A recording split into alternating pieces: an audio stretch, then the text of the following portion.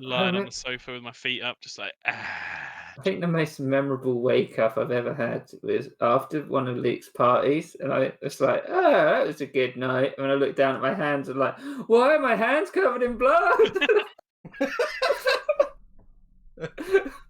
Yep. Yeah. Yep.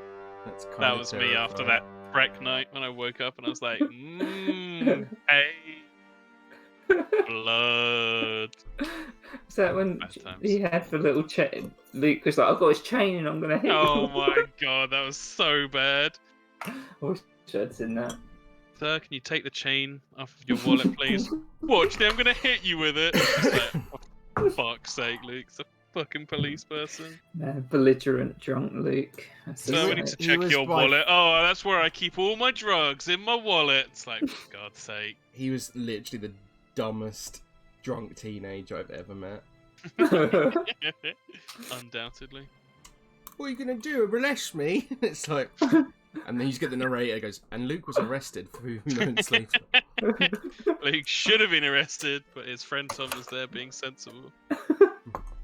It's like, I'm sorry, he's an idiot. Here's my wallet. We're fine. Oh, good, and also bad times. Right, are we ready to start? Yes, Oh. indeed. Okay, so last time you finished up solving and turning in the Weresheep quest and the murders. You also had some downtime where a few interesting sort of side notes popped out. Pierre was bigging up Toby to the whole camp, so I think everyone in the camp's going to be a bit awestruck by him and be asking him lots of stupid questions this session about his exploits. Ember practiced her cooking quite a lot, and you'll see the results of that later on in this session as she holds the feast. Joan picked up a few followers. One in particular was Uriel de Pierre Claire, someone she seems to have a crush on at the moment. But she also got quite a few random soldiers following a Monitor as well. And at the end of the session, you met a few characters as you got to Fort Champion. And I forgot to show them to you last time, so I'll give you a quick reminder of the most important ones. There's Vincent Messier, who was showing you around the whole camp and the up into the turret, and I'll show you him. You might not know his whole backstory, but I'll just show you him for now because everyone else you haven't really seen much of. Cool. And are we ready to go? I think what I was saying last time was that night that you arrived, there was going to be a big feast where everyone at the camp sort of, gets to meet each other, gets to talk about their exploits in the past. So we'll start there, and then from the meeting last time that early in the morning they're going to have a big meeting with all the corporals up inside the tower, where they're going to go through all the fort business, what all your duties are, horses, and all that kind of stuff. Wait. So we ready? Yeah. Yep. Made to rock and to roll. So I'll just take you here. So you're back at the underwhelming Fort Champion. You've been here probably a few hours now, talking to a few of the commanders. But the whole place it's ready for a little bit of a celebration now that you've all arrived. Raziza would be in the sort of mess hall doing most of the cooking, with Ember joining her. And, well, there would be quite a few things going around. You'd see on these tables over here, I don't know if you can see them. No, not currently. Whereabouts, Pig?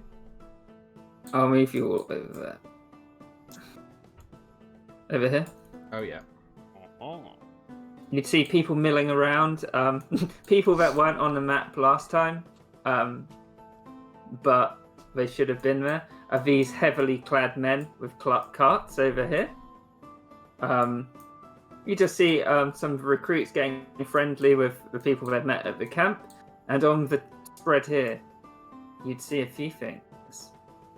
So for the feast, Ember and Rosiza have prepared a miraculous spread.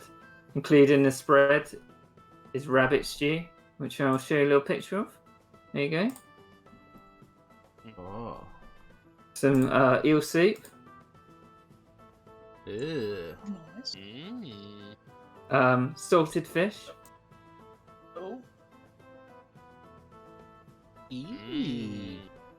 And some of, seeing as Ember was the sous chef, there are two things done by Ember which Rosiza would have been a bit more hands off with. These include charred onion petals. Ooh. Oh yeah, very nice. And blackened corn on the cob.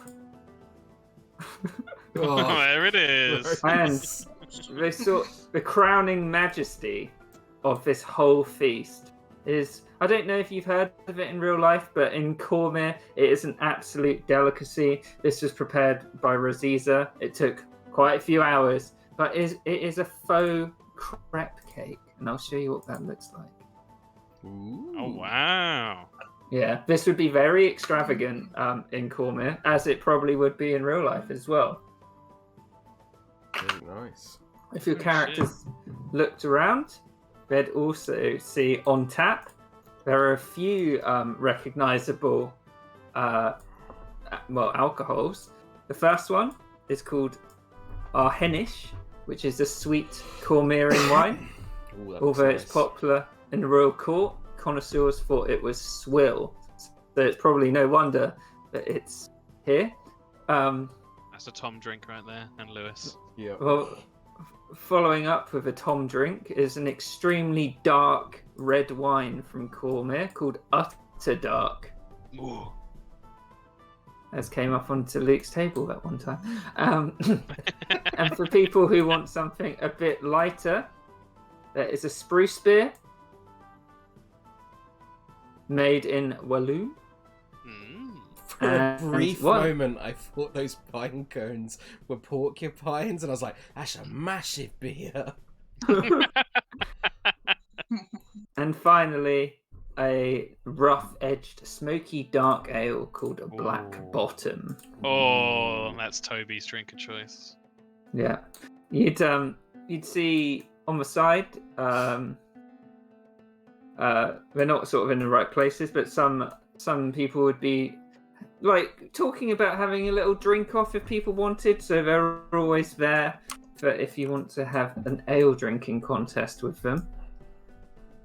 Pierre would slap Toby on the back and say, well, this is more like it. This is the way you turn a shit house into a palace, with a feast fit for a king. I'm not sure a king would be seen, but I am looking forward to it. Think we should thank our friend. Nods towards Ember. Yes, of course, Miss Wins. A exquisite job on these onion petals. Very, very nice design. Oh, thank you. Yes. Rosita showed me how to do, especially the little delicate bits around the side. You know, that was quite hard to do. I can imagine. They looks like you spent quite the time putting this whole thing together with Rosiza. And look, I see the rest of them over there seem to have a little drinking contest. If anyone is eager to partake.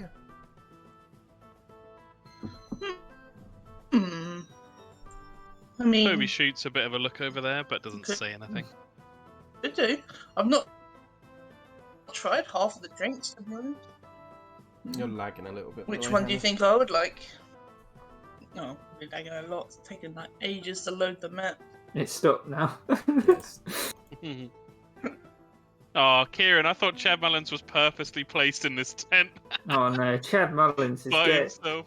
if you had a look around, you'd see Gwendolyn, the blacksmith, talking to a quartermaster, Vincent. Dewey seems to be talking to him already. You'd see Raziza. She's basically just hanging over this crepe cake, guarding it from anyone, to make sure they don't knock over a table or anything. You'd see that the young war wizard has started talking to the Navette children, and Rodri seems to approach the sort of roughly spoken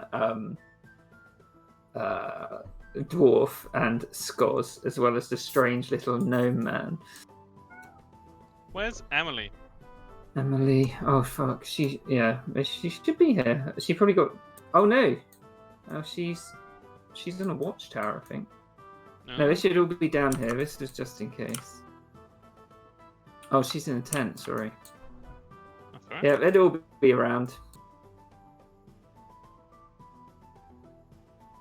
Well, what Okay. say you, Toby? You're, I've seen you neck quite a pale ale before. Do you think you've got what it takes to compete with the best and try some of that black bottom? Like a little fire in Toby's eyes. He's like, well, if you insist, I suppose I could. That's the spirit, my friend. I will certainly be, joining you. Miss Farce, Miss Wins? Yeah, I could try it. Come along, it's a good laugh. You'll enjoy it, Miss Wins. Jilly looks at Joan, and she's like, "Me and John are abstinent from alcohol. Isn't that right, Joan?" Jones BRB. but yeah, I think she would agree with that.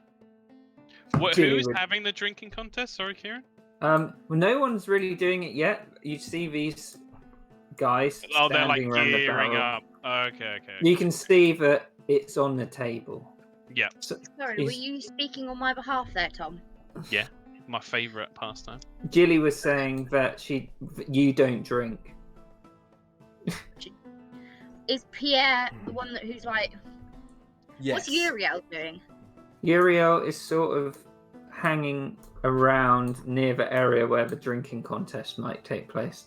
He seems to be talking to Titus at the moment. Just give it a go.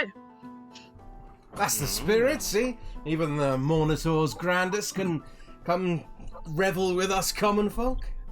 Nobody asked you, Pierre. He kind of smiles and is like, well, let's get stuck in, shall we? Don't want to let all this good food go to waste. I would, but I... Oh, no, found it, sorry. So as you're walking over, Toby, Mm-hmm. no, sorry, Pierre, I always get you confused.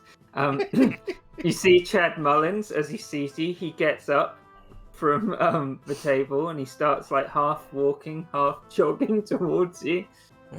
Here we go. He's like, Be strong, "You Pierre, right? be strong. You right, man?" And he puts his hand up. for a Oh, high five. yes, Mullins, he kind of like puts his hand up and then kind of like does a fake out kind of thing and then... He's like, whoa, there's lots of people here, man. You know, Chad Yes, Mullins can always, smell opportunity. Please go on. I'm so interested. Well, man, when he got here, I thought everyone we were with, was a bit puny and the old Chad was a lot bigger. He's like, I'm into wrestling, And he, does this thing with his hands. Ah, yes, of course, you certainly look like the kind of fellow who would be interested in the finer arts. He looks at Toby and he's like, yeah, man, people of our size. And he looks at Toby, who's considerably bigger than Chad. It's like, I was thinking about it'd be good for, group spirit. That maybe one day we could have a bit of a wrestling competition. P.S. gets a big smile on his face. Toby Kinda not raises an laugh, eyebrow. and he's like, well, Mr. Mullins, this is a fantastic idea. I think in this rather sorry place could do with a little bit of livening up, and a little bit of, as you say, wrestling is gonna really bring a spark to the place. Especially, I think, I think I would like to see you yourself, Mr. Mullins, volunteer against my good friend, Legrand, Toby Legrand. Well, you seek out, some participants, and we'll have a bit of a throwdown, have a competition. How's about that? And we can take a few gold off everyone, put it in a pot, and make a few, dollar. Yes, well, we'll have to discuss the payment, because if I'm going to be the promoter, I have to take the lion's share of the wages. I hope you understand. You're the star, of course, alongside Sir Legrand here. But I think if I'm going to be promoting you and signing up other wrestlers, then 70-30 sound good to you? Hey man, he gets out 10 gold and he's like, why don't you get this thing going? And slaps it in your hand. Well, fantastic. Well, I'll certainly spread the word. Yeah, no rush, man. Chad Mullen's pretty cool like that. He's like, and he's so cool. He sees Dewey and he's like, hey man, and starts wandering off. Oh, I do want to see you wrestle him, Toby. If you can find a way to make it sparring, I'll teach him a lesson or two. I count on it, my friend. I count on it. And Pierre kind of starts moving in and in and out with different people throughout the crowd, kind of what's the word? Frolicking, kind of. What's the word when you kind of in and out with social, mingling? Mingling. That's the Ooh, word. yeah. He's mingling, and I think along the way he would probably. I won't make you roleplay it all out, Kieran, but he'd probably ask more of the common kind of folk. He'd probably ask this guy. He'd probably ask her. He'd probably ask Amelie if she wanted to. Mm-hmm. And he'd probably ask these two as well. Okay. I think out of all those, some of them wouldn't be on board straight away. This guy'd be on board straight away. Pierre is trying to persuade them, so I don't know if you want me to make a check. So you don't need to do it for him. Yeah. Amelie says she'll talk to Toby about it. Mm-hmm. Uriel, do a persuasion check for Uriel. Okay. Just need to quickly check something as well. I think I get something cool with College of Swords. Or do I? Maybe I don't. Well, 24. 24 anyway, so that's fine. I think Uriel would look over at Joan. He's like, it's a pretty good way to show my newfound faith to her. And he winks over at Joan. Well, yes, of course. I'm sure she'll appreciate. She'll be willing to sing your praises after you've spent a round in the squared circle. Sort of nods his head. Well, I look forward to seeing you fight. We've got some stiff competition up, though, I warn you. Better on a horse, but I see they haven't issued those yet, so we shall see. He kind of smiles and just walks away. Yeah, and then he try these two.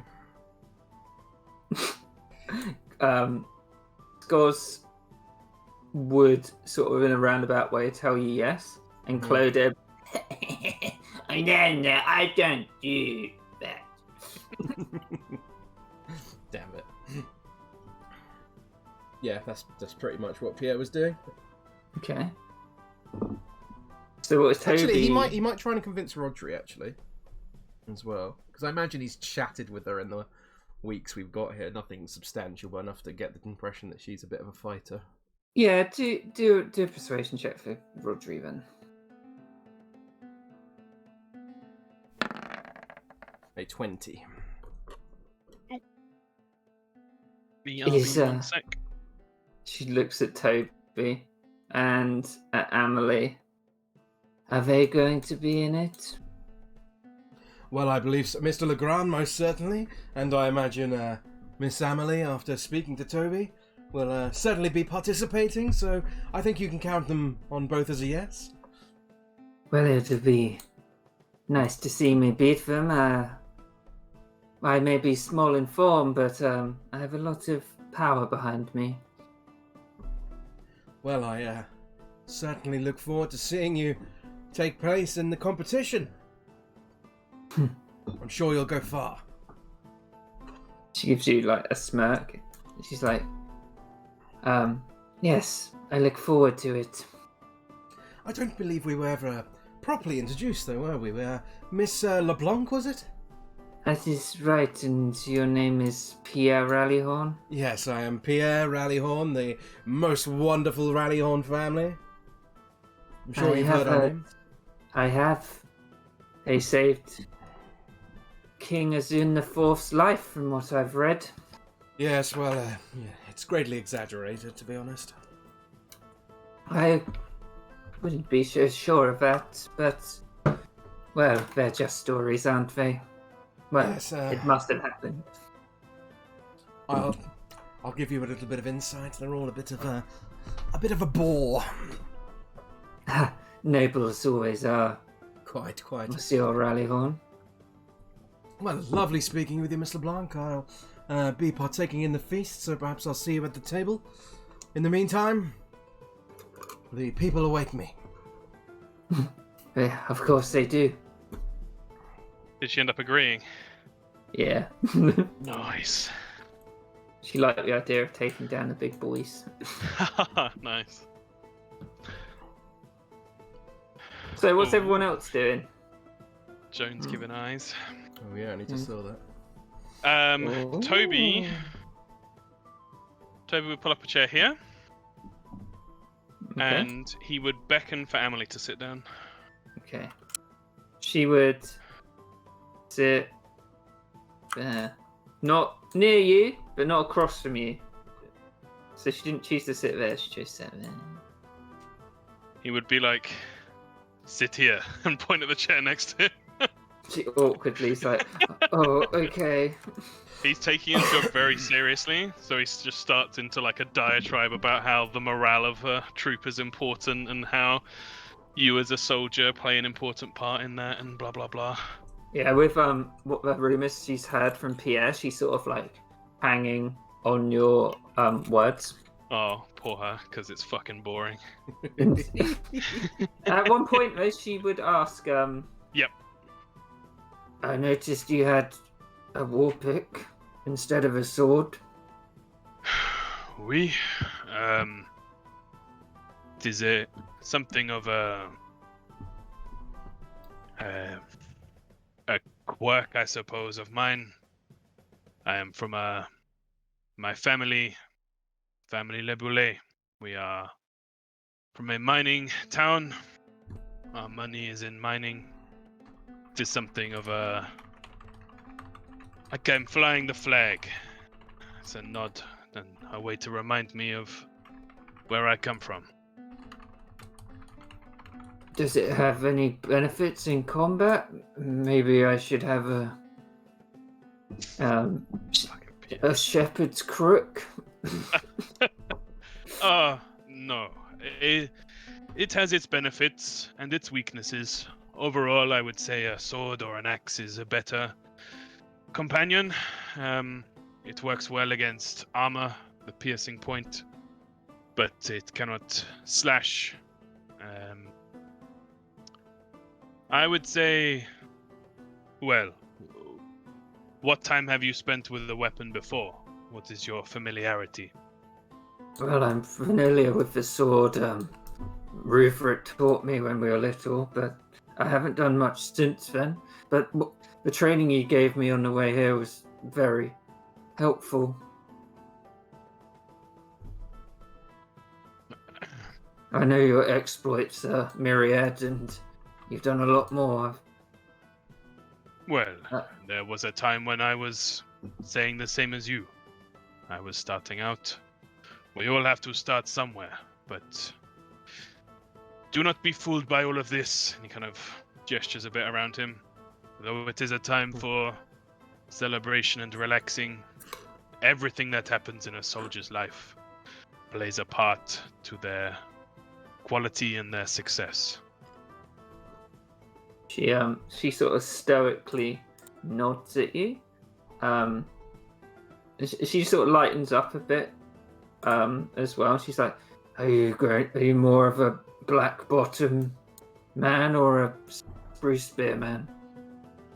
I can imagine as she says that there's like hard eyebrow raising from Pierre, Yeah, practically leaning into frame. 100%.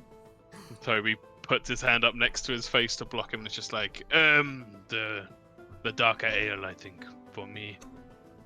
If you don't mind. She walks over to the tankard, and you can see that she's getting one for her, which is black bottom, and one for you, which is Aw. black bottom. Yeah. I'm gonna be so fucking sad when she dies. Toby's gonna run to the front, she'll be like, that's what I've gotta do! Run to the front and get fucking smashed. Yeah, that's what Toby. Okay, Ember, at some point, as you're cooking, you'd get Dewey come up to you, and he's like leaning over, having a look what you're doing. He's like, "What are you making?" You can tell that he might have had a few drinks. Many things. Well, one of these, and she picks up whatever's in front of her, and she shows it to him. Yeah, the onion petals. What do you think? He sort of gives it a sniff, takes it on his throat. He's like, "It goes well with," and he's got a glass of spruce beer in his hand. He's like, "But I really liked the corn. You never done it that well before, but you did something special this time, sis." I know. Usually I would just make it really burnt, but Roswell said to leave it just a little bit unburned, and people might like it. So I think it worked. He looks at you and he's like, "Well, my compliments," and he winks to the chef and like winks at you. Well, thanks. She's confused by the wink, but He's just drunk. it is. Yeah. She'll say, "Are you gonna compete in the contest, too? I think they're gonna drink a lot." He looks around at the two stout dwarfs now. Sort of are talking and they crash tankards, and he's like, maybe not. I'm not sure my little constitution could take it.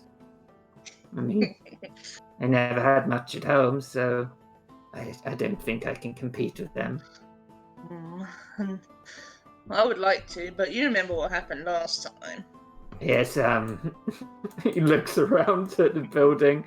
We still want a fort, yes, even if it is a pile of sticks at the moment.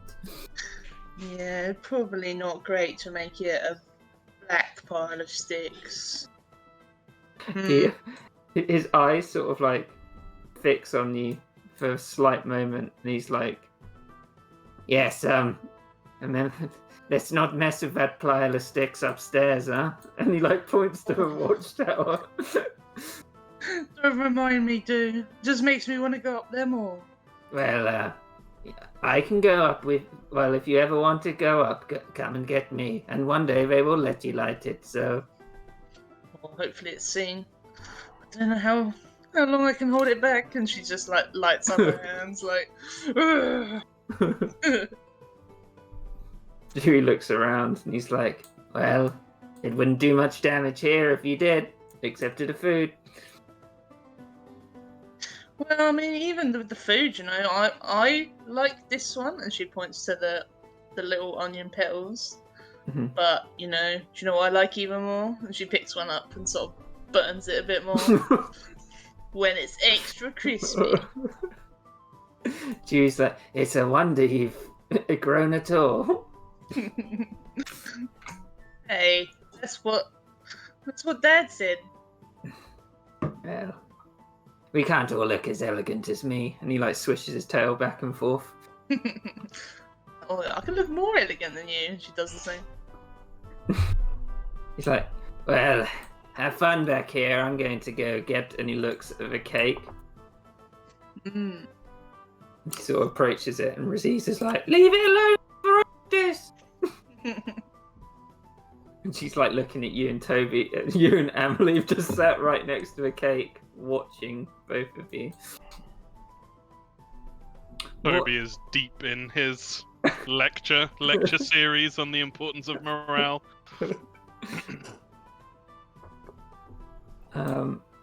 Is Jane doing anything in particular? Jane. She's probably talking to Gilly, but she's also probably in the background, like when Pierre was talking to Rodri, she'd probably be like, "Oh, I wonder what he's doing talking to her," etc. But yeah, but she'd be just like looking out and sussing out the competition. The competition on the battlefield or competition in your heart?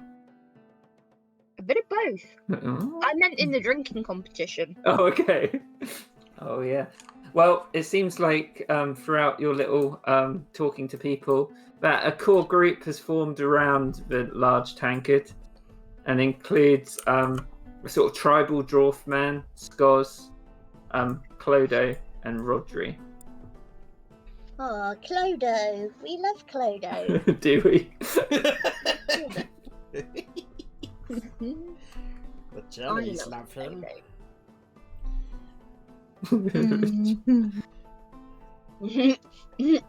So the drinking competition?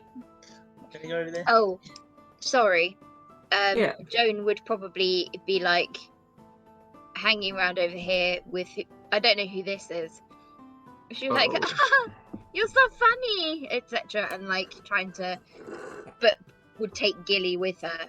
And you're like, "Oh yes," and sort of like looking over at Uriel, being like, "Oh, look at me, I'm so funny. Oh my god." If you're in this interaction, Joan, she'd be like, "The struggles of the proletariat isn't a laughing matter," and you can see Ariel's just like, "Oh."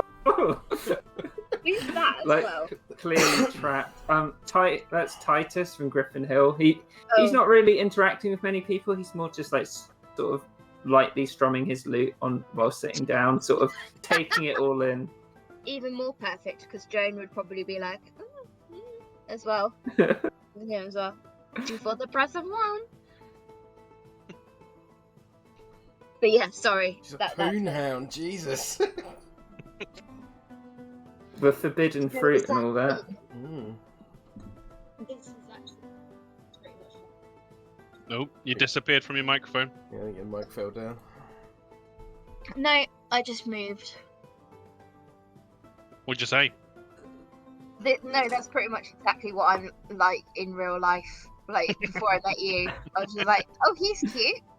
Oh, but he's cute too. Well, I'll just have a go for all of them and not get any."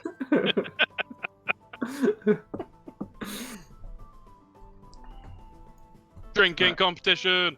Right. So the guy sort of guarding the clasp would be the sort of tribal dwarf man. He looks a bit crooked. And who would walk up first? He's sort of pouring out the pints for everyone. If no one else did, Pierre definitely would. I think Toby would.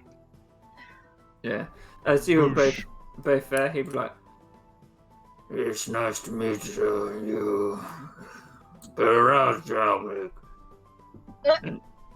Tobias Leboulet. Pleasure. And she like pours. He sort of just pours one out, looks at Ember, and he's like, "Oh, Tabaxi. Haven't seen one of yours in a long time. It's a pleasure." And he passes you a drink, Ember. Oh, thank you. I'm not going to do the competition, but I kind of want to try each one, you know? Each to their own. It is a forever continuing cycle. Thank you. I, on the other hand, will certainly be partaking, my good man. Of course. Be careful, it is strong stuff. And he passes it to you. Yes, I'll be most careful. Do not worry yourself.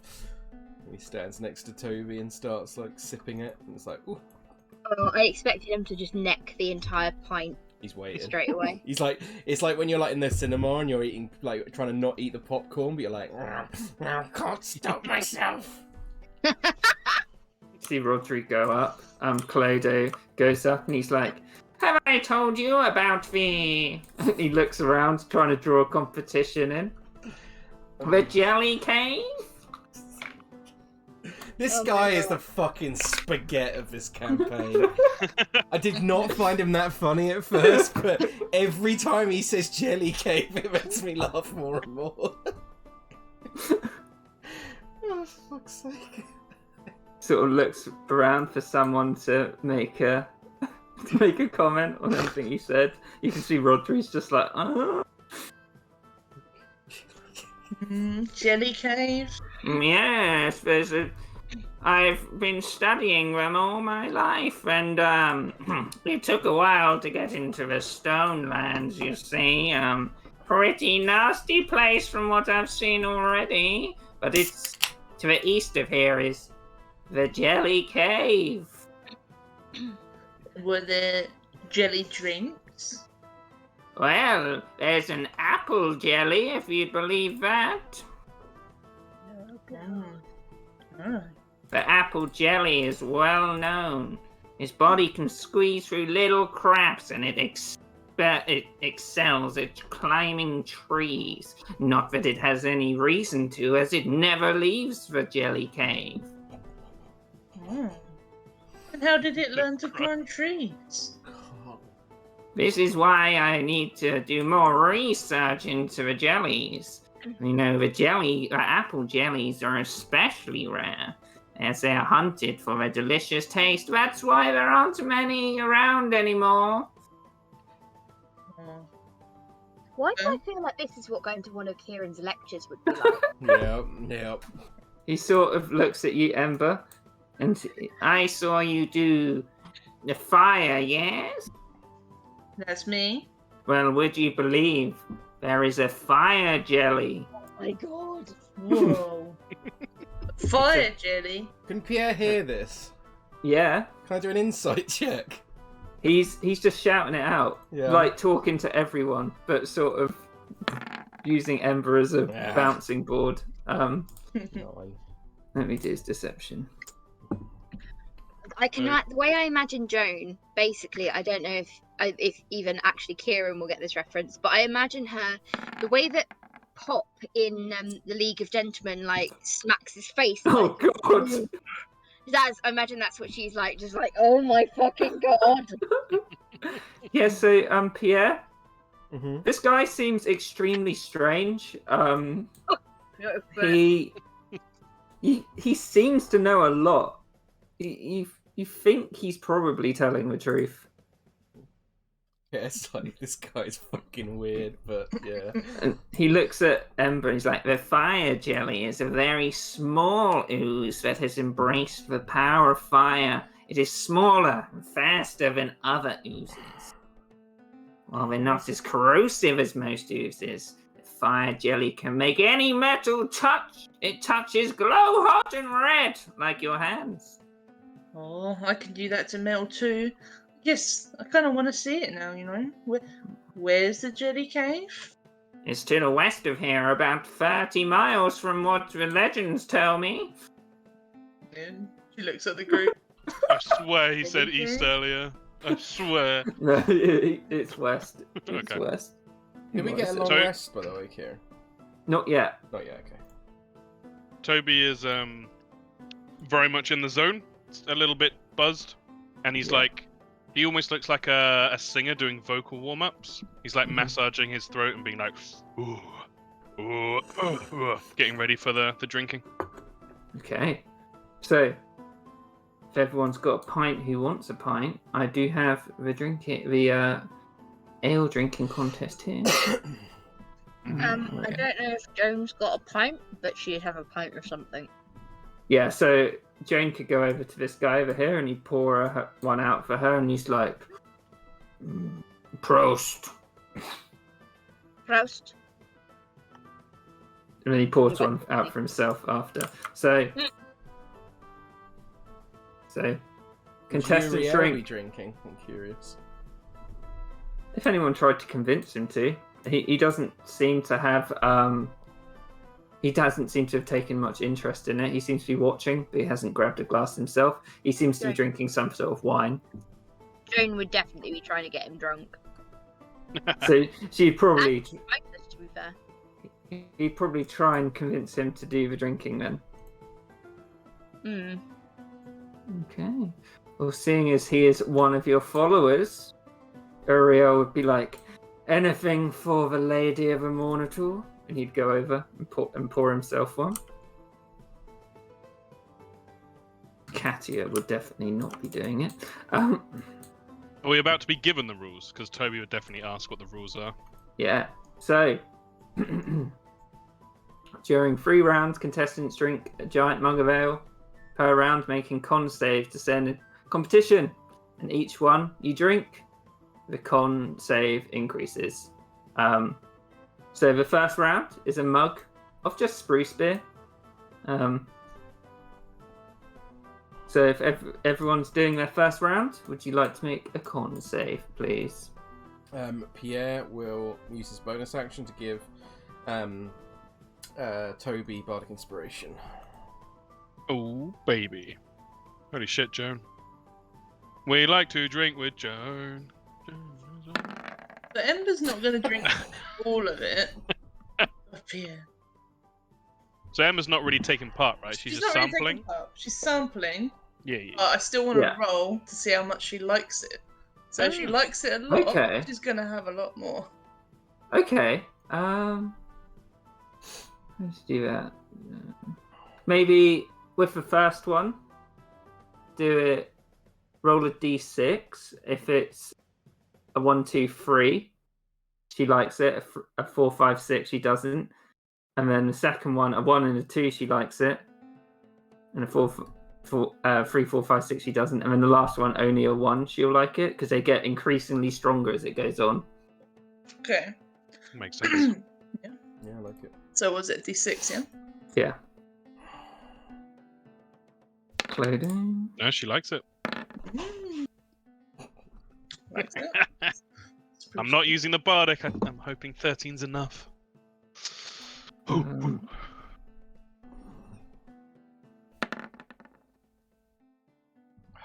This is why you don't have a million fucking people.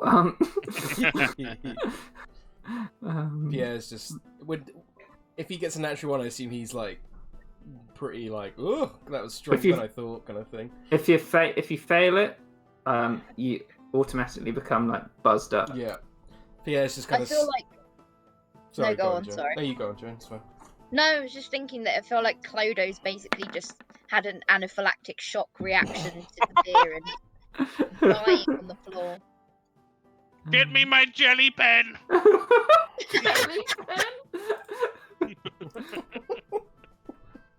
Pierre would be like climbing around the box behind Titus, and he would just be like calling out to the crowd, just like, "Just 1 spruce beer, give it to me."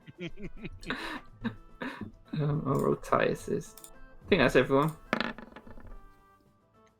So, anyone who got a 10 is still in. Let's go. What do I get for a nat 20? You get you didn't, it went straight down. You almost like opened up your throat and it just went straight down. Everyone looks around at you. That's how I eat. Uriel Wink. gives you a wink. Yeah. Clodo is like, there, poopy. Jesus. Jellies wouldn't like this. And everyone else. Oh, I haven't done Barad. Are the higher ups out here? Yeah, they are. They're more watching from the tables. Okay. I know what Barad's is anyway. I'll just roll it here. So you see that he's like, oh, enough for one day. And he gives out a little laugh, like, oh, old man. Yes, the dwarves out. Yes. Oh wait, is Scott still in? Scores Yeah, is she is. still in. Fuck. And you hear her say, it's like, strength of stone. What did Rodri get? I think Rodri did alright, I think. I think she's the 21, isn't she? Yeah, she is. She's 21. Oh, yeah. So she goes and stands over next to Joan, as they had similar techniques. Ember, what did you get? Oh, so Ember, you like that one? Oh, where's Chad Mullins? Is Chad Mullins not taking part? Chad Mullins is engaged in conversation with the higher-ups. I wonder what about. The only thing that made less sense. Emily would be watching. She wouldn't be joining in. Right.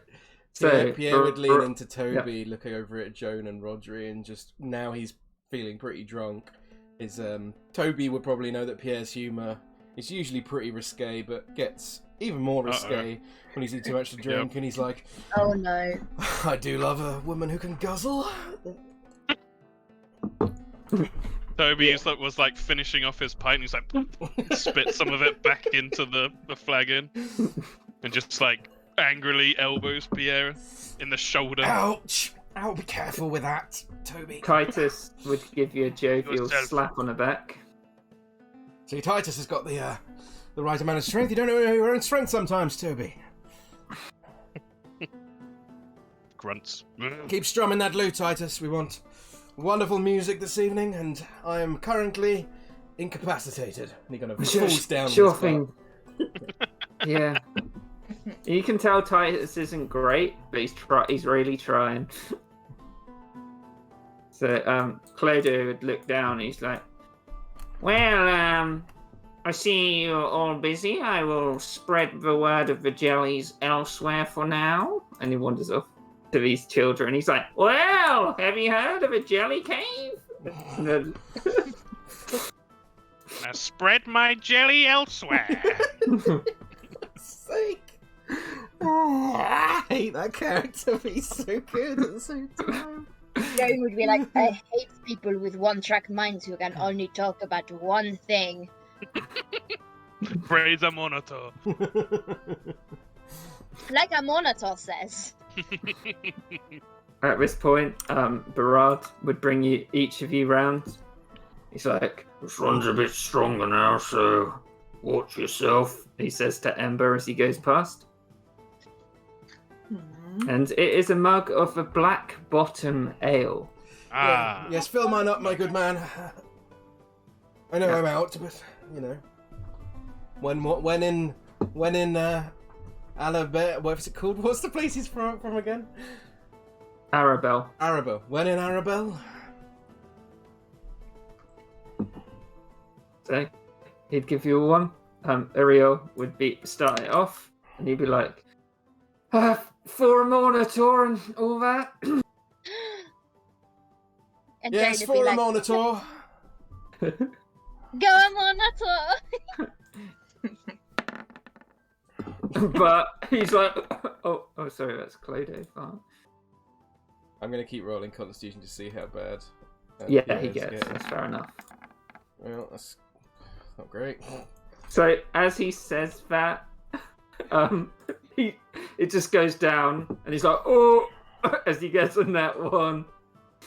He's like, I'm gonna be sick, and Ariel backs off, doesn't get very far, and just throws up all over Jilly's Holy shit. feet. And Jilly's like, disgusting man. Yeah, even Joan's looking at him like, oh my god, you fucking loser. Good show, Ariel! In the name of a monitor! Chuck up Well, those at least you guts! didn't cut in the first round, Pierre.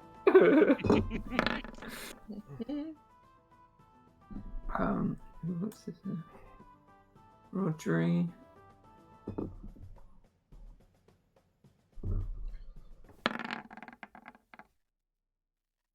Let's go, Rodri. Me and you. Titus is just straight I roll. think Joan needs to as well, isn't she? Oh, yeah, okay, yeah. We're taking it in turns, sorry.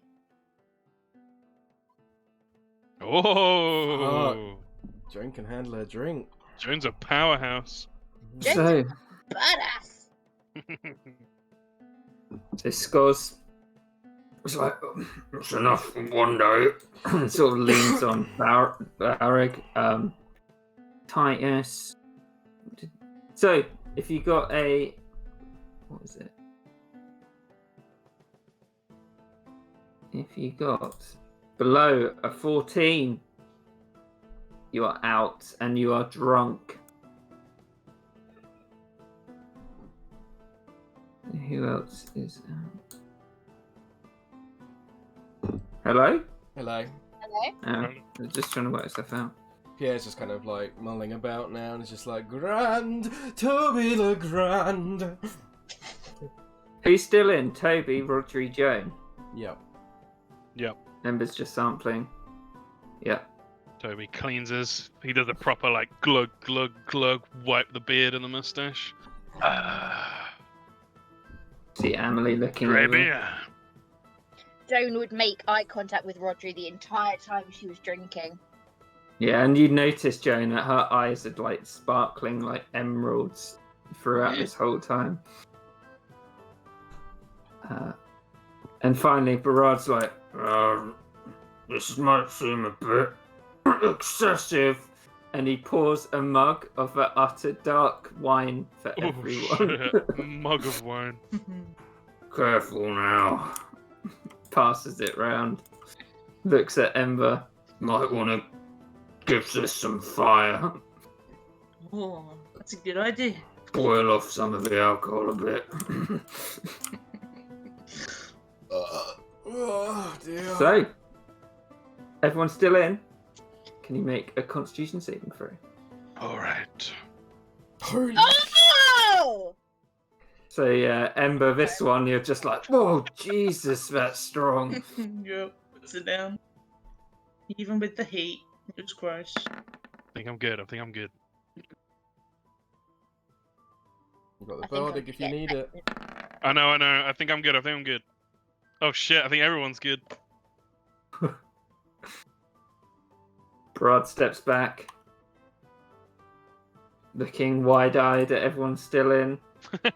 Anyone who got below a 17?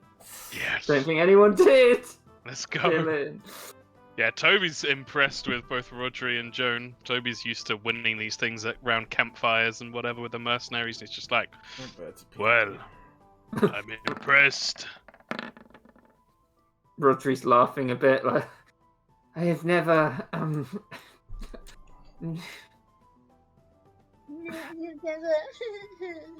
Right. At this point, you see Barad. He flips this over. Whoa. He cracks off the top. He's like, oh, we're gonna finish this. Is dunk your head in. Drink. For as long as you can. Whoever's the longest is the winner. Okay. So Toby holds out his now empty flagon to Joan and Rodri between them as if to say, may the best soldier win. Yes, indeed. I will Wait. see you on the other side. We are all corporals here. We should all be equal. Is anyone going to clink his flagon, or is he Yeah. just holding it out Oh, awkwardly? Rodri Yeah, does Pierre it. would stumble up and clink it with his little wine glass. Fuck off, Pierre! I am simply doing my part and cheering on my good friend Mr. Legrand, and a good luck to all of you. And he kind of bows and stumbles slightly. Rodri would headbutt your glass, and then she'd like dunk her head in. What we're gonna do? We're gonna do 3 successive Constitution checks, and then do an average. Okay. Okay. Before that happens, after Joan tells Pierre to fuck off, and he like waddles back off again, Toby would lean over to Joan and not very whisper. Friendly, would just be like, I'm going to put him in the barrel at the end. Now that is something I would definitely pay to see. Gives her a little drunk thumbs up. Just before the end, you see the Viscount come over, and he's like, drinking, the CORMYR tradition. He looks at Ariel, he's like, clean yourself up, boy. The burn. All right, Toby's ready. Okay. So, yeah, well, 3 successive ones, an average of them. Checks or saves? Saves. Saves. We drink to our youth, the days come and gone. Oh, man. Holy fuck. And I will add the Bardic Inspiration, which is a D6. Oh, D6, yeah. can I do bardic? Oh no, I've got inspiration. So can I re-roll one? So it's going to be the average, Anya, so you can re-roll one of okay. them, but you can probably tell if that would make a difference. It could, I think. Yeah. So you're re-rolling the 10. Yeah. Oh, shit. Nice. So, oh god, what is this? This is 32. 52 for Toby? I think Toby just beats Joan. Just. Toby, 33, 52 plus the 3. Oh, plus the 3. 5. Yeah. And James is 24. Joan is 50 on the dot. Yeah, and then Rodri is 26. So I think Rodri, she's first in, but she's over eager and she's like takes way too much in. Like after about 10 seconds, she comes out and she just accidentally walks into Ember, knocks some of the fire over, and then just plonks herself on that. She's like, it's just too much. As for Joan would go next, and she would be like drinking for a really long time, and everyone would be like, "Oh my god, is she like a fish?" And then it would turn out she's actually like drowned herself slightly, and they have to like smack her on Pull the her back. out.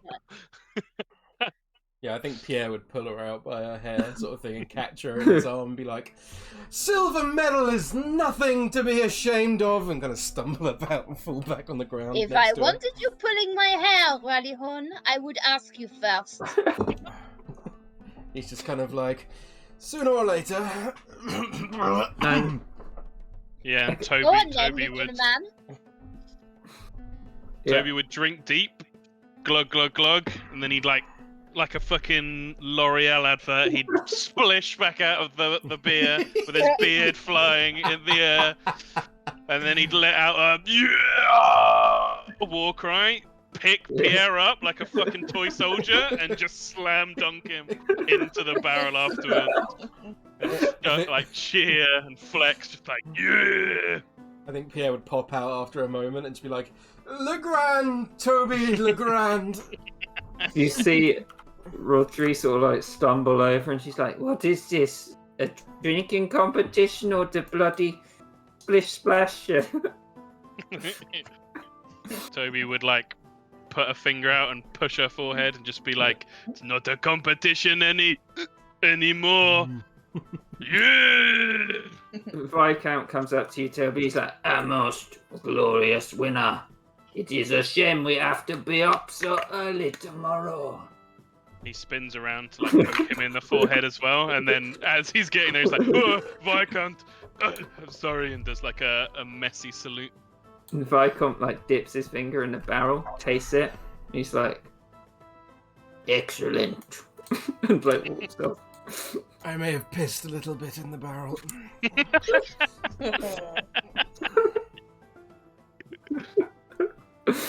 Barad's like, "That's not a problem, they'll never notice." Brilliant. A little bit of rally horn for everyone. And he kind of climbs out and stumbles and falls flat on his face. Yeah. Toby lies down on his back and is just staring up at the sky. Is there anything else anyone wants to do? Or is everyone passing out and No. taking a long rest? Joan would be there, leaning. I don't know if Gilly would be drinking as well, but she'd be Gilly would not. But it's just so beautiful. You just have to look at his beautiful hair, and it's beautiful, and he looks like a majestic lion. Gilly. Gilly's just patting your head, and she's like, there, John, I'm here for you.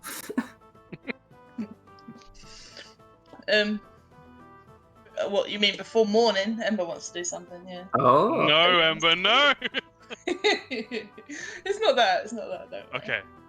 Okay. When would she do it? Before bed. Okay. You'll see. Just before bed. But would she So do we're it? in the rooms. Yeah. Oh, yeah, in the rooms. Okay. I'll just go over to the room then. The TPK is Ember sets the entire house.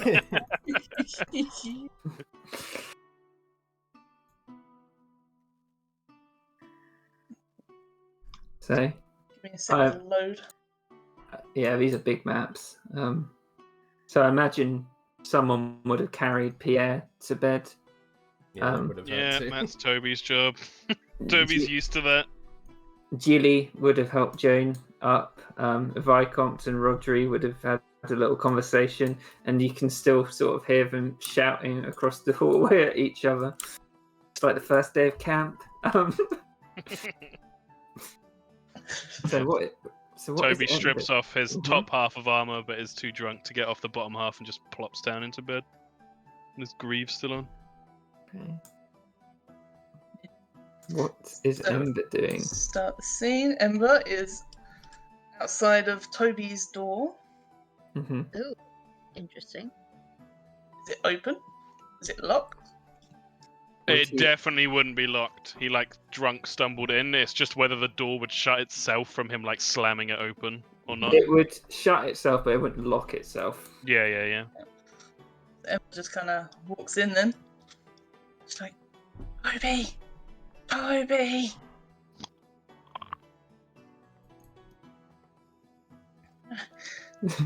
Cool. Slowly walks over there. Would there just be armor pieces across the floor? There's a breastplate, gauntlets just thrown on the floor, and he is drooling, snoring in the bed, face down. She pops up from below the bed, pokes him. Toby! Goes to try and grab her, but probably isn't very dexterous. It's Ember, what is going? Is Mamzella Foss? Is she? Oh, my head. Is she all right? She's fine. It's just Toby. How much do you know about fire? It takes a moment for his brain to roll over. Looks at the little candle. It's hot. It can be used for tactical advantages. I know how to invoke it. He kind of taps his little war pick. Do you know if it can come alive? Kind of pushes himself back to sit up properly. Feels a little bit embarrassed about his bare chest and pulls up the covers. Well, I've seen some things, I've heard some stories. I know there are elemental powers in the world. The giants, they taught me that fire is almost a living force of its own. When I summon it, it is more like cooling its name than creating something myself. Why? Well, she sort of looks to the door, looks back at Toby. Tail is swishing, her ears are back. And she's like, well, I'm not really sure. He kind of just looked at me, you know. I didn't make you do it. Just come and have a look. Toby is alarmed, but also still drunk. Doesn't put on his armor, but picks up the war pick. Hmm. Okay. Just normal fire is not supposed to come alive, is it? No. Should I be worried, Ember? Well, that's kind of what I wanted you to tell me. Yeah.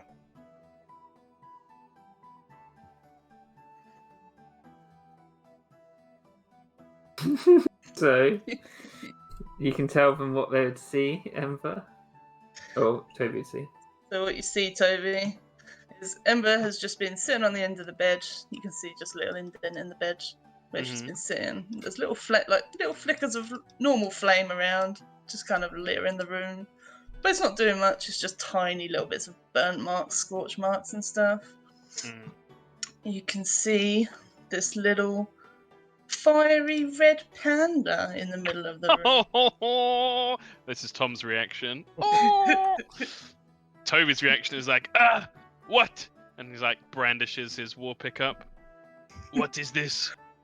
Well, I was thinking about, my home place and all the animals I kind of miss seeing, so I made, a little image in the fire, and then the feather. You remember the feather I showed you, Toby? Phoenix feather. Exactly. Well, it just kind of, and she does a little hand motion, and just kind of. Wait. Poofed. That is the feather? I don't know, but the feather's gone, and now this is here. Well, I was kind of playing with fire. I know I'm not supposed to in the room, but It's a wooden room, Ember. I know I can't help it. Kind of shakes his head a bit more and is trying to sober up as much as possible. I think it'd be weird for Toby because you'd see its giant not giant, its little flaming tails just touching the wood, but it's not actually a light. It's just leaving it burnt. And what is it doing? Is it coiled up? Is it looking towards us? Is it just doing its own thing? What do you think it'd be doing, Ember? I think at this point it's just staring for now. Standing there and staring. Yeah, Toby would lower his pick. He's worked with animals before. He kind of crouches down a bit and slowly puts out an ungauntleted hand and is like, well, are you friendly? Leans in towards it a bit and puts his hand out. Do I get to decide this, or do you want to decide what the familiar does, Hannah? It's up to you. I don't mind. How do we normally do familiars? Um, It's mostly going to be roleplay, so maybe I do it. Yeah, I think that's fair enough. Okay. So the little fiery panda will just sniff towards your hand, Toby. He'll move us slightly closer. Yeah, Toby's proficient in animal handling. He'd know to just kind of stay still and be gentle, though he is swaying slightly. Ember's kind of leaning round you, Toby. She sort of stands and stares at it. Yeah, with it just kind of sniffing and looking, he'd straighten back up and say, well, this is new to me. It's new to me as well, but it's really cute, don't you think? How does it, you hold your hand out. She stands there and does the same as you just did, Toby. Puts her hand out. And the little panda will do the same thing. But, in addition, will rub its head into her hand. Oh, yeah. Yeah. And then climb up onto her shoulders. How does Ember react? Whoa! It's so warm and fuzzy and reminds me of the animals back at home. Toby's kind of winced back a little bit, though he knows the tail wasn't burning the wood. He's kind of looking at Ember's fur. He's like, does it burn? She pushes her face into the tail. No, but it's really warm. It's well, not... Can I do a check, Kieran? See if Toby knows... Because I guess, in D&D world, mercenaries might have arcane casters and what have you. Yeah. He's not proficient, so he can just see what he's heard or... Yeah, maybe just that. Straight intelligence. Just Arcana. No, it's the same. He hasn't. Oh, okay. Yeah. So 11. Hmm. You're not really sure. I mean, Mm-hmm. it's definitely linked to the Phoenix somehow, you'd think, but you have no idea what the Phoenix is related to, or if it. I mean, it's a fiery feather. Like you're sort of piecing bits together, but nothing really concrete. Yeah, he like leans back against the dresser. It's like, well, none of your powers make all that much sense to me, Ember. I've known hedge wizards and war wizards before, but a lot of their power is built from their schooling, their learning. Yours is, well, as you say, from your phoenix. Perhaps this is just another manifestation, a gift? I don't know.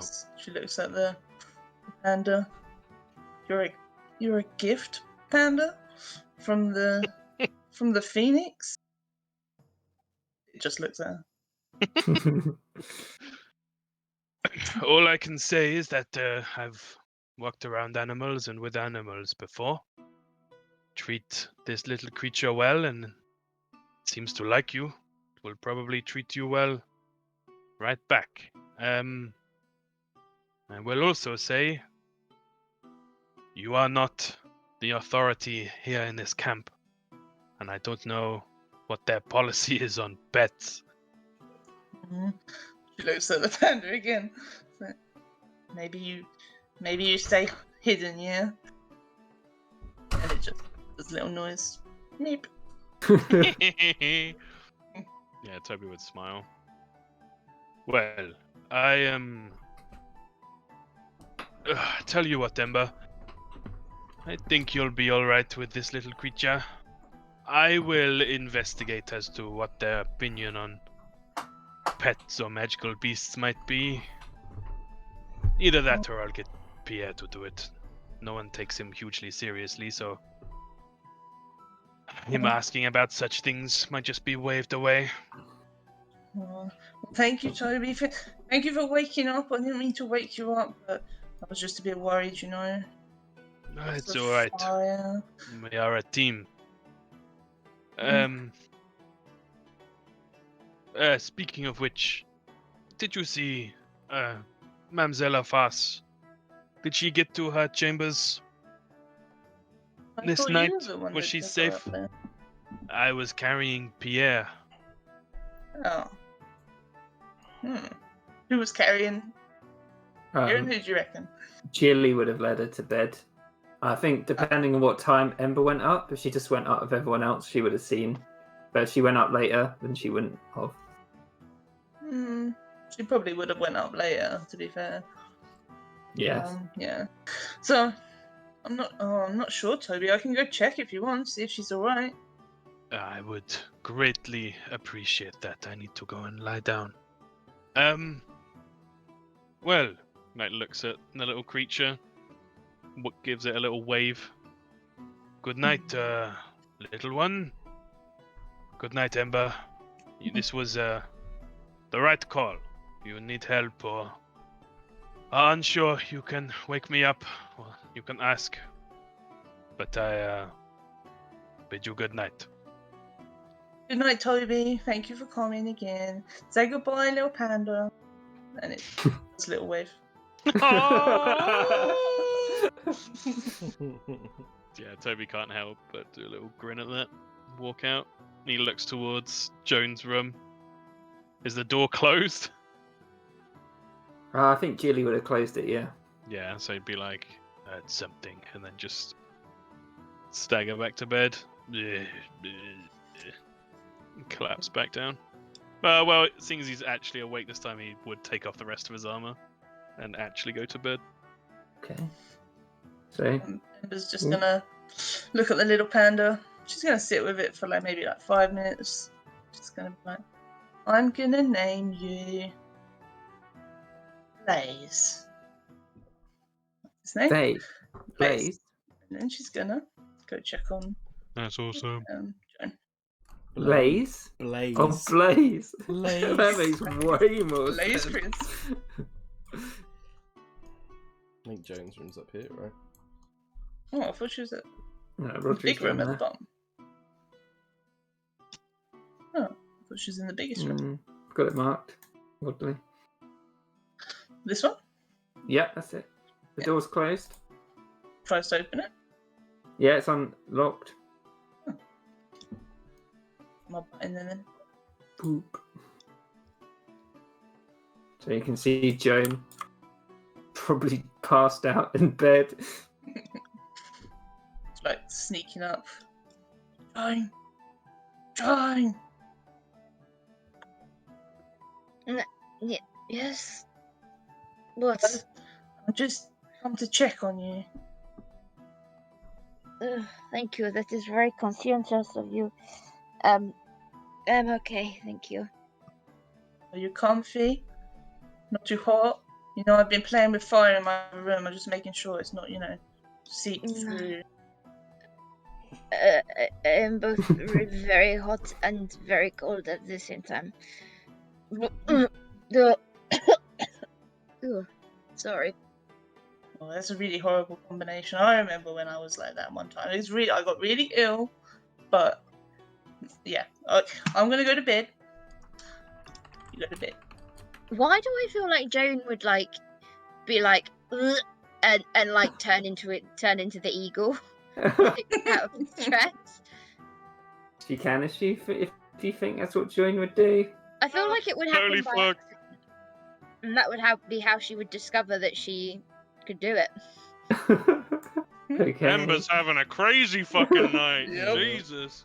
So you see Joan, as she's the immense stress of being very drunk and starting a hangover has caused her to miraculously form into a sun falcon, which is currently on the bed.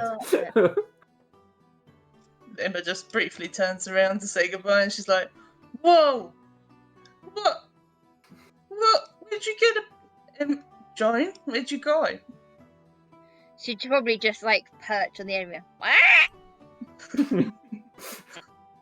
She looks at you, looks at the bird inquisitively. So you can see the bird of a Joan? sun falcon is giving off this dim light as well. Yeah, Joan would be trying to say, "What the fuck has happened to me, baby?" Just Joan, she kind of puts her face in towards it. Is that you, Joan? And then she turn back into herself.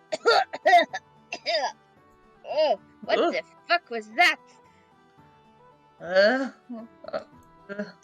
don't know. But Ugh, you that were a was bird.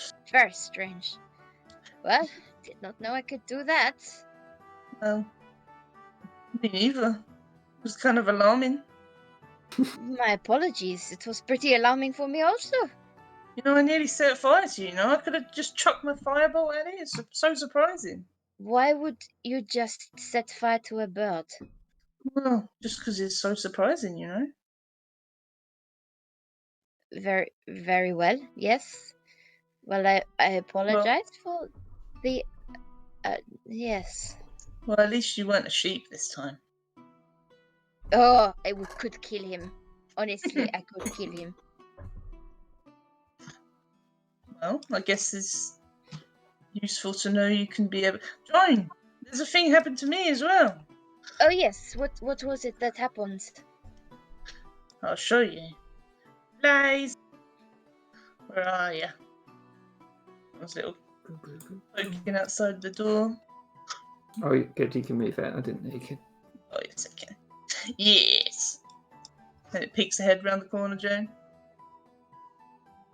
As in Blaze would. Yeah. Oh yeah, Joan would sink to her knees. It's so cute. I know. Where He's so did this cute. come from? He came from a fire and feathers and cuteness. You can That's see really the well. confusion on Joan's face, where she's like, "Right, yes, cool, yes." But he's so cute, my little Blaze. So cute. It jumps up on your little end of your bed there, Joan. Oh, so cute. Yeah, Joan would be like really happy and like fluffing it. Not fluffing it, but you know what I mean. Yeah, and you'd see that the fire doesn't burn you. Jesus Christ. Good Blaze. It gives Ember a little beep and jumps back on her shoulders. At this point, you'd hear something reverberating down the corridor as the Viscount said, "Can we please all to bed? I am trying to sleep here." Sorry. But, you know, one more stop. Come on, Blaze. Night, Joan. Good night, Ember. Good night, Blaze. And Blaze she's gives just her a like little squinting in the light, like, oh god. Night. Gonna go good to Pierre's room. She's just good to everyone. Yeah, I think the door would be open. Yep, definitely. I think it'd be half. It'd be like not completely shut. Be a very strong smell of booze coming out of that room. Yep. I think you'd see Pierre laying in his bed, like with his like hand like dragged on the side with a like half full bottle in there, just kind of like laying back, and he'd just be like laying there, like not completely passed out, and just kind of singing like, "I dreamed a dream the other night, lowlands, lowlands away, my John." On this wall, you can just hear a as the Viscount spoke. Oh, look, Blaze, he even sings in his sleep. That's pretty cute. I dreamed a dream, I saw my own true love. My Hey, Pierre! love. Poke. What the? What is that? Yeah, What yeah. is that? Look at this cute. He's like Is this backing up into Blaze? I appreciate your dropping in at this late hour, Miss Wins, but what on earth is that thing? She picks him up. holds Holds him out in front of her. No, Blaze. keep it at its distance, please. Oh, hello. You gotta pet his little head. No, I'd rather not. Animals don't Aw, tend to you- like me too much. You like him, Blaze? It kind of does a half-hearted yes. I prefer it not to be too close. I've had bad Aw. experiences with Tressim, and that's Well, not. this isn't a dressing. I know, this but is it's a red. it's close enough. Aw. I don't think it's. You're not a Tressim, are you, Blaze? And it shakes its head. Well, Pierre, maybe when you're less drunk in the morning, you can say a proper hello to him. Yes, I'm sure. Good night, Miss Wins, and thank you again for dropping in. Say goodbye, Blaze. Does a little wave. Pierre just kind Both of like. paws this time. Pierre's just like, "Ugh, don't come near me. It gives him a little glare. Yeah, it's just like still staring at it really intently until he leaves. Gives you this little fiery look.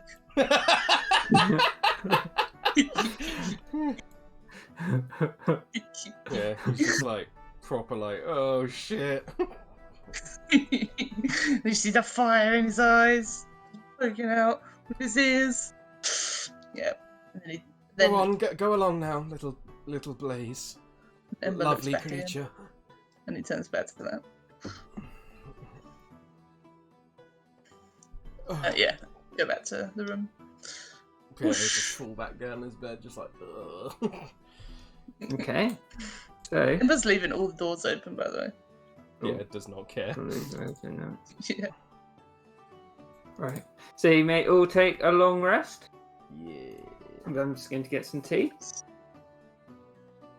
And I hope your characters are all ready for a big long meeting in the morning. Oh, baby. Defo. I'm gonna grab a drink as well. Oh, yeah. Be uppy. No problemo.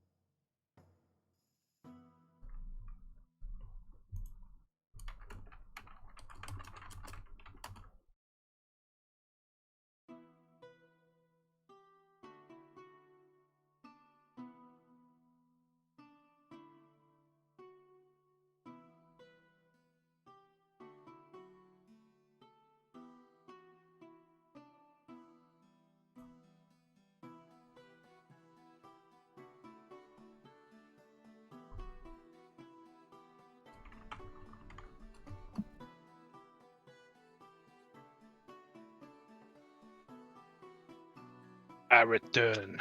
He returns. Oh, Toby Legrand. Good day to you, suck. Oh, Blaze is so cute. Holy fuck. No. Fucking red panda. Yeah. Super cute. Toby's gonna wake up and be like, did I dream that shit? What the fuck? Yep.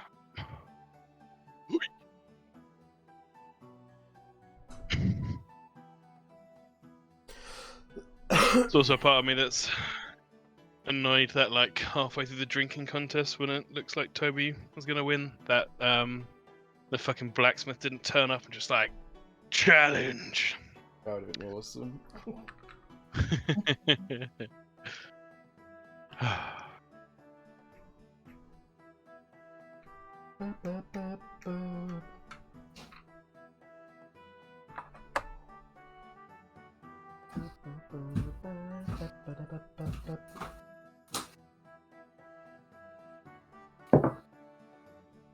Okay.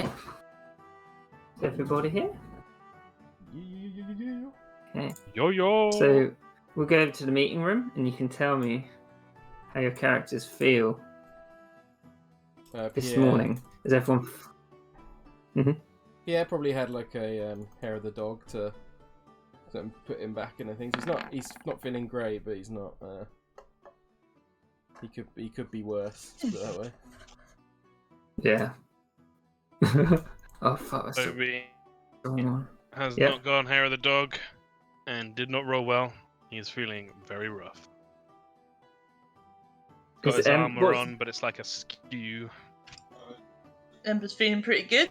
She's feeling pretty energized and revitalized and all that stuff. What is? And she's very excited. What is she about doing this. with Blaze? Is she bringing him, or is she leaving him in the room? She's going to leave him in the room for now, but she's going to wait for Toby or Pierre to tell her what the policy of Okay. animals are. Toby So would 100% on the way to the meeting if he sees Ember just be like, and just walking next to her wouldn't even like engage in conversation properly. Would just out the side of his mouth be like, "That really happened, didn't it?" Yeah, he's in my room right now. Do you want to go see him? No. Thank you. I'm not going to bring it up at the meeting. I Aw. will speak to Fuck, I've forgotten his name. Rufra? Is Ruvert the head honcho here now, or is the quartermaster? the big boy? You would assume it's probably Rufra. Okay. I'll talk to the major afterwards. Thank you, Toby. Just, I don't know if I need to let him out for a pee, I don't think I do, but I don't know. Never had a pet I before, imagine you'll find out when you get back to your room. Good point. It's okay. I'll just burn it. Joan Excuse is. me. Sorry, go on. No, that was Toby excusing himself from talking to Ember.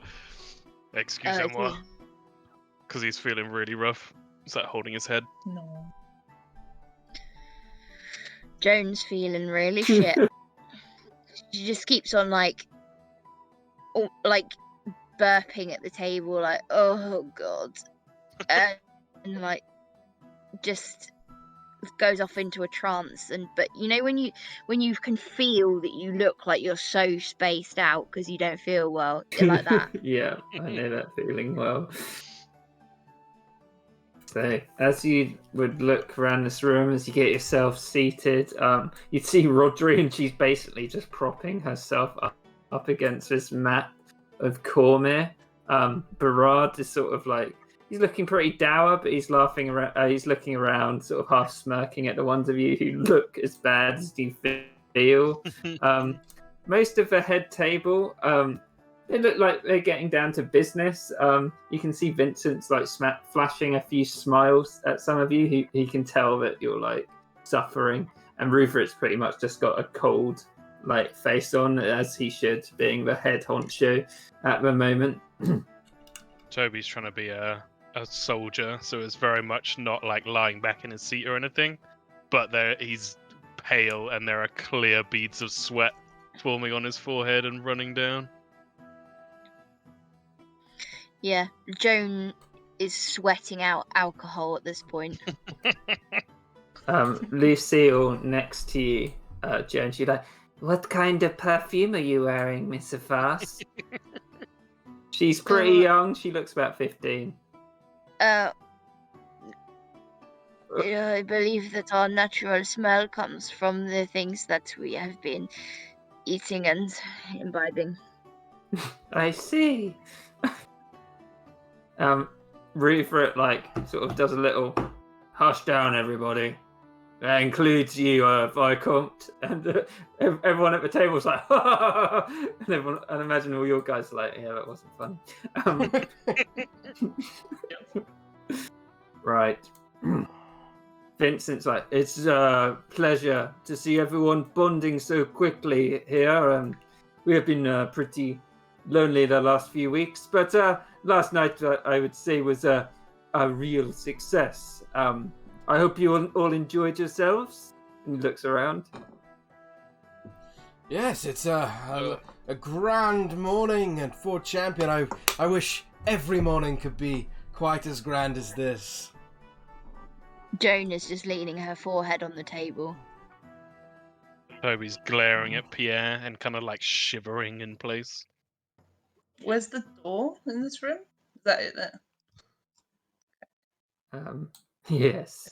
Ember's looking worriedly towards the door. You see Dewey look over you at Ember, and he's doing like the what? What are you looking at? Kind of sign. Vincent. Well, anyway, I don't know how well we all got acquainted yesterday, but I thought I would reintroduce everyone here. He points down to the elven man, who's sort of moodily sort of looking about the room. This is the mess sergeant, Gilles Sol. Of course, you know the commander, the Major Chevrolet, Gwendoline, our blacksmith, and young Lucille Delafosse, the chosen mistress, I believe. And she like sort of smirks and nods her head. And well, you all corporals. Did he say chosen of Mistra? Yeah, Holy he shit. sort of said it joke. He said it jokingly, Oh, okay.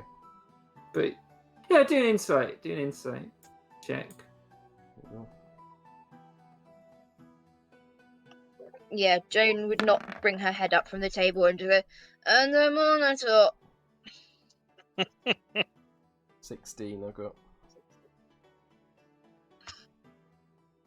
No, not Lucille. It'd be here. I have to do it for both of them, don't I? That'd make sense. Because she would have reacted to him doing it.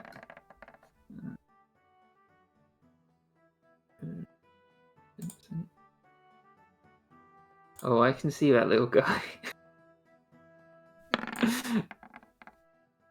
So, it's hard to tell with Vincent Pierre. He thinks you're not sure, but the way that Lucille smiled after he said it, you think there probably could be something to it, or at least she believes, or she believes a lot of other people think she is. Okay. And yes, I will hand over to our esteemed major. She sort of sits down. Rupert stands up. He's like, I thought I'd get you all up to date what's currently occurring at Fort Champion, as my good friend Quartermaster Messier has informed me yesterday. There is a mission currently out. I believe two of you may know the sergeant of this mission, Rurel Boehner of the Avant-Garde. Toby and Pierre, you know Rurel. And I will show you who she is. Just remind you. So she was like your superior in the Avant-Garde, but she used to defer to you quite a lot because she isn't like the smartest of people. But you know, she's quite ferocious and she's very able in like surviving and fighting. Ah, yes, Rirel. How is she? Well, she has been sent on a mission investigating the Spleaner activity with Quartermaster Messier's apprentice, Colette Ultimatum, is that right? And Vincent, nods his head. We believe that they should be back in the next few days, so maybe you'll all get to meet them then. Sounds wonderful. I can't wait to see the lovely, personable woman. Not well. That's as much news as Fort Champion has until we arrived. So we should get on to something a little bit more pressing, and that is the discussion of duties around camp. I have seen it fit to assign an away team, and he points at people on my away team who will be doing missions outside of Fort Champion. We have Corporal Ember Wins. Yep, that's me. Corporal Jonafas. Pierre Rallyhorn. Good day, I'm always ready to serve. Toby Legrand. Toby was like daydreaming, so he kind of panics and stands up from his chair and does a salute.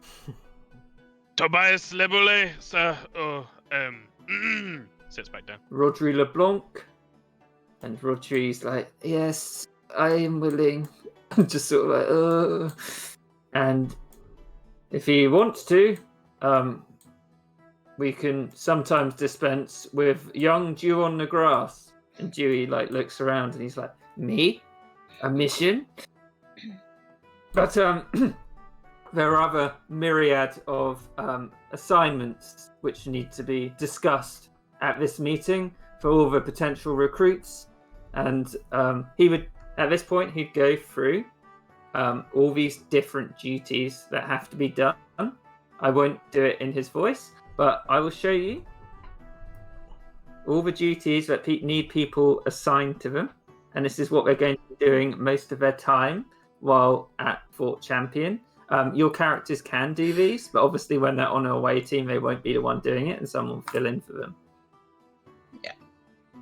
While he's reading that out, Yeah. Is this door locked? It's not locked, but it's closed. Okay. Yeah. Can Blaze try and open the door? Oh no! Do an athletics check for Blaze. Okay. If he's strong enough. He's only a little panda. Hang on.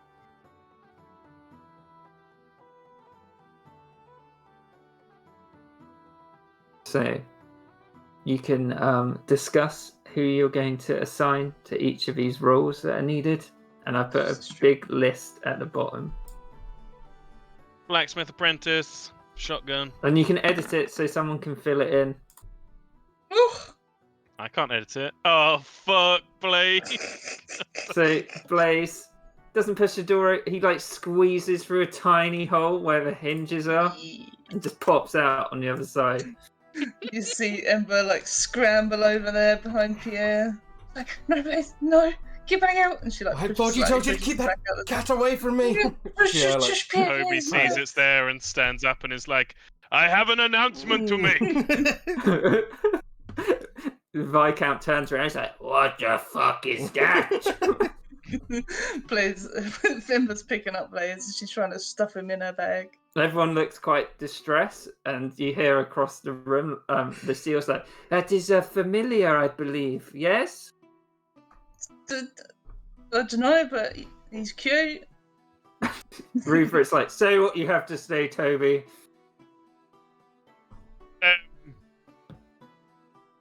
My announcement, Madame, he like addresses the lady who just, was it the wizard lady who just said that's a familiar? Yeah.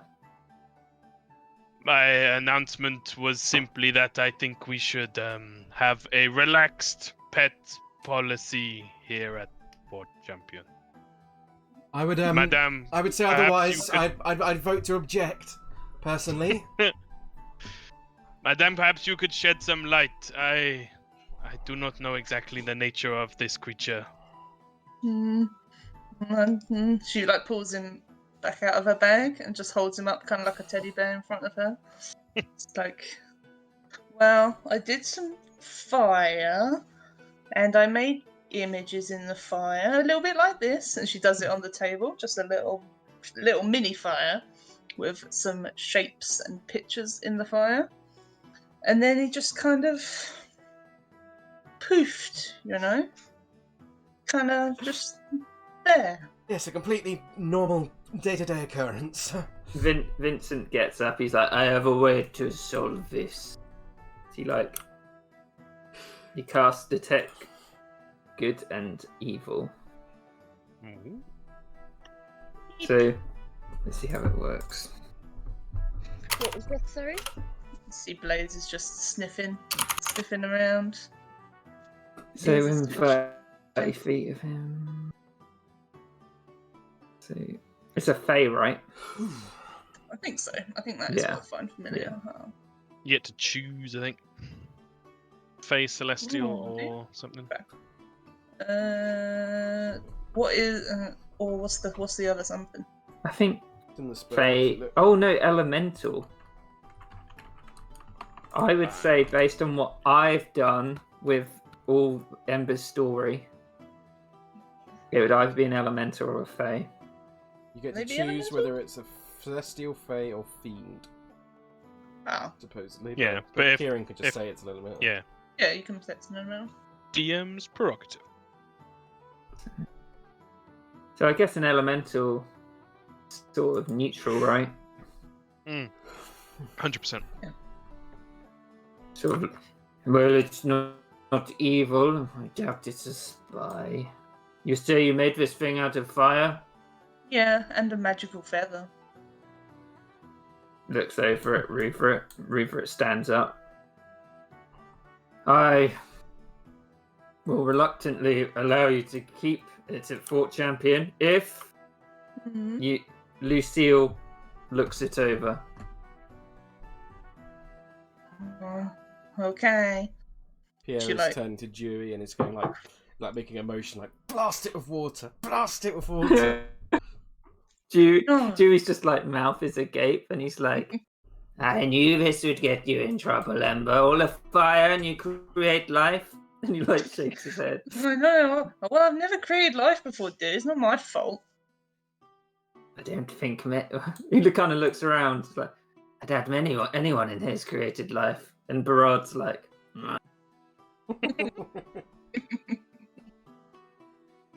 Yeah, Ember just puts Blaze on the table. Rupert's like, please keep hold of it until the end of the meeting, Ember. I thought you wanted to look at it. He's sort of No. walking around on the table. He points at the piece of paper in front of him. He's like, we need to get this sorted. The red panda sits on the paper. He looks at you, Ember. He's like, I'm If you coming. can't control your I'm beast, coming. we'll have to take it out. Bad Blaze. And she picks him up. He sort of sighs, and it's just like, first day on the job. First day on the job. Yeah, so Blaze just kind of wraps around her shoulders, sort of like a scarf, I guess. So you'd see, if you looked Tree. around the room, Ember, you'd see people having various different reactions to Blaze. Gwendolyn just looks completely stone-faced. Lucille looks pretty interested. Vincent's like, it's kind of cool, but not now. Gilles is like, ugh. Rodri looks on intensely at it. And Dewey's just like, what? Toby has one of those smiles you give someone when they're really fucking up, but you want to be supportive. It's like, Gives it- and has like a low thumbs up by his side. She gives him a really proper thumbs up, like right out the sides. Nods with the same smile. Ember's gonna go sit at the back with him though. Up here. So is Rupert asking us to sort the duties? Well, I'm saying, so the whole room's talking about it, but it's going to be you guys deciding. Cool. So someone can take charge if they want, and you can discuss it. I would like to be. I'm not doing Toby. I would like to be the blacksmith's apprentice, please. Pierre would like to be the morale officer. Oh yeah. I'm That's writing it. these in. Okay, thank you. Sorry, I think I've missed something here. What? Where did you get morale officer and? Oh, right, yeah. Wee. I was being an idiot. Catering, I guess. That's food, right? Catering apprentice, whichever one is not taken. That or tending the signal fire. No, why would you tell her that? Desmond? We got away with it. No. What's there's day two. feeling? Oh, definitely the signal fire. Yeah, smart them boys, Hannah. I don't know if anyone's gonna let Ember go do the signal fire. Yeah, Toby would be pretty against it. If you wanted to, Dewey would go up with her. He'd be the second person. Oh, okay. Yeah, that would be fine. What is day-tailing? It's like carrying stuff about, basically being a. It's like labouring. Mulins, get in detailing, please. That wide back of yours, we're going to put it to use. Oh, Okay, write it cool. in. Watch towers, stroke guards, or fucking maintenance. Maintenance. Which one? I'm gonna go maintenance. Maintenance. Sure. I think Titus should be in maintenance as well. Titus. Oh, it's got decent Yes, stuff. and everything. please. Can it be me, Titus, and Uriel on maintenance? Pierre Yeah. strongly disagrees, but he's not going to say that. Pierre's the mere morale officer. We got Aziza, Rosiza, that's it. Quick mix. Ember, I assume you'd be happy with Rosiza being primary catering person? Oh wait, you're doing the signal fire anyway. Rosiza. Quick mix. It doesn't mean that Ember can't do the catering in her downtime. Just it's like what they're doing, what everyone's sort of doing, if you know what I mean. So if you talk to people, they'll be like, "Oh, I was carrying shit about today." Alright, we've got people to put in still. Where do we want Clodo? Bartender. Yeah, 100%. That's what? No, because he's just going to turn everything into jelly. No. Watch towers, guards, and then we don't have to talk to him. Bartender. We could. Okay, right, another well, another okay. option, catering apprentice. Oh, actually, no. Catering apprentice is way better. Everything's jelly. Clodo. That's Yeah. 1920s. That's a great show. Done. So we just need 1 for bartending, 10 and 10 guards, and 3 people to be with Chad. Who's Florian? Florian is the crazy Navette kid. Should we just put The all three oldest one. Navettes in detailing with Chad? Yeah, definitely. I agree with that. Yeah. Chad just looks around. He's like, "I'm the coolest guy here." I want Chad to be the bartender. Yeah? No. Yeah, No, do not let Mulin. It'll go to his head. that's the idea. He's got nothing better than detailing in his life. What did Tom and Hannah think about Mulin's being a bartender? Fuck. No, I kind of want Fucking up the Scots to highlights do here. it. Yeah, I Serve wanted up Scott to rocks. do it as well. Skoz bartender? Yeah, I love that. I can't even remember who Scores is, so yeah, sure. She's the big She's dwarf lady. I also Rock think she lady. could be pretty good at maintenance. Oh, beard. Mm-hmm. No, maintenance is Jones' fuck club. That's Oh. sorted already. Damn it. Uh, In the maintenance cupboard. That's what so that Jones for never done. Watchtower guards that leaves Viscount, Gilly, Gilly. sorry, Emily. Beat you up, Tom. Jesus. I don't doubt it. Emily, Katya.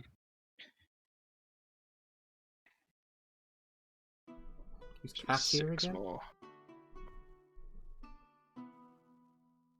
Rodri. Just Rodri. Is Katia the really intense girl? Yeah, she's really. Yeah, the Oh, proletariat. let's put her on champion. Watchtower, 100%. Yeah, she's there. I think that's everyone, Kieran. Okay. I fucked up some of the text colours annoyingly. Don't worry. Oh God, I've just realised something. If Uriel is trying to get with what's his fucking name? Roovrat. I've just realised Titus is his brother, so it could end up being, you know, fuck club maintenance cupboard party of 2. Perfect. What do you mean perfect? That's what Pierre wants. I don't know if Pierre does know what he wants. Earlier on, she was like, "Come on then," and you didn't even reply. He got dunked in a barrel. Yeah. Oh, very nice. I It's even purposely updated. timed that. Are there not enough guards? No, I don't think there's enough people. I think I must have fucked up. I probably counted stupidly.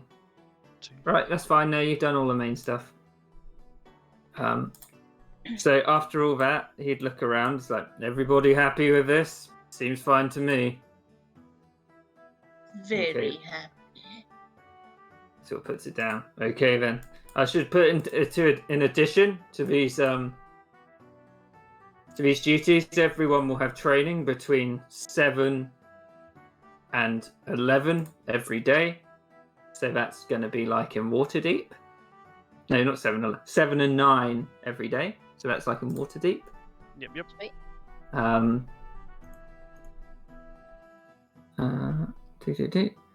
Training. So, as you probably all noticed, the camp is in a bit of disarray, as in physical disarray. Gwendolyn here has been talking about doing it up, and if anyone has any suggestions what we should add during our time here, I'm all ears.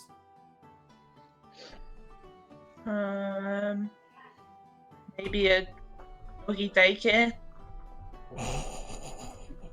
He looks over at Blaze. It's like, is that a dog?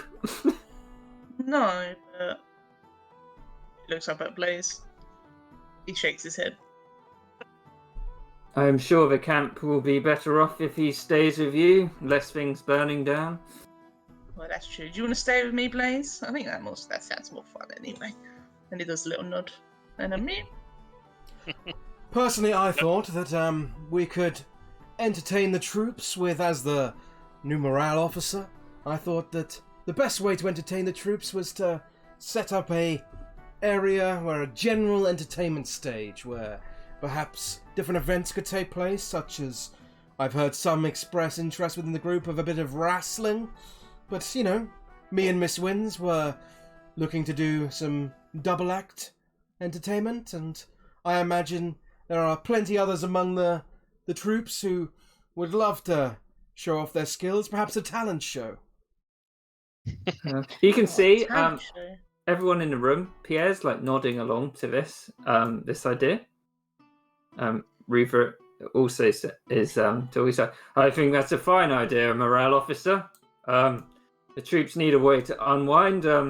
If you want to hold any events or anything like that, just clear it with me first, and we'll see what we can do. We can always requisition goods and whatever you need from on the wagon trains. That sounds perfect. I will set about it immediately, sir.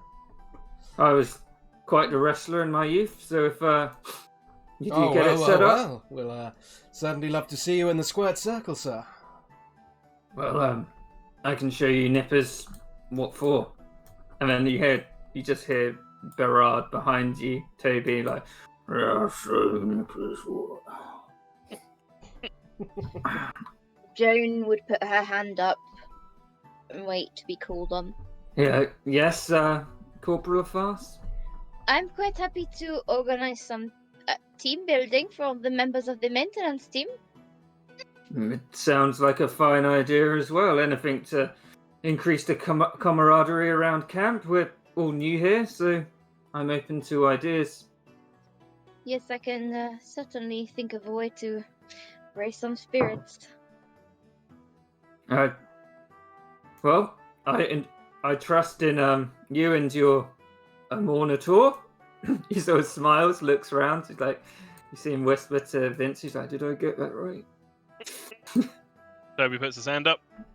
Yes, Corporal Le Boulet. Thank you, Major.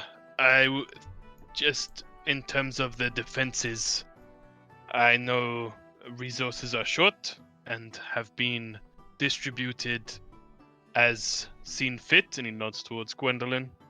I wondered if there was any scope for metal to be used for metal banding on the palisade wall or on the gates. Rupert looks at Gwendolyn. Gwendolyn looks back at you, Toby. And she looks back at Rupert. And Rupert says, thank you for mentioning that.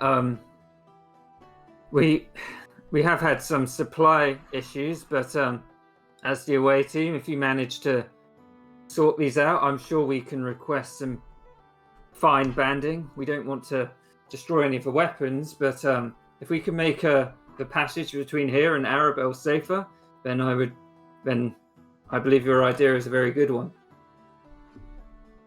Toby nods to Gwendolyn. Doesn't say anything further. So, sort of gestures around again. So, as you may know, sort of gestures to Fort Champion. This isn't the only fort out here. Well, there's Fort Ambition, Fort Balance, Fort Obligation, and of course the Fortress of Guark itself. Now, I have been there in my youth, and it is nothing like here. There are thousands of men stationed there, and it is quite the sight. I believe it was built about 800 years ago, and its scope is, well, you can imagine a building that houses 5,000 people. There's access to equipment there, entertainment, anything like that. But to enter Fortress Guark, you will need permission from the commanding officer. That's myself. And if you wish to go, I can issue you a passport so you're gained access. I just thought I'd put that out there in case any of you have any need for some more civilized surroundings in your leisure time. Is that agreeable? It is fine with me, sir. No problem at all. Oui, Major. Sort of shuffles like, but let's get some work done before we go gallivanting off to Fortress Guark. I'm sure they've got enough on their hands without us annoying them at the moment. But yes, this is where I get to the heart of the meeting, where all of you in your way to investigate, listening up. We've got a few. Oh well, I've heard of some problems here, and well, he sort of gestures to Gwendolyn, who's sort of moodily looking around. You may have noticed the Iron Throne traders on the outside of camp. Who could miss them? Of course. And well, there's many of these of them trading around here. But between Fort Champion, Fort Ambition, and Fort Balance, and Fort Obligation, many of these shipments and the weapons which they provide are not making it to their destination. 1 week ago, an Iron Throne shipment set out from here to Fort Obligation. However, we haven't received any word they arrived at their destination. The Iron Throne are particularly well equipped, as you may have observed before, and, well, I believe that whatever's disrupting this trade must be a significant threat for all of the fort systems together. If the away team would like, they can talk to Buckrick Warmbelt, who's the leader of the Iron Throne traders outside, and we'll see if we can put a stop to this. She looks at Toby. Yeah, Toby's been nodding enthusiastically and says, "Oui, mademoiselle. We would be honored to take on this duty." Okay, so I'll show you this.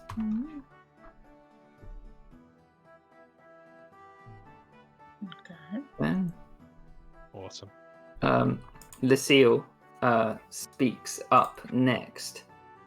I may only be young, and my master Appendorf, he has many great things in mind for me. There are lots of people in Evening Star who even believe I may be a chosen of Mistra after my horrible fall from the temple, and, well, my miraculous survival and onset of magical powers. And you hear Vincent sort of just get on with it, Lucille. And she's like, well, there is a ruined wizard tower 30 miles to the east, and legends say that it may contain a headband of Mistra, which was brought to the Stonelands by Strom Silverhand herself about a decade ago. However, this wizard's tower was destroyed during the Scouring, and you know the Scouring is what you and Pierre served in, Toby? Yep.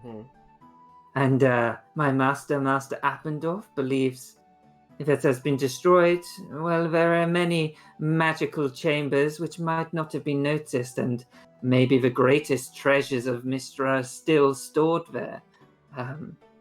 Of course, if you would aid me, we would hand over everything to the fort and yourselves, and as the chosen of Mistra, I would get the headband if it is there, of course. And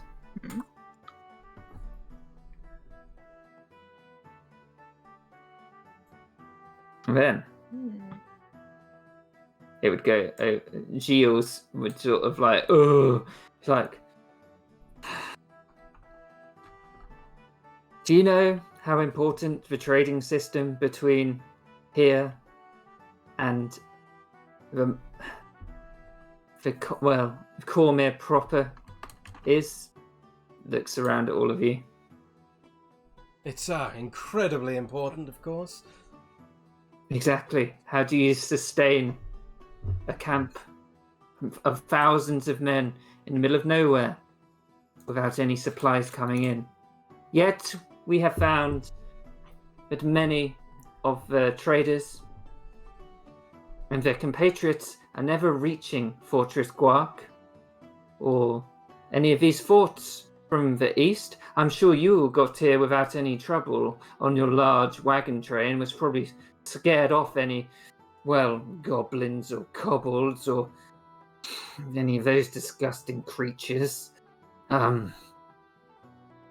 They are common to a particular trade route from CORMYR, to the southeast of here, instead of the northeast. And I believe you all came on the northeast.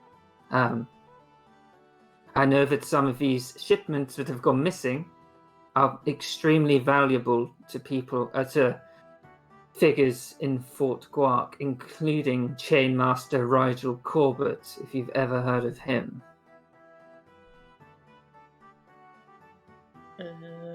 Would we have?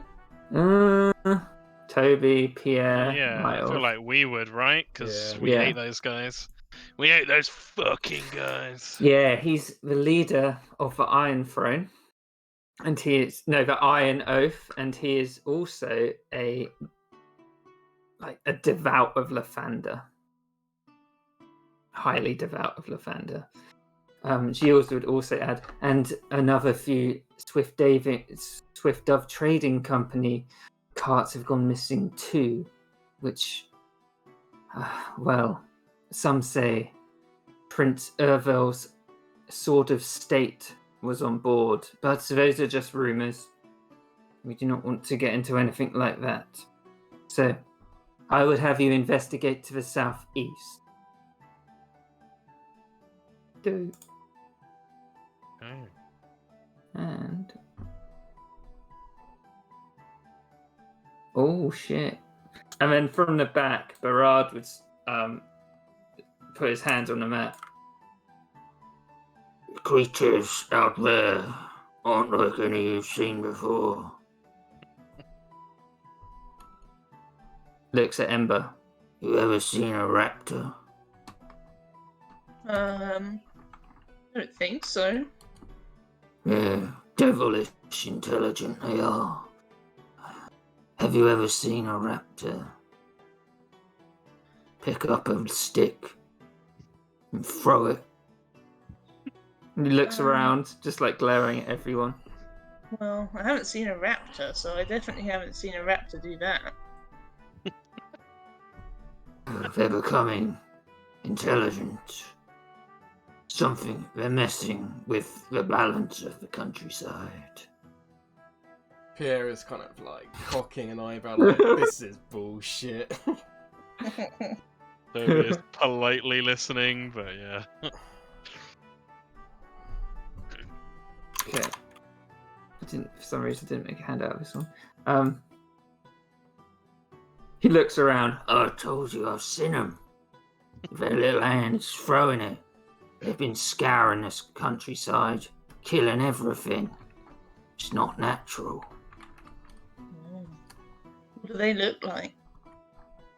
What's a raptor look like? Well, it's got scaly hands. It's got a face like a dragon, but smaller. Sounds scary. Oh, they are. And they hunt in packs. Oh, like wolves? Yeah. They hunt like wolves, but they're not wolves. They're worse. Yes, apparently they wield spears and sticks, as it were, with those scaly little hands. He looks at you, Pierre. He's like, you won't believe the things I've seen, lad. Things that no one should see. Such as the raptors wielding spears. You wouldn't be talking so haughtily if you saw it yourself. Oh, I'm sure I wouldn't. You know, if a raptor came up to me and with a spear in his hand, and I wouldn't know what to think. I'd think the world had gone amok. That's what I'm saying. And if we don't do something about it, those raptors, they're going to join the wrong side. And they're going to get us. And harry all our trade. And people like you. And steal our women as well. Reaver's like, enough. Before we know it, there'll be raptor babies. Viscount's like, I'm with you, Pierre. It's ridiculous. Yeah, Toby's stifling a giggle. Hmm. Yeah, it's just leaning No? against the wall with his hands behind his head, just like. Emma's not sure, but she leans toward leaving him. Would Joe know what a raptor was coming from Alaron? Do a nature check. It's very easy, but I've never heard them in a D&D sense before. yeah, Joan, you would know what they were. Okay. And you know they, alone, they're probably not much of a threat, but when they get into like big groups, they can really do some damage. Okay.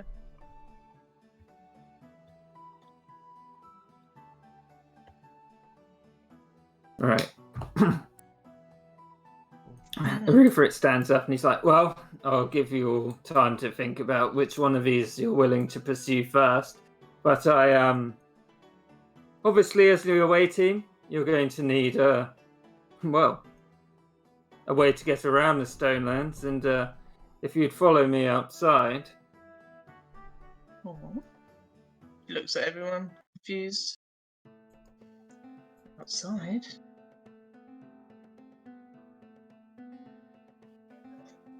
What's outside, Kieran? Hang on. If you'd like to... Hang on, I'm just doing something quickly.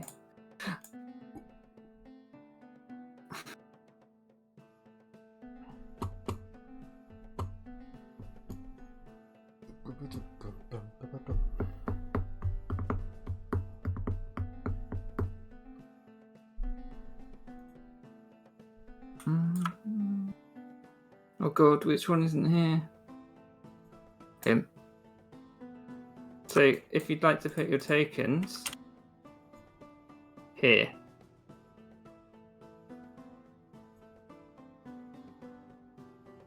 As Rupert leads you out, you start to see 6 beautiful horses standing before you. Is it daytime, Kieran? Can we have a It is daytime, sorry. Sorry. Where, sorry? I missed the ping. It'll become more apparent. Yeah. There you go. Oh my god, Tom. Yeah. I know we've been talking about this for days, but I think something perfect. The stars have just aligned. Okay, What? You'll find out. Okay. right. Well, a number of mighty steeds grace our presence. Yes, go ahead, Major. Well, I thought I would let you choose, seeing as you're going to be riding them. About to say, shouldn't Rodri be here? I've never ridden a horse before, but it could be really interesting. Well, you can have a few practice laps around the fort, Corporal. You'll be fine. And Well, yeah, maybe. I'm going Awful, to... Pain on the bollocks if you're not careful, though. Not that you have to worry, Miss Ember. No. And Joan's just like, ew! Oh, it's a perfectly natural thing. They like to jump up and down, and unfortunately, you end up going back down and landing on them. There is nothing natural about anything that you just said. I mean, seems pretty natural to me. Just stop talking about your testicles, yes? Yes, As we far can as talk about towards it. baby making later. Yes, well, we'll do catch up later, Joan. You wish. So, with the horses, I'm going to read out what they are. So, horse number 1, horsey over here, is a mare. So, a mare is an old female horse. She is a light chestnut. She's probably about medium-sized. On her left foreleg, she has a white pastern. I do not know what a pastern is. It's the bit between from the hoof up to that first knuckle, whatever they have. Oh. So it looks like a little boot. Does it Yeah. have the blonde mane? Yeah, it's that one. Yeah. Yeah, but does it, like, is that how you're imagining it? Yeah, that's how it is. Excellent. Okay. Second horse. It's like, this is a colt. it is an intact male. Oh So, yeah, he's a horny yeah. boy.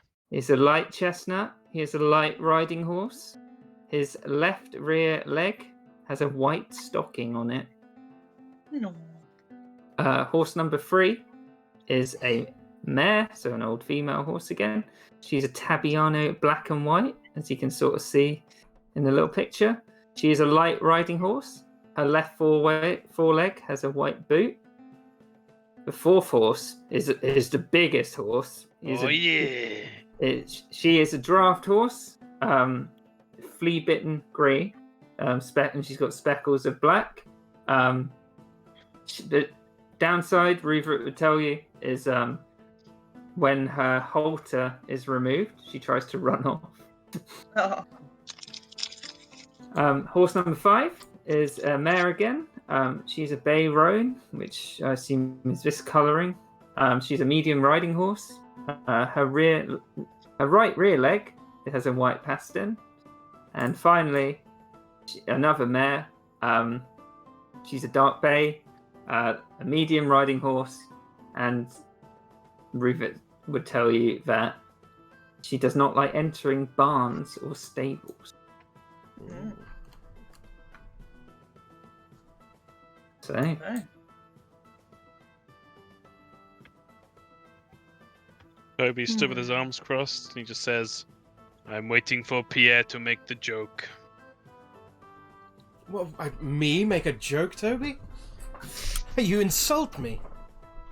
Well, I guess I could just pick any horse then, couldn't I, Pierre? Any of these horses would be fine for me.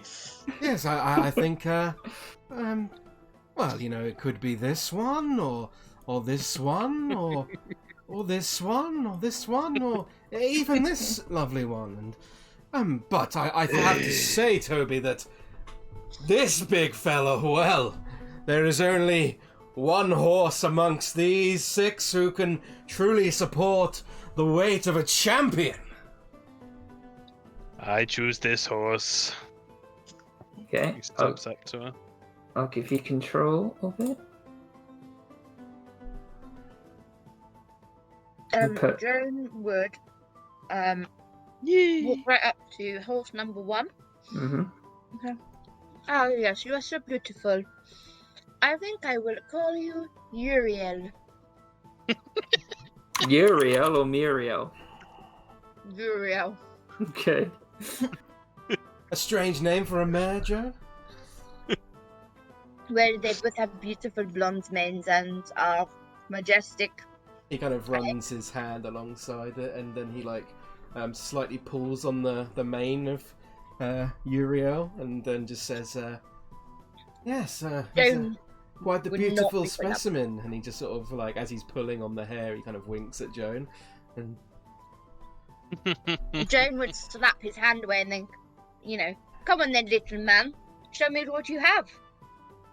well, we are soldiers on the front line. I do not wish to insult. It's all merely fun and games. No. If you are so interested in beautiful specimens, why don't we go and find a tent somewhere? Well, it's rather forward, Mr. Farce. You can see Pierre's actually kind of a bit flustered by it. She would lean over and poke him in the middle of the chest and be like, "Ah, yes, you did seem a little too desperate for it. I did think you might well, not get quite as far as that. Make sure you wash your breeches out not in the well." I know when I'm not wanted, and he kind of turns and looks, and Toby, you can see, he's probably a little bit red-faced, and walks. He's like, I'll take the boy horse. Okay, the boy horse.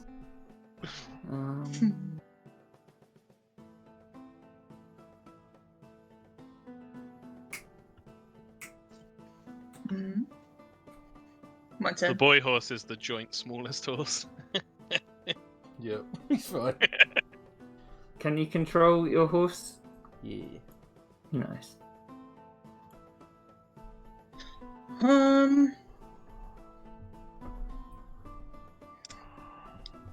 Well, this is a decision.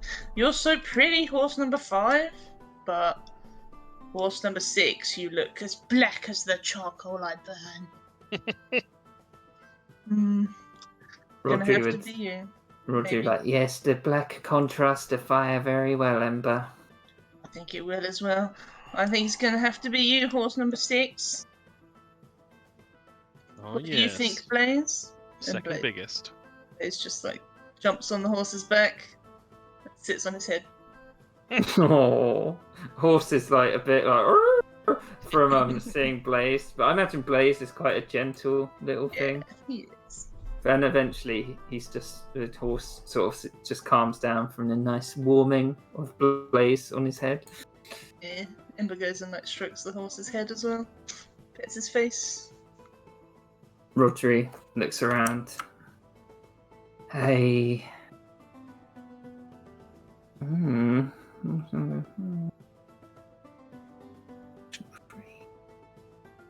Oh, she's gonna go horse number 3. I will move your horses into. So black horse for Ember. Yeah. Come on, Mulins, number 2. Oh God, where? Here we go. Sorry, I'm just moving all your horses over. Sorry. Toby would remove his right gauntlet and kind of gently stroke the horse's head. Be like, oh, what's your name then? And just sort of be talking to it and getting it used to him.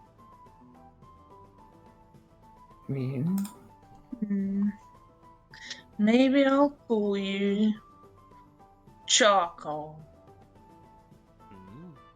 Yeah. So That's the I've- black horse. I've put them all in your. Well, Ember, it's in your little folder, so you can change that if you want. The horse 5 is for Dewey. Yep. Nice. It's like, well, I didn't know which one to choose, and I guess I didn't have to. Well, it's the second best one, I would say. It's a nice big horse, though.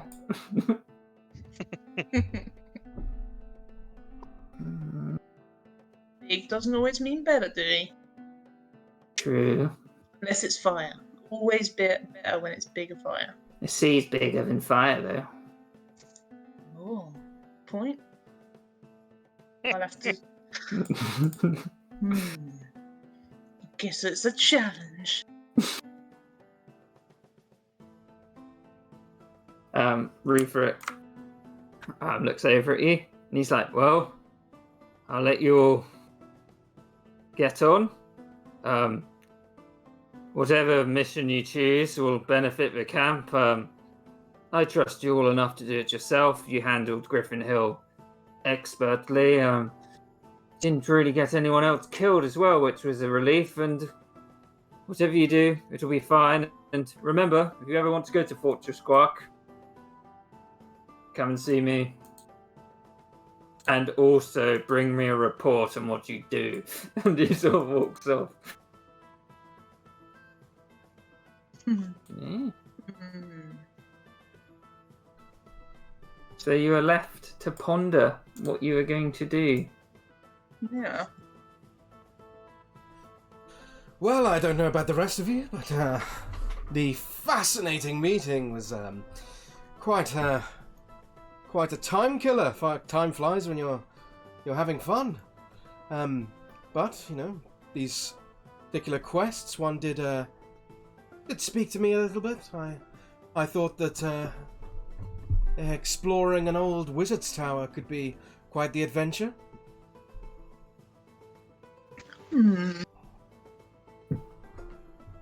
Could be. I thought that... Fuck, I forgot her name. What's her name? The mage? The Chosen of Mistra. Lucille. Lucille Delafosse. I thought Lucille seemed very personally invested. quite eager, ambitious. And if what she believes is true, then the Chosen of Mistra, we could certainly do well to get on her good side. Kind of nods. You're not wrong. I Us, you know. myself, Go on, Toby. sorry. I myself would like to help Gwendolyn. Anything we can do to better improve our supply of metal in this place, and he sort of widely gestures around at all the wood everywhere, I think can only help to improve our situation. Yes, and perhaps with some more metal and supplies, we'll be able to set up that event stage a bit quicker, Amos Wins. I guess so.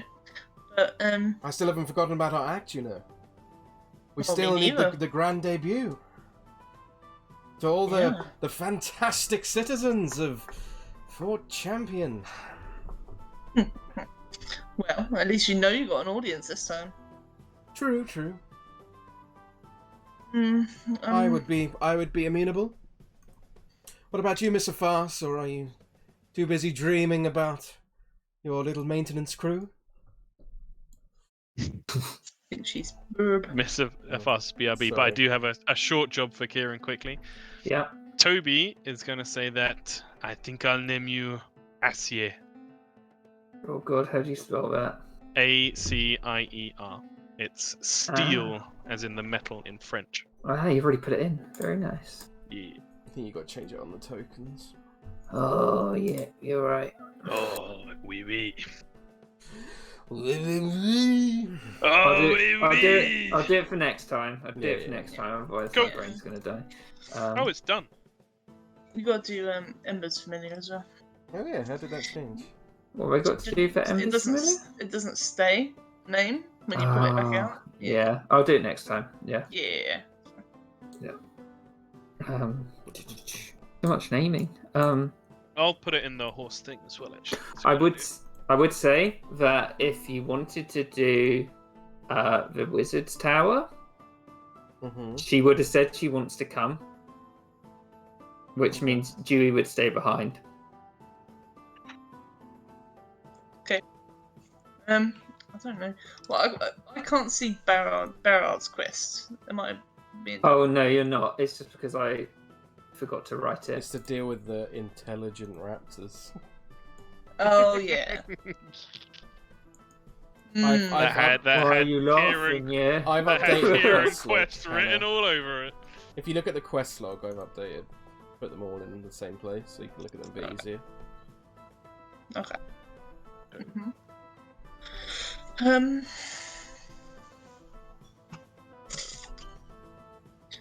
I mean, I don't mind. I don't mind. Ember would want to go to the one that leads to the furthest away place. She wants to travel. I don't know where it is, to be honest. Well, we need- Right. So Toby knows where the Wizard's Tower is. Yep. So he knows where.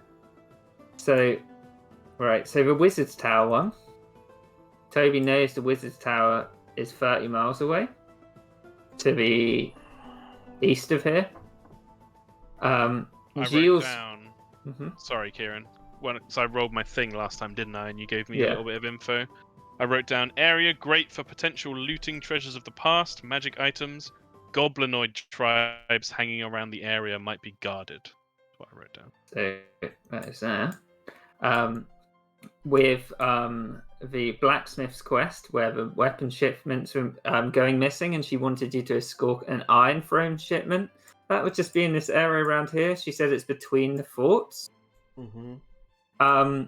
The one between the Gilles' quest, where there's been some very valuable items going missing between CORMYR and all the camps, is along this road here. So it leads back to where Griffin Hill is.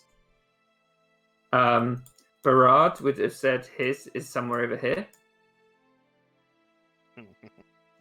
And what was the other one? Jurassic Park.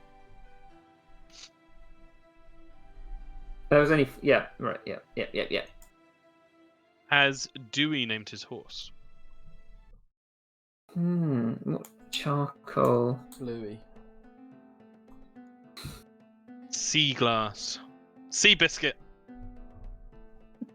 Yeah, sea biscuit's pretty good actually. He might call it sea rag. Sea rag. Love it. What about Rodri? Rodri is going to call hers. I can't believe Horse 2 didn't even lose the number from her name, from his name. So sad. Newlands I'm 2. gonna call it. What's her fucking name? I know what she's gonna call it, but I can't remember the name. PCs.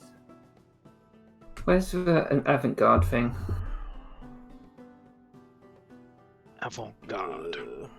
Oh, I've got it here. CORMYR mercenary companies. Do. Yep. Scale hand Cadwin. She's gonna call it Alistair. He was the regent of King Azun V when he was a little boy. Very cool. How do I spell it? Alusair. Done. Saved. It's like a strong name for a strong horse. Just don't be too bumpy. I still feel a bit sick.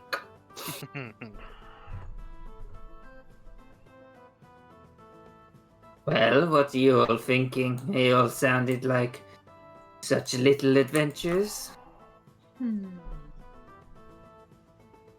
Well, I am certainly down to help Gwendolyn and further Toby's personal conquest. And plus, you know, the metal and all that. Rodri would say, maybe we could go and talk to, and she points to the iron throwing mercenaries. They might tell us something about the roads, and if we have to escort them, then... It's a good idea.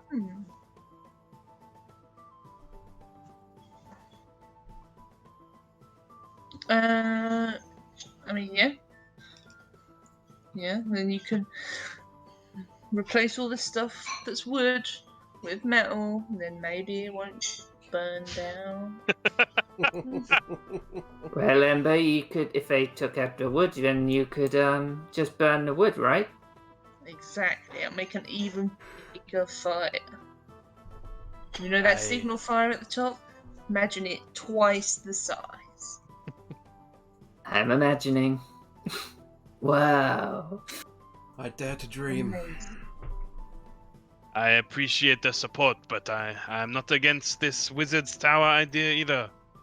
Certainly feels like the more quest of excitement, our first for the fort. Well, it is my personal favourite. I think that perhaps our newly found group, since we seem to be thrown all in together, that perhaps doing something exciting, like exploring the forgotten ruins of a magical underground and above as well.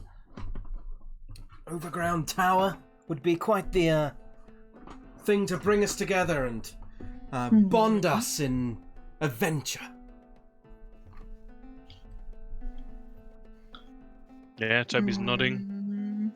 So we either do the wizards one, or we do the shipments one. It seems to be the consensus currently. Ember looks at Blaze. Blaze, what do you think? He's kind of his head up off the horse. Just kind of looks at the group. Kind of puts up one paw, then puts up two paws, then puts them back down and goes to sleep. Ember puts her fingers on her chin. It's like, I don't know what that means, guys. Dewey's like, I see he inherited your wisdom, Ember. I've got great wisdom. We know. So that means he's got really good wisdom? He seems to be more sleepy than Well, he is anything. sleepy. It must be all the warmth, it makes you sleepy. You know why I can't wake up in the morning, do you? Well, I think the only reason he got up before everyone today is because everyone's head was pounding. He looks youthful. Yeah, that's I don't know probably what you're true. talking about. I'm perfectly fine. Yeah, do you like him yet? And she pokes Blaze and gives him a little pat on the head. At a distance, if you will, Miss Wins. Oh. I am not. How too- much of a distance? This distance is perfectly fine. I can observe him and make sure he's What not going to about- come too close. What about this distance? That's a bit too near. Preferably further away, if possible. This distance. Fine. Yes. Thumbs up. He kind of gives her a thumbs up, like, yeah. And is watching Blaze, don't come near me, you little shit. Well, why are you looking at Blaze? See this face? Dewey goes as close as he can to try and nuzzle with his nose. As Julie does that, he turns back. He does his cute little face. Yeah. Mamzella Farce. Who's back now? Recent one? Do you have any strong opinions about which of these quests you'd rather we tackled first? I would not like the one to do with the god, because it is not a monitor, and therefore is not important. Well, that would be a vote. What you were now. We've kind of come to either the god one, which is the Wizard's Tower, which Pierre Yeah. has been rooting for as well, which is probably another reason for Joan to be like, nah, Good point. or the escorting the shipments for the metal that Toby's was kind of leaning towards. Escorting then, because she wouldn't want to do the thingy baboob. Because it's not a monitor. Well, Well, we could still be exploring the forgotten ruins of a wizard's tower. Could be quite the adventure. I do agree with you, Pierre. It does sound interesting. I love that the document in the bit is just called horses. Yee! that wasn't Kieran, that was me. Well, no, Kieran had horses ye, and I sensed from ye, but I made it ye. I can't find the list Go on. again. Go on quest log if you're trying to look for the quests. Quest log, thank you. Yes, we'd be heading to an old wizard's tower, and there might be some magical artifacts in there, for all you know. Is that the one that you are wanting to do? Well, it would be a great adventure. Then we are escorting. Very well, of course. I'll make sure to ride up the rear. And then winks at her. I swear to God, Rallyhorn. You can't put me off that easily, Joan. Ha! I seem to remember offering you exactly what you seem to be looking for. How's that stain coming out of your britches? Yeah. He just, he kind of is walking away from her and just does the little symbol in the picture. He just puts his finger to his head like a salute kind of thing. And just walks up and climbs up on his horse, and he's like... Jones just in that I mean you can't see what I'm doing. I've got middle fingers up and they're behind his head. He climbs up on his horse and he says, "Oh, if you didn't want to come, you could always wait here with your maintenance crew." I'm sure the maintenance crew will always be much more fun than yourself, Pierre. Oh, I doubt that. Oh, well, why don't you prove it then? Who would annoy you if I wasn't here? I think we should go and speak to the Iron Throne leader. After you, Mr. Legrand. I'm following behind on Mullins 2. Well, it's going to be slightly awkward as I am walking. Wait, are you calling the horse Mulins too? Yeah. Yeah. Incredible. Hmm. Well, as Rodri's walking over to Toby, she's like, I like Pierre, but he is very trying. He will grow on you. It's not really a choice. He walks So, as you approach, you see these men with these carts look heavily laden with like weapons and armor, and even from a cursory glance, Toby, you'd see they're very good quality. The armor in the carts, as well as the armor these guys are wearing. Each like breastplate is properly sort of cut in, and it's the Iron Throne symbol. These guys appear to be humans, and this is a very stout dwarf in very ornate armor. Yeah, I feel like he would have maybe not directly had dealings, but definitely be aware of and worked with their materials before, right? That's such a like overarching thing. Yeah, definitely. Like all the weapons are supplied by these guys. Yeah. To the army. That's sort of why they're so important. Yeah. Monsieur Warmbelt, we are the Steps up, he like pulls up his breeches and like pumps out his chest, like getting right up to you. Toby looks down, doesn't move. We are the escort party as provided by Fort Champion. Looks around. All 6 of you, yeah? I'm assuming the right people are around him, but Yeah, they would yeah. be. That's right. Yeah, gives a We little, will like, each be teary mounted wink. as demonstrated by Monsieur Rallyhorn. Yes, we're going north to Fort Obligation. Heard there was some other of our party taken out there. Any idea on the what did it? Could be anything in these lands. Could be orcs.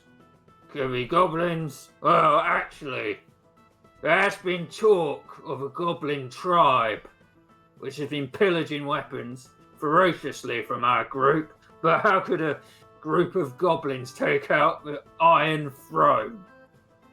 And he's like, "Huh!" And these guys are like, Impossible! no. Well, it will simply be a joyride for us then, but if you'll have us, we will Of be your course, escort. I wouldn't suppose. Walks up to the cart. You have any interest in buying as well, would you? Picks up a long sword, and it's heavily ornate. I am never going to pass up the chance to inspect a finely crafted set of weapons. He steps up. Let's have a look. Come on, lads, get them out, roll them out for our protectors. So they'd start unloading this cart here, start putting them out in pieces before you, and I will show you his inventory. Where is he? Where is he? It's just on it. Oh, right, yeah, he's up there. +1 war pick for 5 gold. Love it. +1 more pick for free because you're helping. No. Here it is.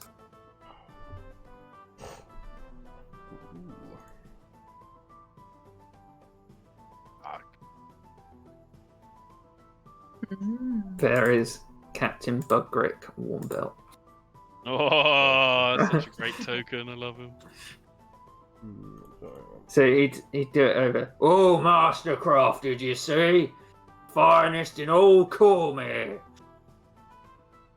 Yeah, we'll take Remind me, Mastercrafted is a +1, but without the magical. Exactly, yes. Yeah. Do not have that much gold. Hmm. What am I wearing currently? Scale, right? Splint. Yeah, light's the next one. I'm doing that.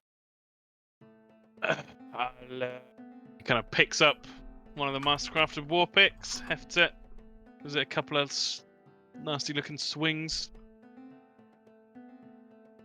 Not bad. By the ancestors, what a choice! A fine weapon for a fine man. And he's not even a dwarf, boys! And they're like, Are they dwarves as well? no, they're humans. They just like laughing along. Exactly. Well, I know a fair deal when I see one. And Toby's going to purchase a mastercrafted war pick. Nice. 80 gold. Would Pierre be looking at the weapons? Yep, but he cannot afford what he wants, so. Rodri would go up to him. Is anything on your mind, Pierre? Well, that mastercrafted rapier is certainly taken a shine to my eye, but currently I do not have enough gold, so it'll have to wait. Well, how much are you short by? About 170 odd gold. But please, I cannot accept. Well, you could have it as a loan. We are a team. We need to help each other. I as much as I appreciate the offer, Miss LeBlanc, I do not like to take loans from anyone. That is perfectly understandable, Miss O'Reilly Horn.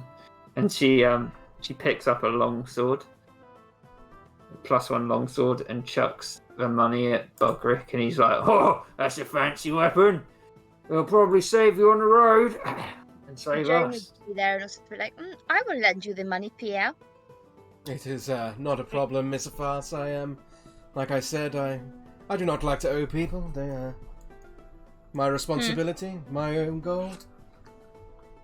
I'm sure in good time on this mission, perhaps when we're finished, we'll find a decent chunk. And then these Iron Throne chaps will be more than willing to sell to me still, right? Unless, we all die.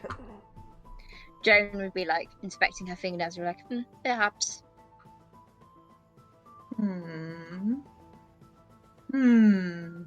Oh, You can guys. have my gold, Pierre, Yeah. if you hold Blaze. I would, I'd rather give you gold not to hold him, please, Miss Wins. I appreciate the offer. He's very lovely, but I'm not a pet person. But he's cute. Yes, She he's holds- no. He's kind of leaning back off the horse, like, yes. I'm sure Toby would love to hold him. He's great with animals. She looks at Toby. You want to hold it, Toby? He's welcome to explore. He kind of pats his shoulder. Yeah. Bring him over. Oh, I want a Blaze. He jumps on your shoulders. But you're so big, Toby. He just jumps on your head, and he's pretty comfy up there too. Well, feels nice to warm my scalp once more. It's been a long time. Why do I imagine Toby was bald even as like a 4-year-old? Yep. Same crappy little comb over here. I didn't know this, guys, but they've added a thing in D&D Beyond where you can separate your equipment into what's in your backpack and what's in your equipment. What? Really cool. I really like that. And your Handy. chest as well. You can add items to your chest. That's really good, because you've got a chest in your rooms. Yeah. Ooh. Swag! Yeah. Yeah, that's all Toby's buying. Okay. Well, we are Can't afford we it. are ready whenever you are, sir. They'd pack up the tent. He's like, "Well, we're ready whenever you are. Let's get this show on the road." And then he looks back at his boys. He's like, "You're meant to laugh." And they're like, "Ha." I love these guys. Alright, Toby's gonna mount up on Astier. He's they're like, "You just follow us, and we'll lead you where we're going." It should only be about... how long? How long's 30 miles at a slow pace?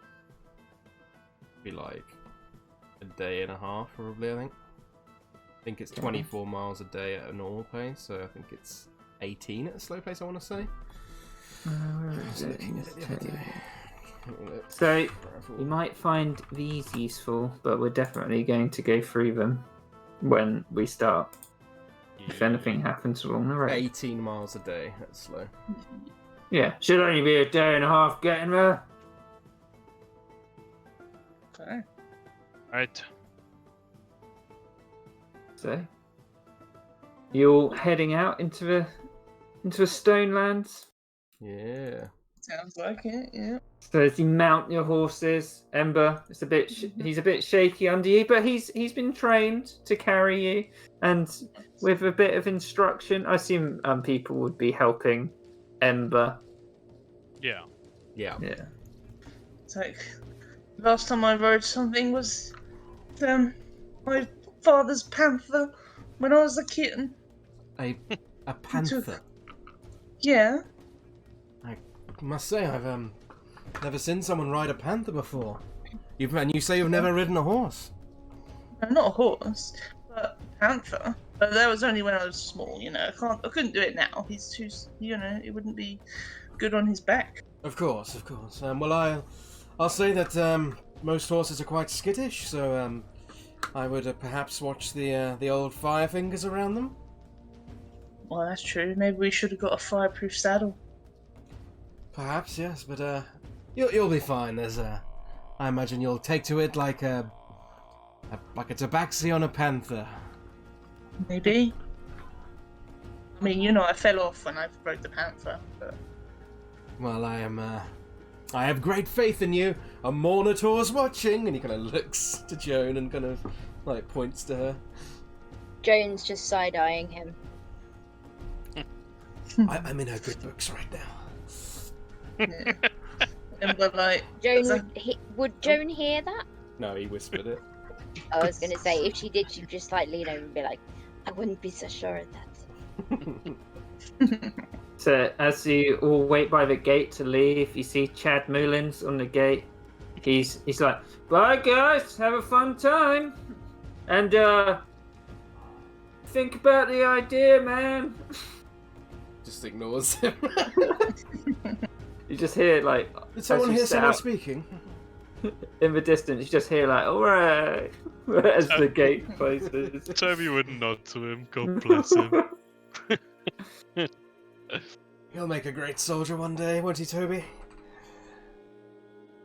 With your esteemed tutelage.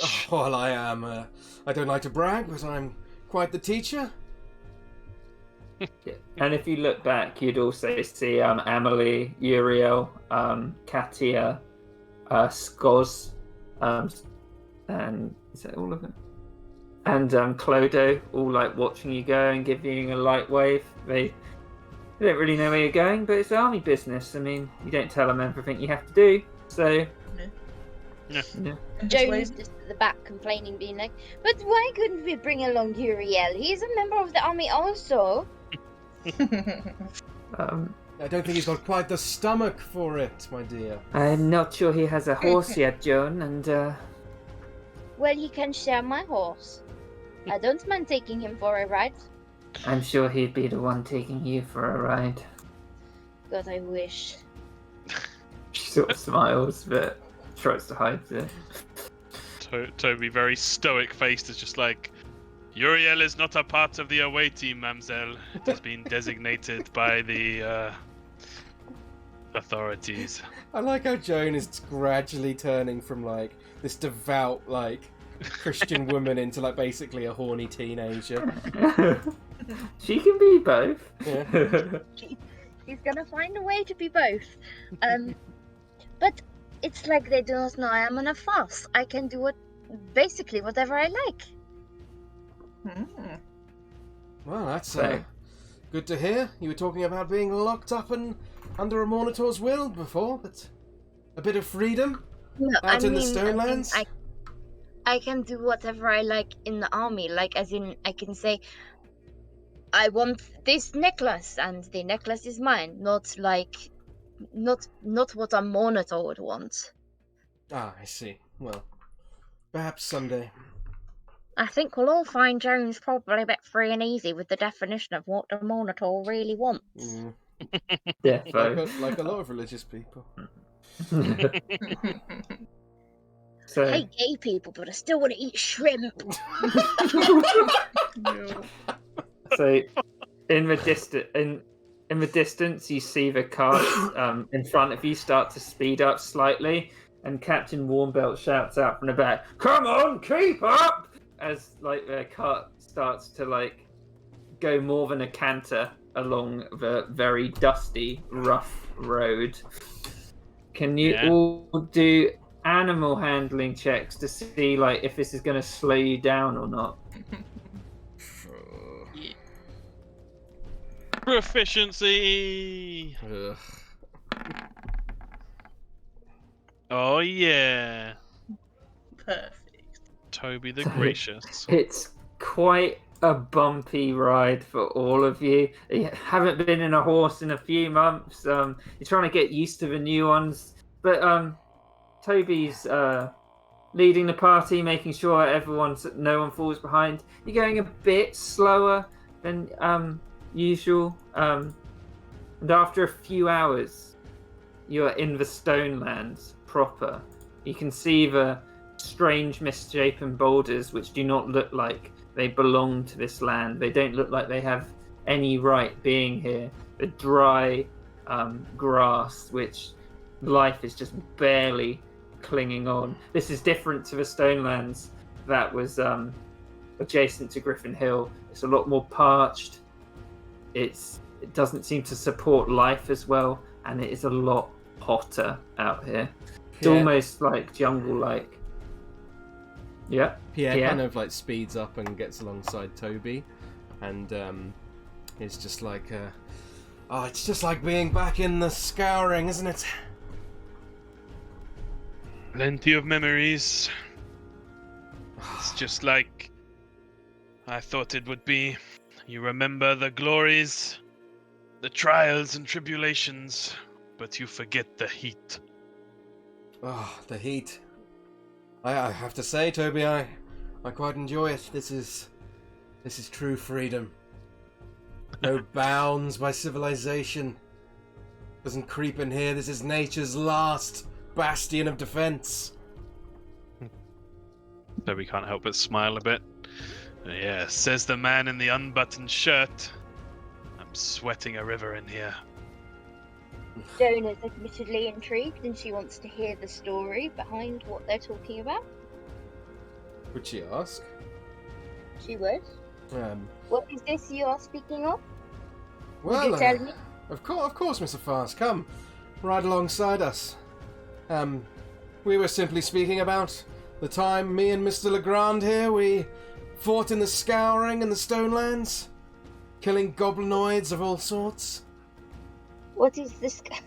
Sorry, my dad is singing in the shower really loudly next to me. What is the Scouring in the Stonelands?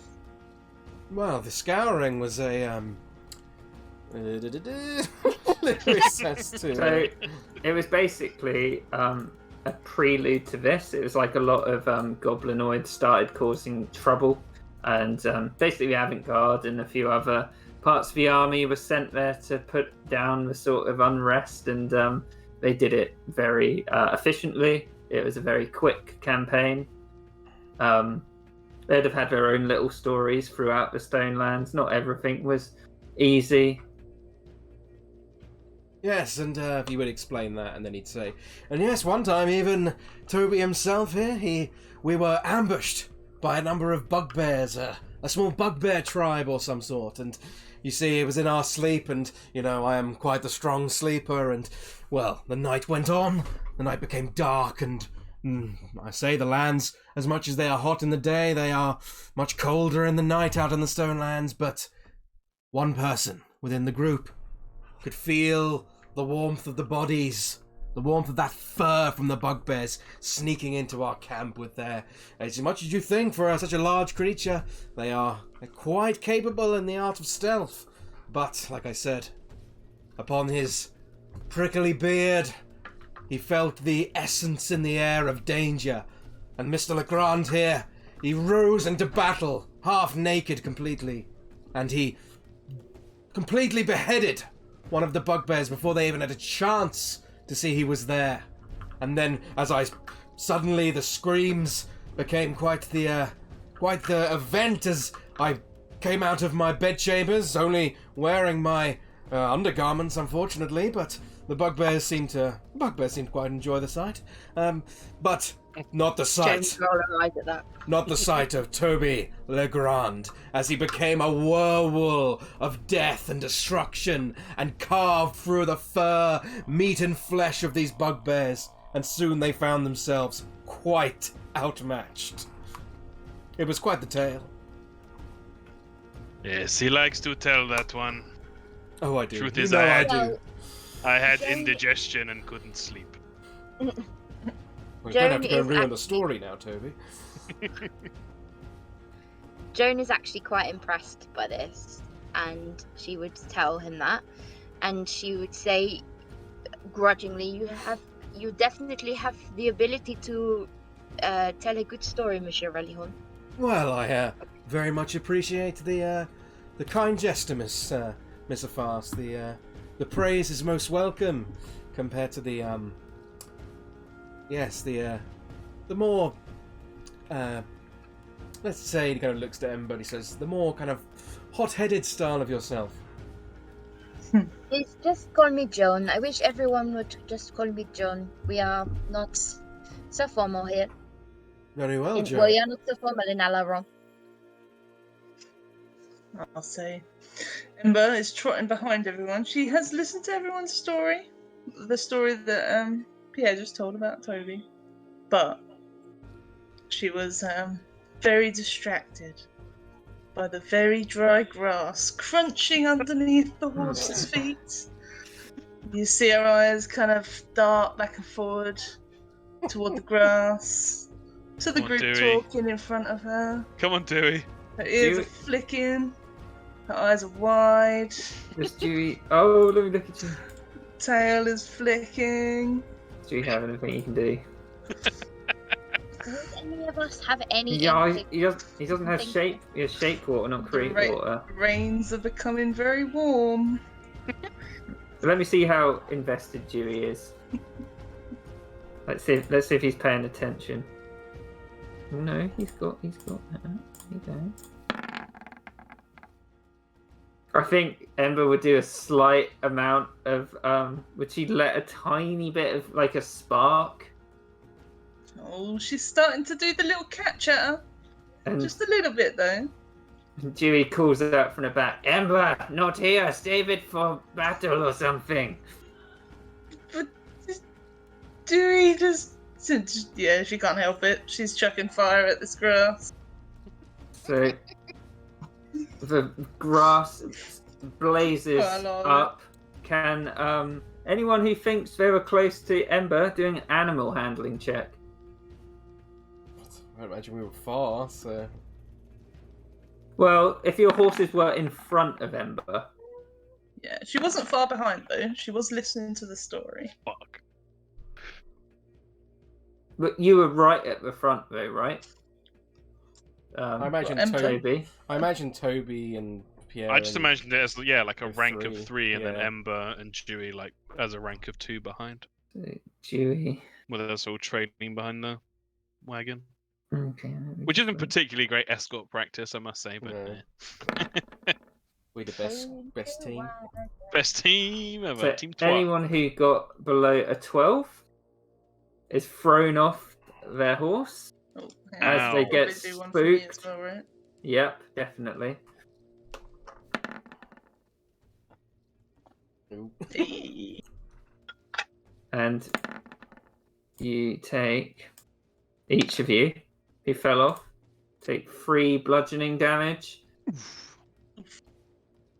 And You can see the carts up ahead aren't stopping. They're ploughing on. They don't realise it's happened. Does Acier bolt? Is the horse running or just kind of rearing? Just rearing, scared. They're trained. They're not. It would take something big to make them bolt off. They're war horses after all. Pierre just starts clapping. He's just like, Miss wins! What a sight! This is what I've been waiting for. I know, it's Dewey? beautiful. And she just sits down on the grass and she's staring at her creation. Dewey looks at you, Ember. He's like, Ember, get back on the horse. We could alert something out here. What were you thinking? But it's pretty, Dewey. It's pretty, but when you're splatted on the ground, Ember, How big is the fire? it's growing. Fuck. Can Toby stomp it out? Or is it He's too on the big by floor. now? It's Yeah, really he's getting up. it's really dry. There's not much fuel, but it's definitely spreading across like the land. Yeah, if he's assessing it and he thinks stomping isn't really an option, then Yeah, I don't It's think just- it would be.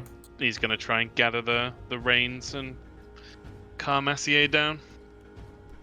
He's just like, really, Miss Wins? Grabs the reins. Couldn't. It's so pretty. Dewey just plows on, annoyed, after getting knocked off his horse. Do not concern yourselves with them lot, Miss Wins. He's going to drop back, I imagine, and he kind of like pulls his hand down and kind of helps her up, and just says, "In my opinion, it was quite the sight." She's still looking at it. Do you not think it's still quite the sight? Oh yes, of course, but Look at how it burns. it is. Fire is quite the chaotic piece of nature. It's quite wonderful to see it out here. In fact, this land is pure chaos. You're only adding to the. You're adding fuel to a fire that's already burning, Miss Wins. Exactly. You feel how warm it is today? Exactly, and with your inferno in front now it's only a little bit warmer. But come, unfortunately, the ties of the real world bring us down, and we must continue onwards before we get lost out here alone. Oh, she'll stand up. And she'll follow you, but she is still staring at the fire. And as much as I love the tides of chaos, I don't particularly wish to be eaten by a raptor. They don't like fire, do they? Apparently they throw spears now, so who knows? Oh, that's true. Yeah, and he just kind of like sort of encourages both their horses to try and catch up. Yeah, at a canter, they can catch up. You see Dewey's like gone to the front, and he's riding next to Toby at this point. So it would come to probably towards the end of the travelling day, and you see the caravans are cutting down into what looks like a shallow valley. Mm-hmm.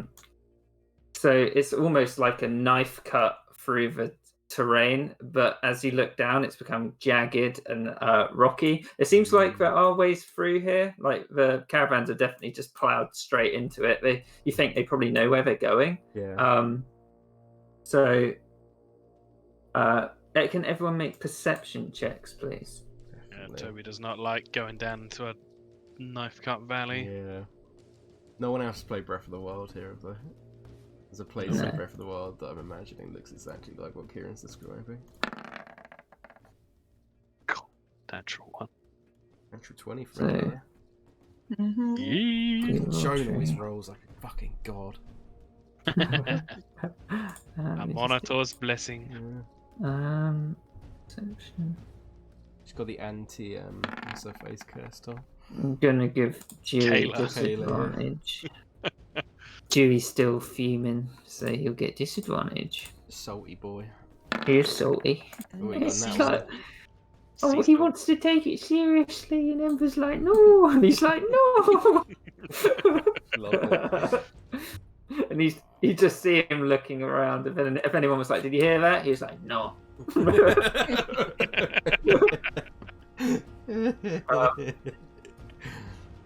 So, Ember, with that, as you're going down into the ravine, well, I think it's called ravine, the shallow valley, you can hear what you think are like animal, guttural, like barks, and you also think you hear some like whispering on the very distance, like the wind is carrying it over to you, of voices that you don't understand. She would briefly look at Blaze. Is that you? He would shake his head. Like, Oh, I love well, then Ember. it must be something off in the distance then. And then she'll just tell everyone what she can hear. Okay, so can you move? I'll move you over. Fuck. Well, finally some action. Let's not die this time, yes? Looking at Joan and Ember. Can you None put? of us died last time. What did she say? I didn't hear. None of us died last time. Well, it was too close, let's put it that way. I never expected you to be so sentimental, Pierre. Well, I have the heart of a romantic underneath this fine what's the word? Not outside. Poet. Exterior. Exterior physique. Thank you, Tom. I gotcha. Center back. Okay. Thank you. Your maps look so fucking nice, Kieran. Yeah, they do. Spent a lot of time on this one. Looks so Oh, nice. yeah. Real good. Joe Black. I really need to do a big dump on. I really need to do a big dump. No, a big dump online of everything You I've made. 100% should. People on like D&D subreddits would go fucking mental for it. Yeah, they would. These are the kinds of maps that I look at and I'm just like, gimme, because they're so flexible to use in Yeah. different situations. You Where can are just we supposed rotate to them be as on well. Down In here. the south. Thank you. Sorry, it's Is it with all the horses. It's got a bit No, clustered. it's alright. It's my fault for not paying attention. Oh, there is my. Oh no, my horse isn't there. I'll get your horsey out. There he is. Uriel. Uriel, There you my go. darling. If you want to be on top of your horse on the token, you have to delete your token and redrag it out. Okay. Yours is fine, Joan, I think, but I think Hannah's is still underneath. You hear Bugrick call back, it's like, "Keep up, you lot!" And as they're ploughing on into the ravine. Pierre would be following with Toby. Yeah, Toby would push up, canter. But he would be he'd be trapped. I mean, he's not, 'cause his natural one. Being distracted by something, itchy, sweaty armor. But he'd definitely be suspicious in a place like this. As you get to there, Toby, you can see some carts which have been ransacked in this sort of dip here. Some of it looks like some of the goods are still on board. He'd call out to Bugrick. These yours?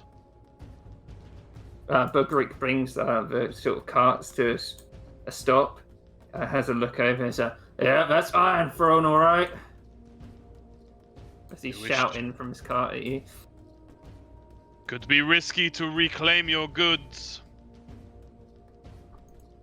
Can Pierre do an insight check to see if he thinks this might be a trap? Yeah, of course.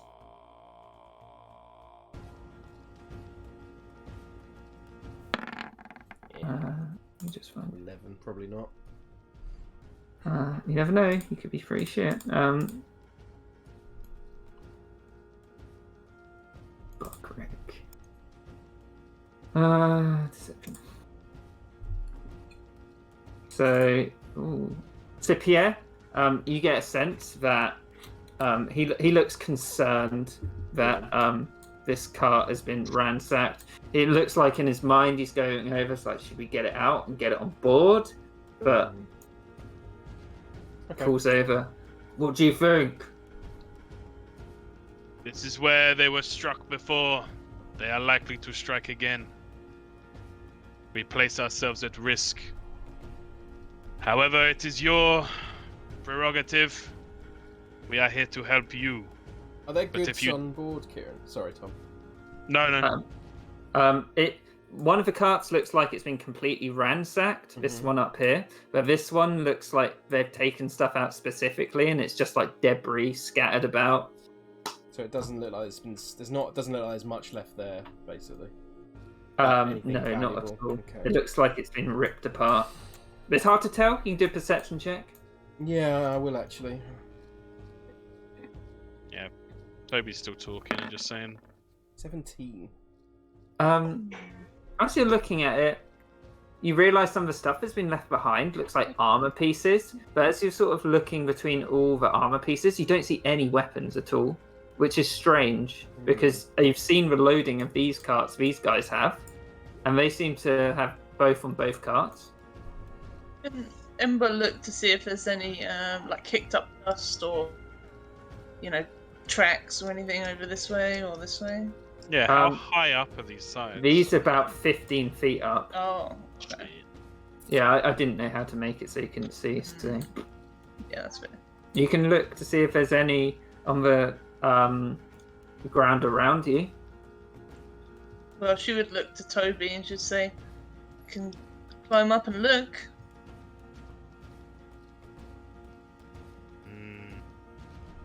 How easy is it for you to get back down? She just looks at her claws. Probably easy enough. Depends on how flat the thing looks. Like without any is it jagged at all? Climbing up looks like, well, you've got climbing speed, but Yeah. it looks like you could probably still fall. It's quite steep.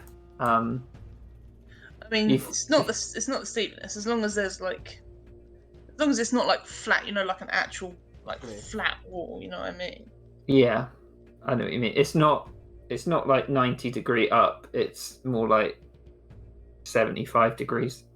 Still pretty fucking steep though. Yeah, but steepness doesn't really matter with a climbing speed too. It does if the handholds don't work. Well, this is the point of the claws, though. Yeah, it is bare rock. Yeah. There'll be like patches of flat or relatively flat. I don't like Oh, it, it's amazing. sir. Okay. You could definitely make it up there, I think. But it's more like if something happens up there and you have to get down quickly. Yeah. We can't follow you easily, Yeah. Ember, but I trust you. It would be good to have some eyes up above. Well, make Yeah, a can you take fly the me. reins, walk the horse? Of course. Come here, little charcoal. Kind of directs it up this way. He also calls out and says, "It also might be worth noting that they've left some armor pieces on the cart, but there are no weapons of any sort." That sounds deliberate to me. Quite. He'd call out to Bugrick. Mm-hmm. This feels more and more like a trap. Don't. He'd ride alongside. As you get to there, Toby, can you do a perception check?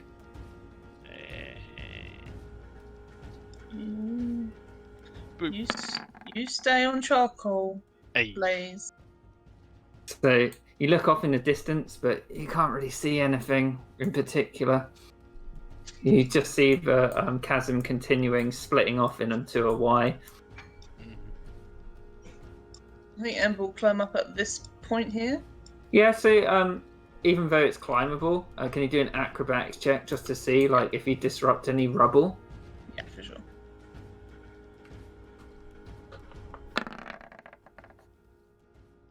So Ember, you get up easily enough. You're standing on the top. And what you've seen before you is completely flat.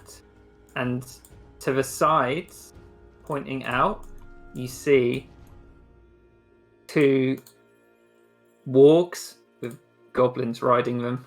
Oh shit! Yep. So she'll like dive down to the floor unless she thinks that they've seen her already. I think they have. It's pretty flat. Yeah, they have seen you, but they seem to be walking their walks towards you. Okay. So she would yell down to the bottom. She'd be like, "There's things up here. I don't know what they are, but they're coming towards me." Does she shout that? She will do it enough so that Toby and Pierre can hear. Okay. Yeah, Well, Toby would Whatever volume immediately that is. shout, "We have to defend the wagons! Keep moving! Unless they block our exit, our best bet is to move. We are mounted." I think they're mounted as well. She like climb back down, I guess, or how crumbly was it? Was it? You can do an acrobatics check to get down. Well, I It'll just be low wondered if it's DC, worth to but believe. it's hard. I think it's harder going down than it's going up. And Even better, 21. Nice. Does she As just he- skid down with her claws Yeah, and the she- thing? Kinda. Nice, yeah, definitely. Nyong! Skids And down. and How- as how you was it cost to climb on a horse? half your movement speed. Okay. So as you're going back down, you sense something in the air, and you can start hearing the howling of wargs. And as you crane your neck upwards, you can see that they're all around you. You see 2 on the precipice up here, and when they appear, you hear a mighty snort.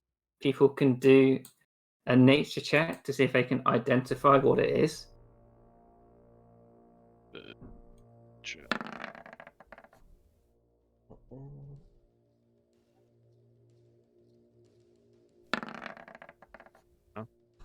Nice rolling, gang. So Pierre, Anya, Pierre, Joan, Ember, you would all know that it is a boar. Fucking knew it. God damn Huge it, Kieran. boar. Oh, for And fuck's sake. as you walk out, as you look up, you see a mighty boar rear up with a huge orc Oh my on the fuck's back. sake. He has a throne which is made of daggers on his head, melted together, and he shouts down at you, "Well, well, well! Looks like you walked into Slugger's trap. Fuck's sake. I've got a proposition for you. My boys won't kill you if you hand over the weapons." I just Fucking music. just made fucking sense. It's like all the weapons are gone. Yeah, I'm yeah. thinking this entire time, what the fuck does that mean? I now I had my know what it suspicions. means. I had my suspicions. What does it mean? He's a Fucking character in Arconauts / sort of in Waterdeep as well. Oh. Okay. And he's obsessed with weapons. He like collects Yeah. all the weapons around. Oh god. Toby wouldn't respond. He'd look to Bugrick Mm-hmm. and he'd say, "This is your call. They do have us at a disadvantage." Iron Throne, back down to goblinoids. We'll try and break the charge. And he's going to try and get his carts and go as fast as possible. Okay. So, Oh, everyone. Shit. can you roll advantage? Roll initiative. With advantage, thanks, Kieran. No. Do we roll initiative separate for our mounts? No. If you look at the rules, they go on the same turn as you. Fuck this music. Hey, So good. Oh shit! these Nat rolls. 20s! Oh shit. You didn't click on your token, Hannah, therefore. Yeah, it don't get doesn't it. count, Ember. Aw. No. 40. Great.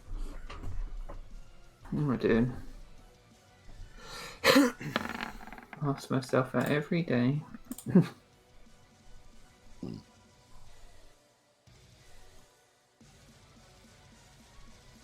Oh no, what did... Okay. Mount initiative and actions. Is Mount intelligent? No. Does Yeah. Ryder choose to control the Mount? Yes. Mount initiative matches Ryder. Ryder decides which goes first.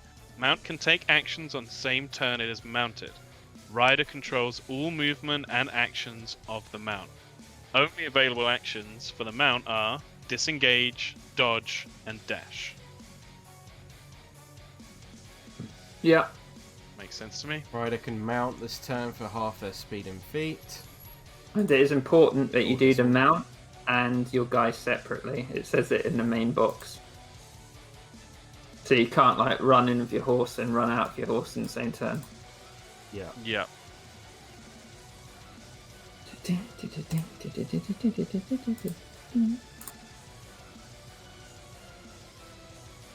Right. Now we'll see how well this works. Mount takes. Oh, the- interesting. Mount moves and incurs an attack opportunity. Did Mount use the disengage action before moving? Yes. No attack opportunity? No. Attacker can choose to target Mount or Rider. Interesting.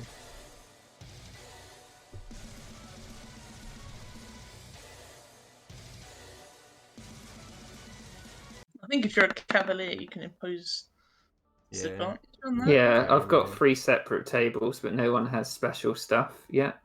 Yeah.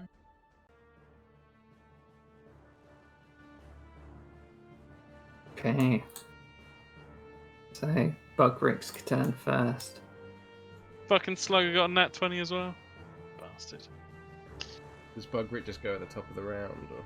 Yeah. Bugrick's gonna go at the top. I think you need to put it in descending order by the way here. Oh, there Yeah. you go. We'll just, Oh shit, yeah, I should roll them. Fucking hell, Thank you. Slugger got an natural 20 as well. He did. The real amazement there is that Slugger's got +1 dexterity. Yeah, I know. Hey man, he's been fighting his whole life. Slugger should have 40 strength. That's the real thing.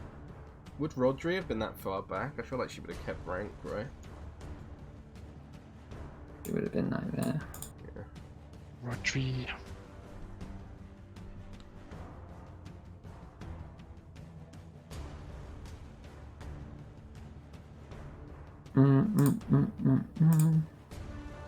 Mercenary, there we go.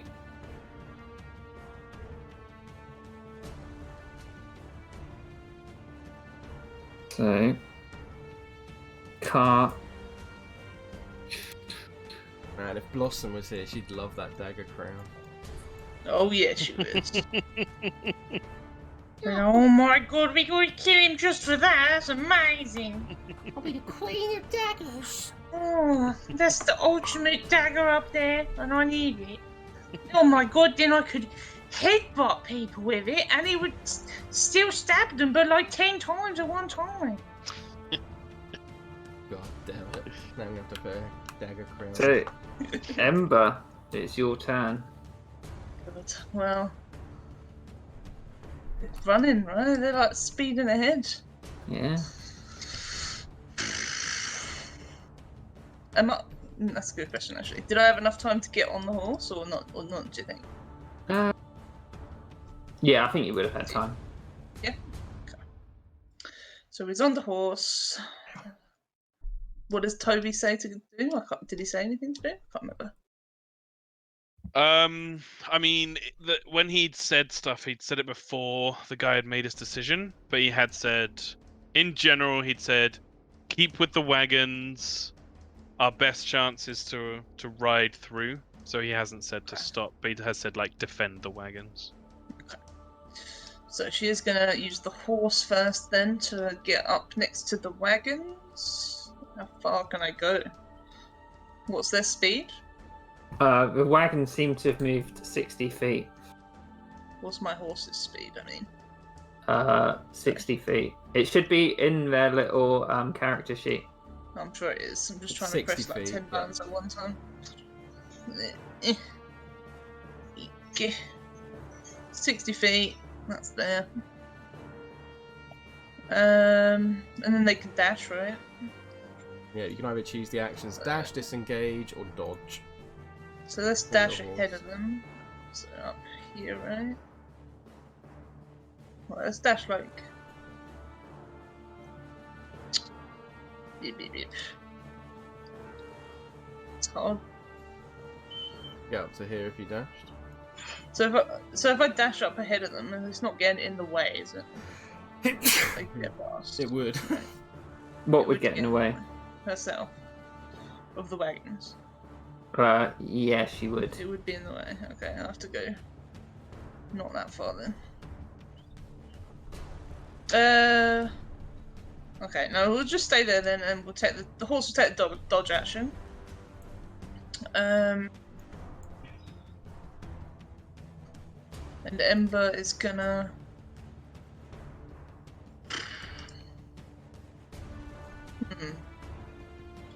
She will put. Sorry. It's the problem with going first. You don't get time to think of your turn. It's all good. She will put a create bonfire. She'll put it on this guy up here. Okay. So the warg. Yeah. 6. That would be a cool meta magic to like change the size of a radius of a spell, So it got a 17. Oh yeah, that'd be cool. like bigger or smaller. You got what, sorry? A 17. Oh yeah, he passes then.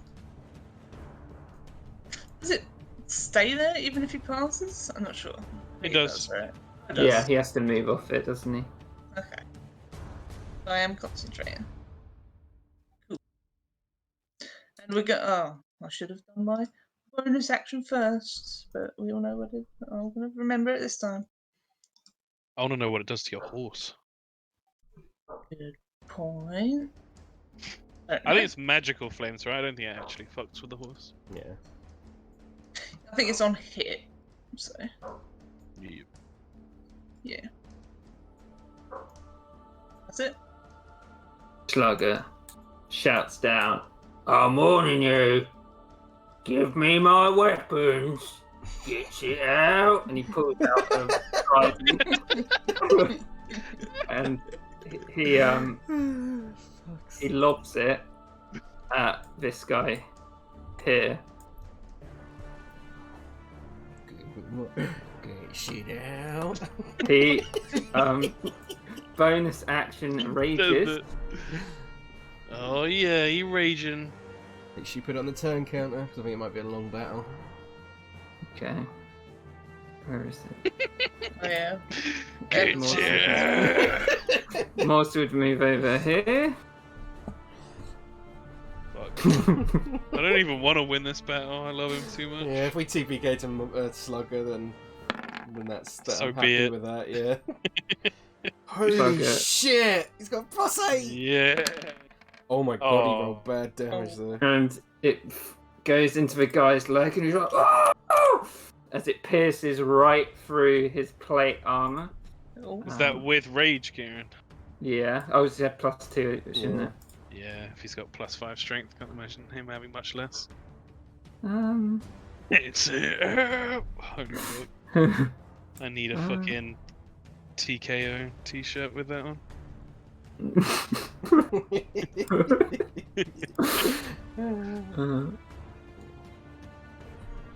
Right. And he shouts back down, If you don't give me my weapons, somebody's gonna get it. You should Toby. get Aaron to do a commission of Slugger Kieran. I've been thinking about who I want from Aaron next. Yeah, same. Toby will move 60 feet.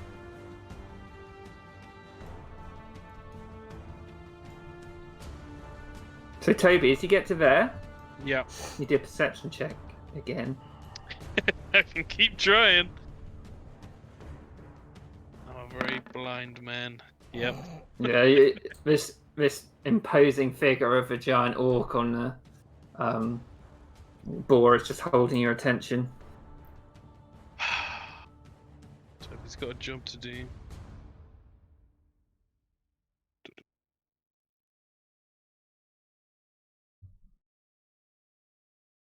Yeah, I think horse taking the dodge action is smart. Horsey will dodge. Wiggle, wiggle, wiggle. Toby himself, so that's the horse's turn. That's Assier's turn. Toby himself. He's not going to turn big. Crush poor Assier. That's a great point. I didn't even think of that. Mm-hmm. But I kind of love the image of him jumping off the horse, then being like,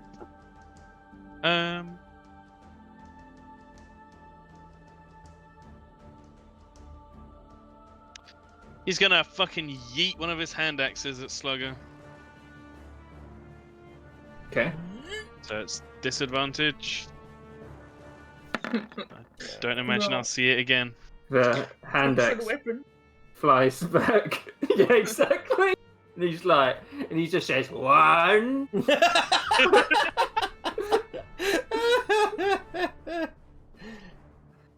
Thanks, Anna. That was great. I wouldn't have thought of it.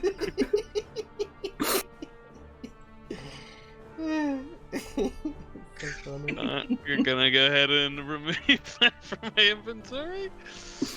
Yeah, that's my turn. I haven't got multi attack yet. No bonus actions. Pierre. Yeah, it's gonna first use his bonus action to give Joan Bardic Inspiration Okay. and just say something like, I think a Monitor might need you right now, my dear! And then he's gonna like push the horse to gallop off as he does. And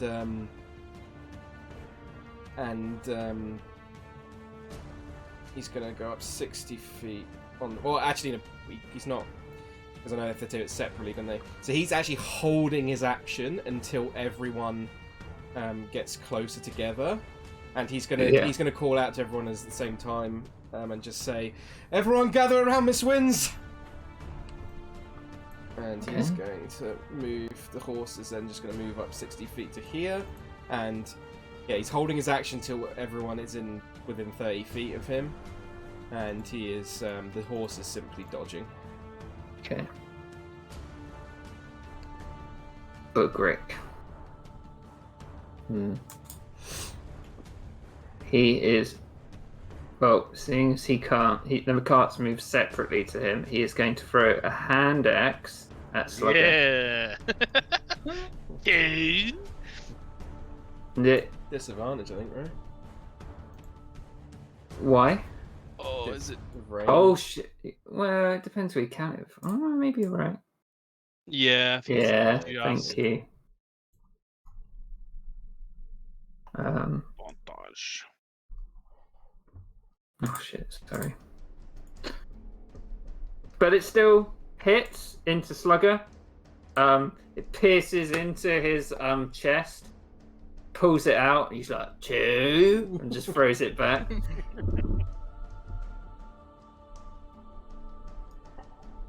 Didn't even seem to wince at that. When he's raging, he takes half bludgeoning, right? Half Yeah. slashing, bludgeoning, Yeah. and piercing.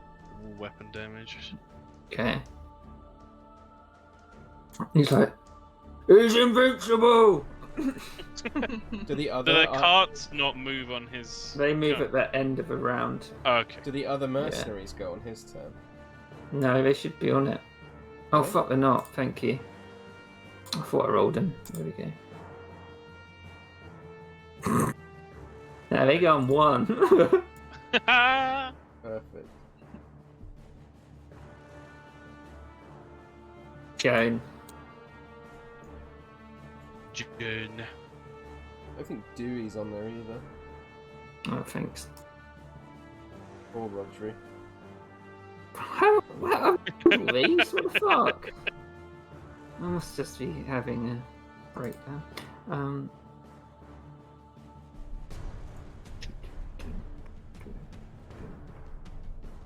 Uh-oh. Did Arnie fall asleep again? Yeah. June. Oi, Anya! Andra. Yeah, I think she might have. Let's see if any of these guys got higher so we can go. Time for Tommy to get the ring. Oh, out. Rodri did. Rodri did. Okay. June. She's got a little bit of time now. They both rolled higher than her. Oh. Maybe give her a ring. Bye. She is going to ride up to Hello. here. Sorry, I have absolutely no idea what happened there. I am just sitting here, just listening, and I don't know what just happened there. Yep. They would go poof up into the It's not the Jane's sky. turn yet. Oh, sorry. I thought that was why. Well, it was, but then we rolled. Yeah. Oh, sorry. Thank you. She's going to try an acid splash Oh. with a guy up here. Wait, what? Did we know Rodri was a caster? Someone said about it. But knows. Kind of. Have we seen it in battle before? No. We haven't, No. but me and you have never seen her in battle. So... Oh, you're totally right. Yeah. 2. Oh, good damage. Carries on. What's it called? It's it. Dex. Dex 13. Fails. 2 acid damage. That's a good point. How does that work? Round She did it subject to on dex save, reduce She did it on the the guy, yeah. the goblin, yeah. Dewey. It's also gonna ride up.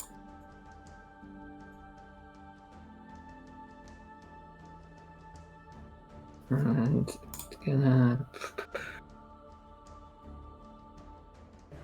gonna mage armor up. Smart. Yep.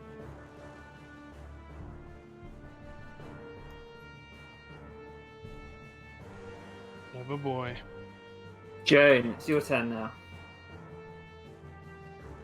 June. Yay! So she actually, to be fair, I'm gonna focus on this guy here. Or is it better to come up? Do you think? So you would have heard a while ago Toby said, stick with the wagons, defend the wagons, we got to keep moving. And Pierre has just recently said, get as close to me as possible. Or get as close to Ember, I think you said. Like Yeah. gather around Ember. What's So my you're- speed on a horse? Yeah, so your horse and you take your Mhm. turns on the same initiative count but separately. Yeah. So if you want to hit that guy next to you, you can do that first and then have your horse move you up and you'd be fine. Oh right, okay. Yep, that's what I'm gonna do then. Cool. Gun action, firebolt that guy. Pew. Well, not firebolt his horse thing. Warg. Warg. You should warg. 15. Yeah, it hits. No! Oh, What? Which one was it? The warg. This one here. That one. Ah. Don't forget you And you got actually have bless to on you. kill it outright. Don't forget you got bless. Oh yeah. Very good Your spell. three blessers. And we've got 3 ones here. And your horse has a movement of 60 feet. And it can take Cool. the only actions the horse can take are dash, disengage, or dodge. You get to choose. Thank you. Dash. Well, dash would be 120 feet because it's got a Oh, base. no. Go with dodge then. Yeah. Nice. Okay, as Joan gets in range then, because I believe everyone is now... Yep, they are. Pierre is going to look over at Toby, and he's going to just say, Toby, don't be too cross with me. And I think you'd have a little flashback to, I imagine, where Pierre and Toby would have gone to Arabelle at one point, and you would have been within Pierre's parents' like house and whatnot with him. Oh no. And he would have his father would have been showing off to Toby, which I imagine Toby would have found pretty awesome. Would have been the kind of relic or artifact of the Rallyhorn family, like their prized possession was this horn that they used, that gave them the Rallyhorn name and elevated them to like a noble status, that they used to like rally people to save the king, like many a year ago. Yeah. And he was like, yeah, it's our prized possession, and he would have told you it never leaves his room, and it always stays in his carefully guarded lockbox and stuff like that. And Pierre pulls out the horn. And he's like... Toby's like, oh no, you didn't. I did. Let's give this thing a go. And he's going to blow on the horn, the King's Deliverance. So I'll try and find a horn sound next time. Oh, that'd be cool. Yeah, everyone within 30 feet of up to 6 creatures. So that'd be Dewey, Joan, Rodri, Ember, myself, Toby. Yeah. Yeah. All of us gain temporary HP equal to my level plus my charisma modifier, which is 8 temporary hit points. Fuck, nice. Damn, pretty good. Yeah, Toby's like, ugh, but then can't be helped but be moved by the storied history of the horn. We'll say I Rally. do need to take away 3 for the horse earlier. Oh, right. Oh, when you got thrown off. I forgot about that. Yeah. Oh yeah, I need to do that. Sorry. Shit. Oh, I think you fucked up. Someone fucked up Ember's name. It's like Ember wins. Oh, it's me, yeah. 8 temp HP. Nice. Come on, Joan, add it on. Need that red bar of glory. Sorry, I did it on D&D Beyond, but I forgot about the other bit, didn't I? Aurelius 20th.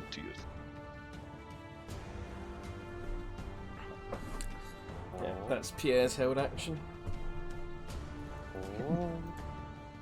James Bin. The walk right. He nicked his family's horn. Fuck. Love it. Fucking angry noble dad.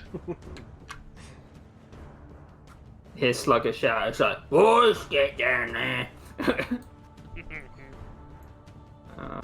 They're gonna do the walks are gonna do acrobatics as they climb down.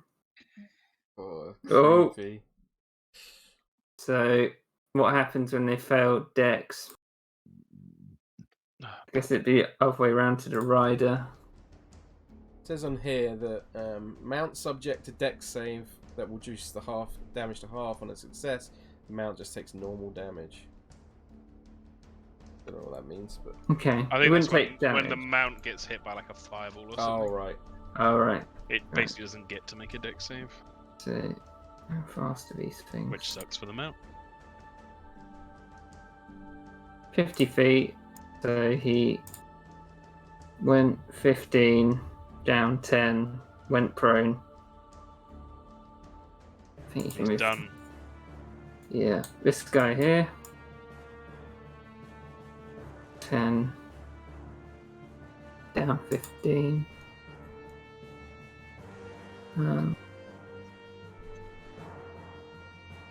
Passes.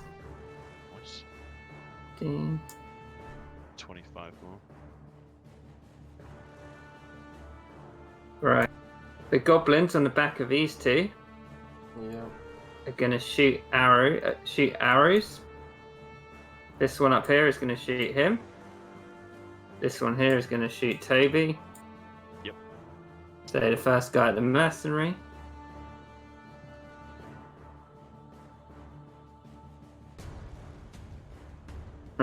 They both miss. Hey. And then this walk would get a bit further up. There we go. These walks.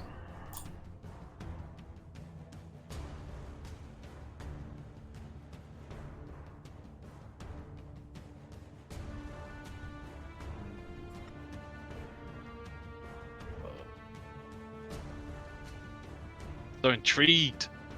Are they gonna like block off the exits, or is it gonna be like Yeah, a curious full-on as well. chase scene? Both such cool options. I will say my fire's still going. I don't know when you have to do that. Yeah, The end of their turn, I think. And he moved though. yeah, this was good. So this other one's gonna go down.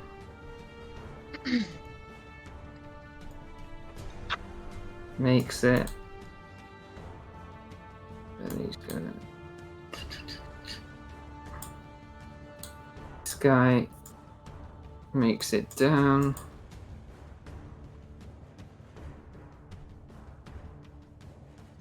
This guy makes it down. Moves up there. Right. Hmm. No, if you were doing stuff, I was gonna say it doesn't matter. You go. Do this. Okay, and now all the goblins. A cool option if there was the option to like stick tokens together and roll 20. There is the No. DM. Is can there? I didn't group know them. that. Yeah, group. Does work a bit funny sometimes, but I remember Stick making a fucking like wagon out of 6 different things, Yeah, I didn't know groups that. together. So, as you can see, the wargs, some of them seem to go down into the valleys to try and block the exit. Some, you can see that the goblins on the backs of the wargs have all got short bows, and they're going to start unleashing. Yep. So this guy. Wait, okay, I'll go clockwise. So Okay. these two both shot, this guy didn't. He's going to shoot at him. Maybe take them off with a colour when they've shot and then retick them when they have. Yeah, I can keep track. I'm going. So the top 3 have all gone. This guy here, going to shoot at Pierre. Mm-hmm. Fucking hell! This guy up here is going to shoot at Pierre. Yep. 19. It's 6 piercing damage to Pierre. This one here is going to shoot at Rodri. She should be on the other side of her token. Ooh, should she? Battle mode. Oh, sorry, I meant. Oh right, yeah. You. You. I like that. I like the armor token. Yeah. This one will shoot at Joan. Pew. 16. Misses. These 3 here Oh fuck! I didn't even see them. are all going to shoot at Joan's horse. Disadvantage. Yeah. Not Uriel. Oh my god! Uh I got 3 nat ones. What the oh. fuck? Yeah. amazing. Oh my The god! glory of a monitor. Fucking hell! That is ridiculous. I mean, it's not, but it is. It's fairly long odds, even with disadvantage. This guy's going to shoot at Dewey. Get away Oh. from him. And this guy is going to shoot at the Iron Throne mercenary.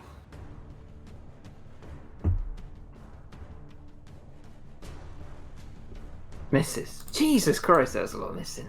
Yeah. Iron Throne mercenaries. Pulls out its longbow. shoots at the one above him that's in the way. Nat 20s Oh, and shoots the goblin right off the warg. Nice. But, and then the other Iron Throne mercenary is also going to try and shoot that one. Can everyone do a nature check, please? Sure. As you look at the warg as the goblin falls off of it. oh. We're not rolling well. Joan did. Oh, Joan did. Sorry, I didn't see. Good, Joan. So the other one pierces through the goblin, but it doesn't quite fall off. Joan, wargs are intelligent creatures. They don't need riders. Oh, good. And She would communicate that to the others. kind of doesn't want to charge the wagon right at the warg, so the cart is gonna... God. Drive it up the wall and over them. It's a bit too stout. I think it's crashing no matter what. It's going full momentum. Yeah. Especially because you got to imagine there's a length of a horse in front of that as well. That car is definitely going over. Are they pulled by one or two horses, Kieran? One horse. Yep, it's going over. So it managed to. Let's see how well it manages to turn. Let's do a handling check of Bugrick. Let's go, Bugrick. At this point, we might as well have just let him take it. You got a 2. What was that on you? At this point, we might as well have just take it. So I'm going to say that the cart, this one, just plows into the slight rock face. Fuck. And the guys on board make dexterity checks. Fucking Bugrick. Oh my god, Bugrick made it! And Should have just smashed into the wargs. he's got his reaction, so I'm going to say he can use his reaction and land on his feet. But the other guy fails. And takes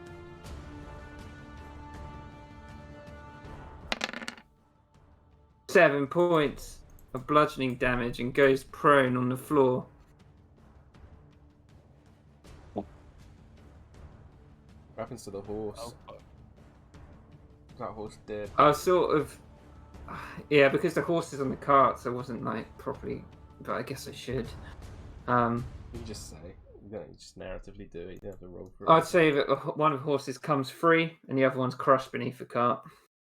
Well, And Winnie is like... But the one horse is... Actually, it's just one horse, so it's crushed beneath the cart, yeah. Then the other cart... Rip. This guy's Chad going to Mulin's 3. Chad Mulin's gonna have to do his the job he was born for and pull the wagon. So this guy, he manages to get it slightly under control, Nice. but it's not enough room. He kind of gets stuck in between the other cart. Oh, fucking hell. He only got a 9. He didn't manage to crash into Toby, but... That's something, I'll take it. Should have done the fucking rules from Gorka Morka here. They spin out. Slugger looks down. He's like, I told you, give me my weapons and we'll go. Pulls out a javelin. Oh no, it's my turn first. Oh, is it? Oh yeah, go on, Ember. Ember's just gonna move up. Oh god, I don't even know where though. Don't know. Chill here, I guess. She will cast. She can cast. Let me just double check the I have to be in certain part. Tongues within range. Okay.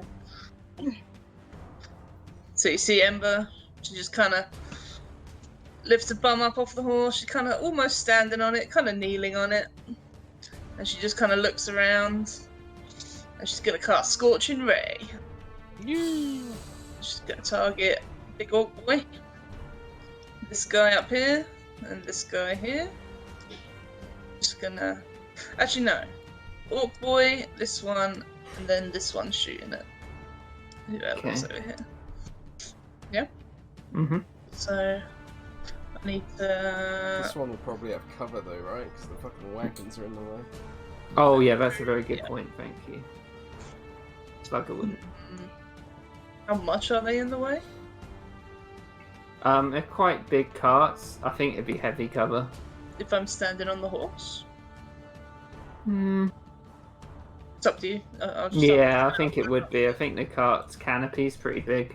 Okay. Well, then I'll target this one right in front of us then. Okay. So Slugger and the two next to us. Actually, we'll get the further away one up there. And I'll keep changing it. That one, and Slugger. Let me just... Do I need to do it for each ray? Yes. Yeah. Okay. So this one's on Slugger. I will say you didn't activate your mantle if you wanted to activate it. I did on the last round. And Oh, did you? also... I know it missed, obviously, but I also can't roll ones on damage anymore on fire attacks. Just saying. Oh, that's pretty cool. Oh yeah, reroll Yeah. to 2, yeah. So much better. Well, There's yeah, a lot of numbers in that thing. It can't go above 2. So any 1 just changes to a 2. Yeah. It doesn't Oh, re-roll cool. it. Yeah. I will say you do have inspiration if you wanted to use it. It's better. I feel like I'm gonna need it, to be honest, That's fair. for death saves. And yeah, this one on the left. Mm-hmm. Not like it. And with that Ember, the Scorching Ray just blows him straight off the warg. Nice. And that one up at the top.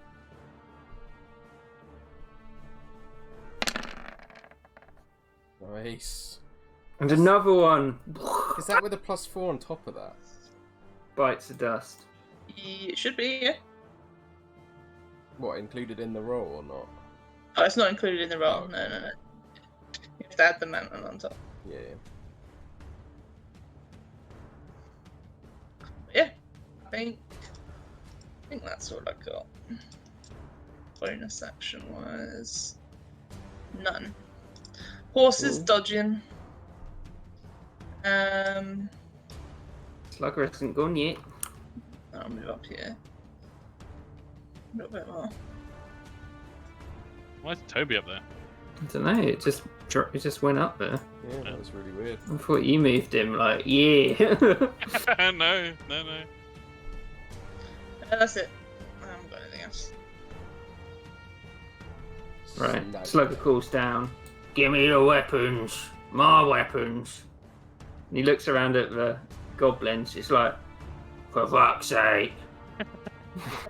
This is why I sleep outside the base. And he pulls out a javelin. Throws it at this guy. Oh wait, it's ranged. Throw it at this guy here. Not Throws a good guy. Throws 2 at them. 16 and a 21. The first one misses, but the second one goes into him. 11 points of piercing damage. Rage. Yeah. Rage. Sort of backs off a bit. He's like, if you don't get him soon, I'm going home.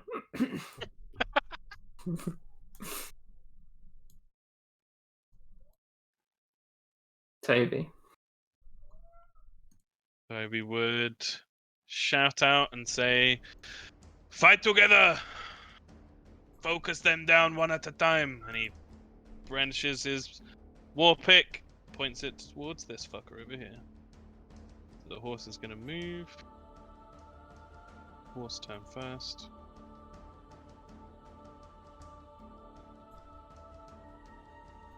Here. And take the dodge action again, so I'll just leave that on. And then he will make his attack against the rider. Mm-hmm.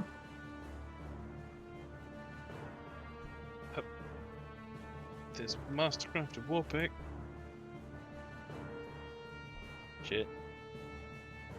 Ooh. I'm gonna blow my inspiration.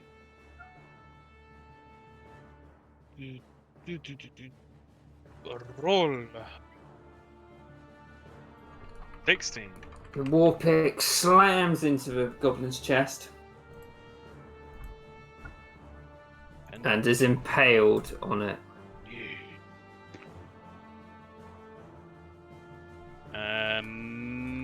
That is my turn.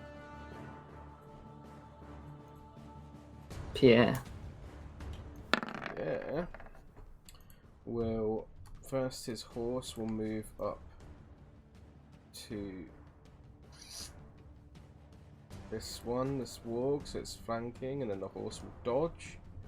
And then for his action, Pierre is going to make an attack with his rapier.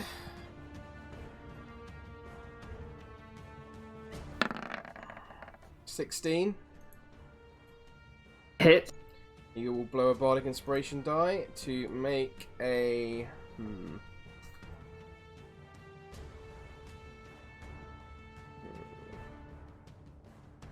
He's going to make a defensive flourish. He's going to roll one of his bardic inspiration die, which is D6. Oh, yes. Nice. So, to the end of my... is it end of my next turn or start of my next turn? I think it's start. Yeah, start of my next turn. I have upped my AC by 6. So my AC is now 21. And then the guy takes 6 extra damage as well. So he takes 13 points of damage in total, piercing. Ooh. You slam it into its neck and it and lets out like an intelligible little language at you. And then I think that's my turn. Yeah, that's my turn. Bugrick. Bugrick is going to do an athletics check to try and climb over the carts. Makes it. Boom, boom, boom. He's like, for the Iron Throne! And like starts attacking the warg. Yeah. What's he got? What's he got? He has got a warhammer. Yeah. I'm so excited. And smashes it in the face. There are these old Warhammer fantasy dwarfs called Iron Breakers that he reminds me of. They're so cool. That's awesome. They're just like completely coated in armor. Okay. Moves up next to Pierre. Horse will dodge.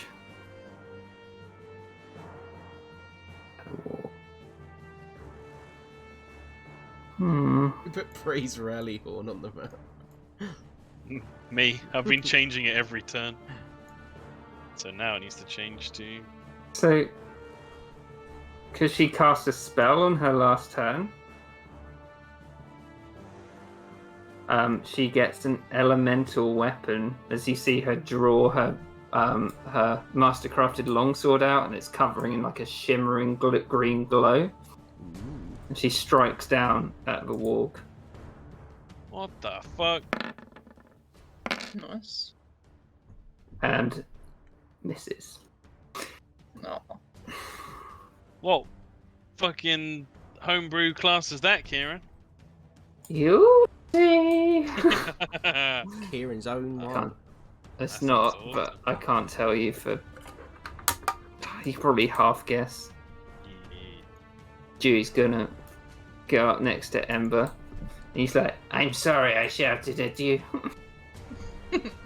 And he's gonna...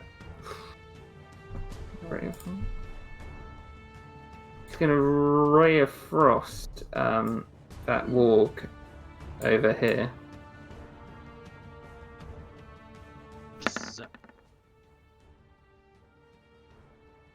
18. He does 5 points of cold damage. Nice. Joan. Wisdom, what? Oh shit, what I just clicked on. So.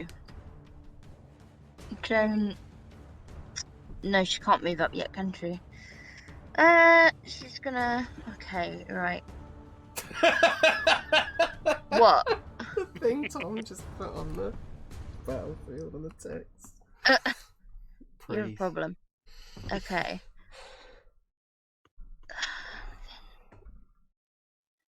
30 feet. Oh, fine. It's gonna have to be. No, it's not. Maybe you Can't even be any of them. maybe Pointless. Maybe you can move your horse before you do your stuff. Oh, okay. Cool. Fuck's sake, Tom. So she'd move up in the middle here. Up to here.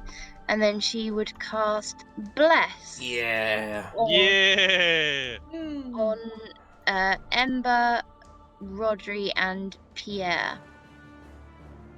Nice. Yeah. And then bonus action, she would use her spiritual weapon. Oh, you can't cast 2 spells in yeah. the same turn. Am I not? Oh, You can okay, only do fair enough. cantrips. You can do a cantrip, yeah. Oh, right, yeah, that's fine. That's me, I think. This is very good though. Yeah. I'll remember that.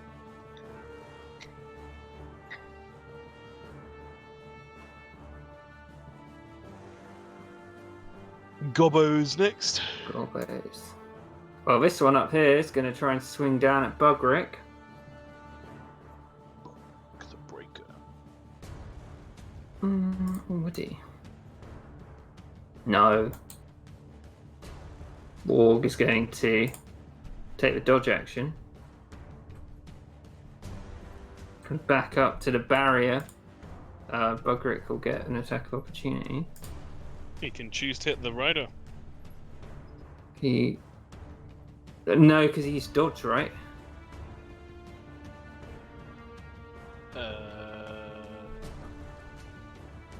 Mounted combat rules. Good mount, use disengage action before moving. No, attacker can choose to Oh. target mount or rider. Sorry, he would disengage him. Okay. I thought it was dodge, but yeah. And the goblin would take a shot. As for 3 piercing damage. Got through the armor. This guy here. It's going to shoot at Pierre. Yeah, good luck now, bitch. Oh no. You had to say it. Oh, only that one. Oh, hey.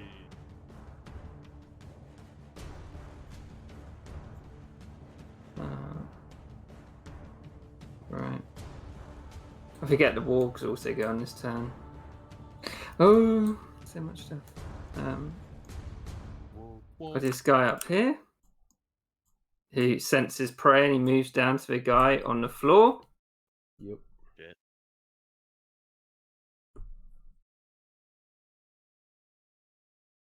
And pulls one of his legs off and spits it out. Oh my god. Just turns on Bugrick. Well. Mission failed. Actually, the weapons are still there. Mission not yet failed. Well, part of the mission was also to find all the other weapons that have gone missing. That's true. They're all in the fucking pants of that guy. This walk up here Gonna try and attack Toby. Yo yo.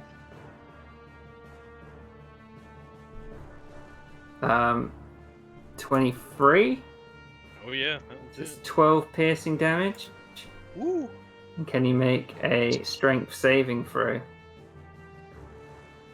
Yep.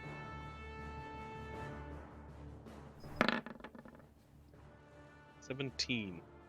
You make it.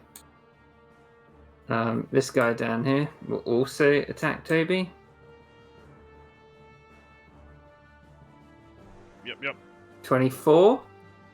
Yep. 13 piercing damage. Yeesh. Yep. And another strength saving throw, please.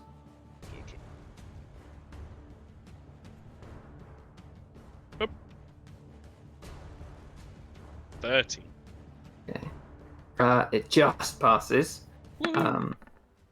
So I think that's all the walks in that vicinity. This one here is going to come down. It's going to do an acrobatics check.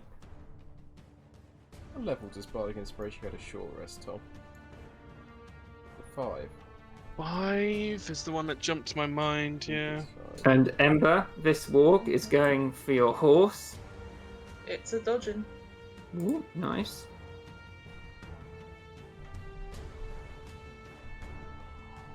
And so it misses. How fast are you? Yeah, and it turns to a D8 at level 5. Level 5 is going to be so big for me. Because you get your multi-attack as well, Yeah. don't you? Yeah, that's crazy good. Crazy! Can't attack. Well, look, Fucking- can. Trot in the Stride campaign, watching. Playing a swords bard, so cool. It's awesome. They're really fun. I like know a lot already. Yeah, they really seem it. So these walks have all charged up. The one next to Joan is going to attack Joan with his dagger. Disadvantage. Woo. Joan? Yep, naturally he's got a natural Mhm. 1 marker on him, so. Oh, thank you, yeah. So, but he still hits with a 23 and a 21. Holy He shit. takes 6 slashing damage, Joan. HP doing work. Um, Remember to take it And off then- the temp HP first, Jane. and this one is going to attack Rotary.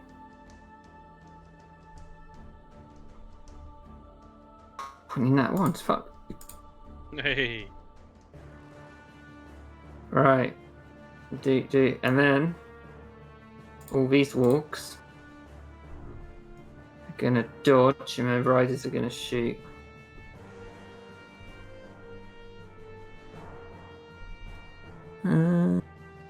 Let's dodge.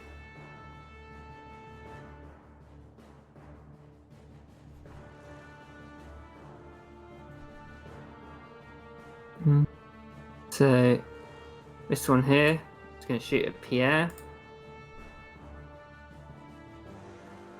Fucking hell! Another that one. Then the one from that one is going to try and shoot Joan.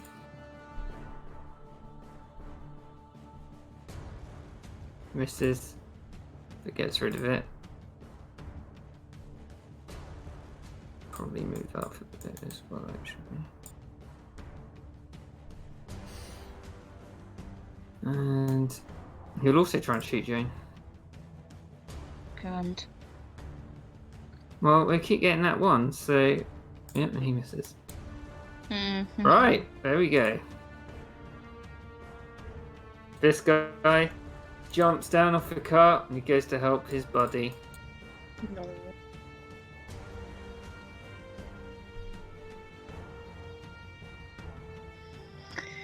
He hits as well for 10 slashing damage as he pierces in. Ember. So if you disengage the horse, do the things still get an attack of opportunity on you as well? No. No. Yeah. Yeah, no yep. Yeah. Oh, yeah.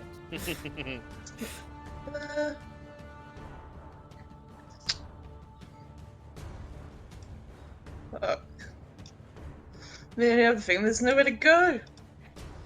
Yeah, we're pretty boxed in there, unfortunately. Yeah. I'm a rangy range. It's not helping me. Bit of space. Yeah, yeah.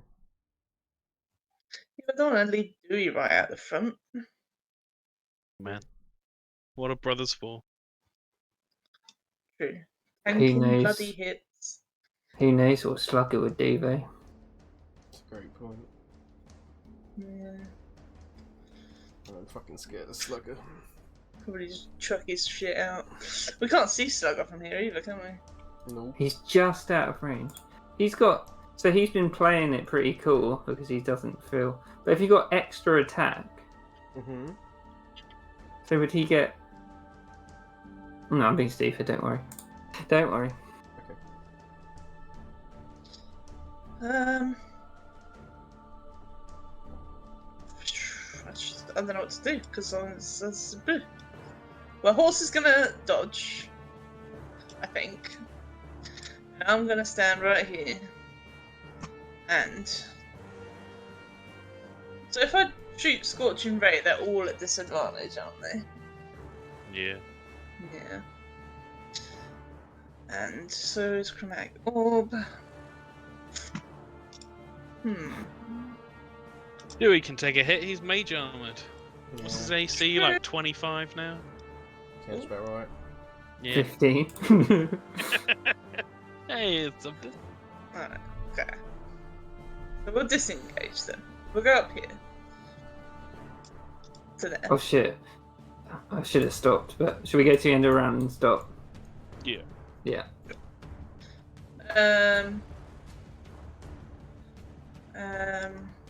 Fuck. Just such a poopy position. Blow him up, do the fires. Yeah, let's do the fires. Let's just do another Scorching Ray. Maybe you got Bless on you so you can add it to your attack roll, I think, right? Yep. Yep, and I've also got my mantle on, so it's an extra +4 damage to each. Nice. Yeah. Blow them the fuck up. Which ones should I blow up? These guys up here? Clear out the ones on the Whatever. ground, I Guys think. pelting everyone? Which ones? I think clear out the ones on the ground to make space, personally, but Yeah. Clear our lines. Toby's True. flanked at the moment, so... Yeah, he is flanked. That's true. Alright, let's get the one flanking Toby. Let's get this one because he's fucking me up. And then let's get this one. Okay? Yeah. So, first one, and Toby. The Schwer hits, anyway. Yeah, hits. So this +4. Fuck. 11. Mm-hmm. It rears back, but it's still alive. This one. Mm-hmm.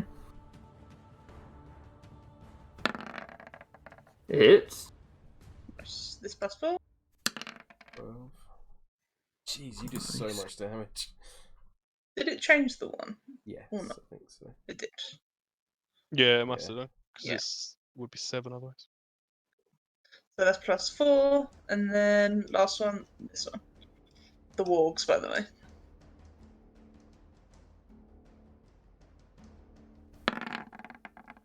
damn.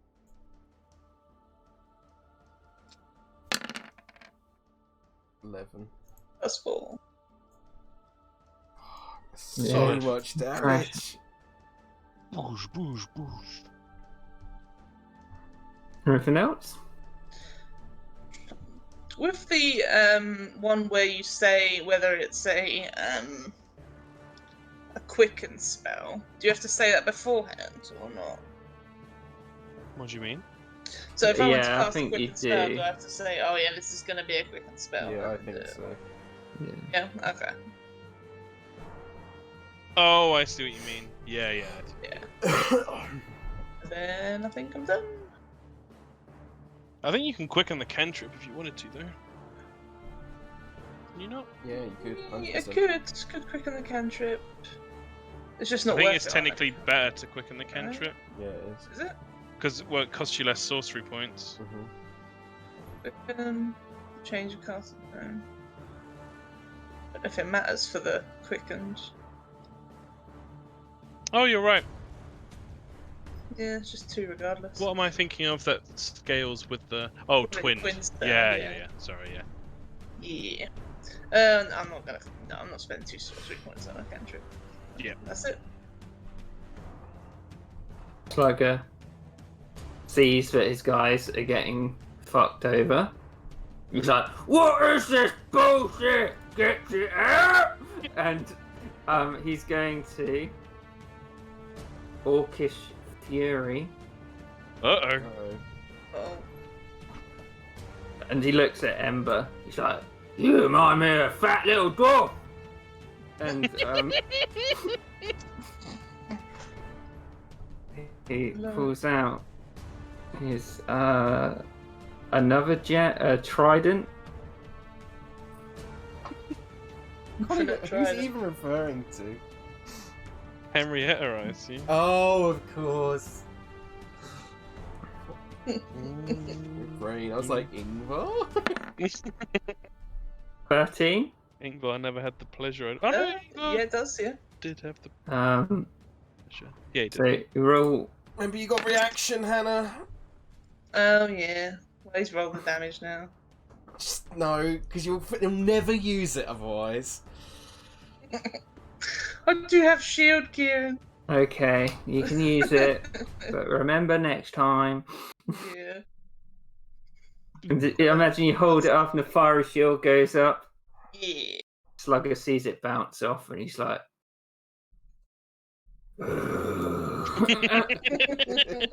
sees this guy over here. No, you can't throw that far. Sees Dewey though. Yeah. Not my Chewy. Can't reach. Moss has already moved.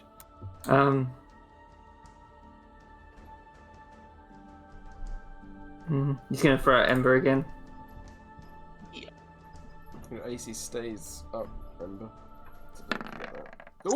Oh, Nice. poor And Kieran. it slams to the ground, and he's like, "That was my best trident!" Toby. Okay.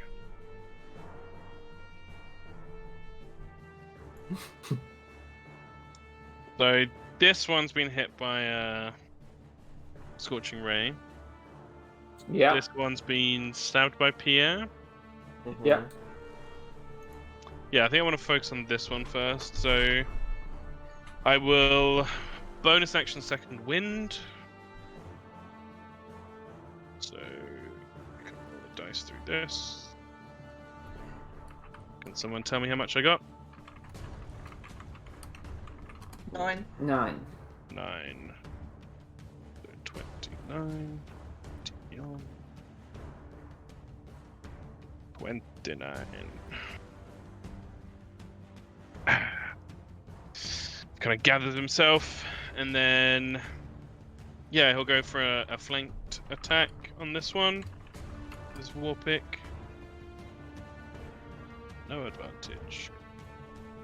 Flanking moves. 20. Yeah, hit.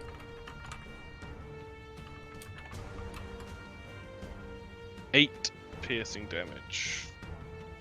Okay. Fuck! I keep forgetting my feat, and it's such a good feat, and I keep forgetting it. You'll remember next time. Yeah, remind me, Kieran, because this is a defensive one, so it's happening when you're attacking me.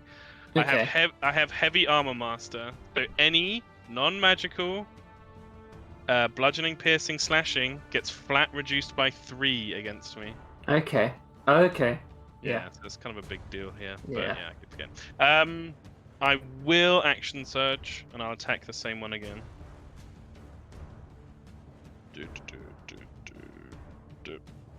Action surge ticked off. Walk attack. 24. Mm-hmm. Fuck. And 8 with a damage again. with a sickening thud, you hear its skull crack, and it howls out and collapses to the floor. Excellent.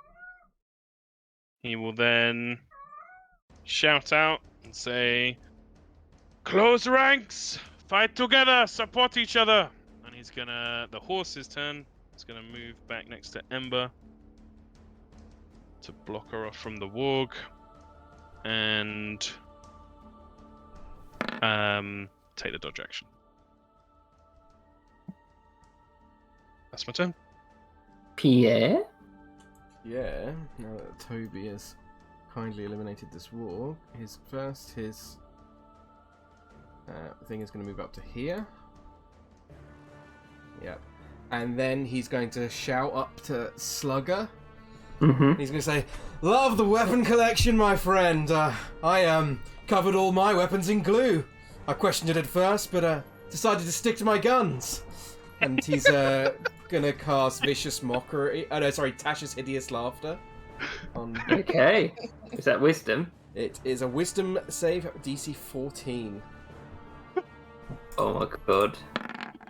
What kicks? There's no gun. Oh, yes! Yeah. So the target must see on the way. He falls prone and becomes incapacitated and unable to stand for the duration. He finds everything hilariously funny and falls into fits of laughter. When you said it, he's like, "Fuck!" Oh, I was hoping he'd fall down the cliff. God damn it! Still Does he get a huge. whiz save at the end of his turn? Yeah, he gets. Okay. End of each of his turns, and each time it takes a damage, the target can make another Wisdom saving throw. The target has advantage on the saving throw if it's triggered by damage. Okay. That's my turn. Nice. Oh yeah, button it up. Bugger's like, "Let's kill this abomination!" Slams into it.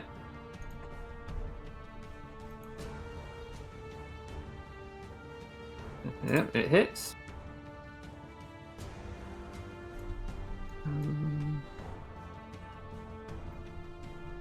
Does 6 points of bludgeoning damage. Rogery.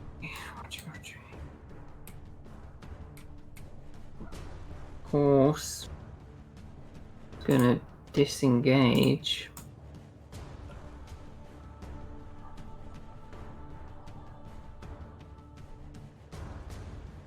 This mounted combat's really fun, by the way. Yeah, it's a Yeah. good idea. It really is. Whose idea was that?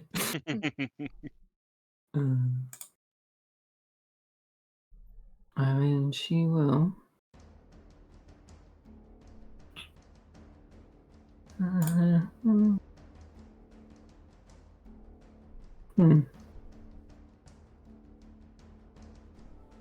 Yeah, she'll just make an attack against one of the wargs. One to the left.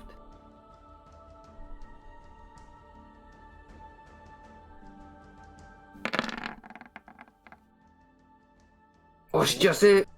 Yeah. She's got Bless as well, remember? Ah, yeah. Yeah, she did this. Dew on the grass.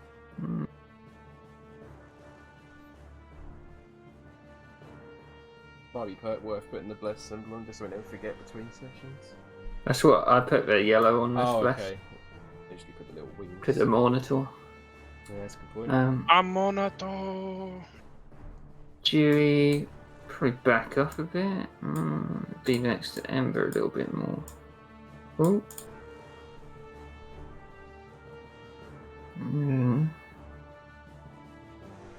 It's gonna. Meant to ask, Kieran. Mm-hmm.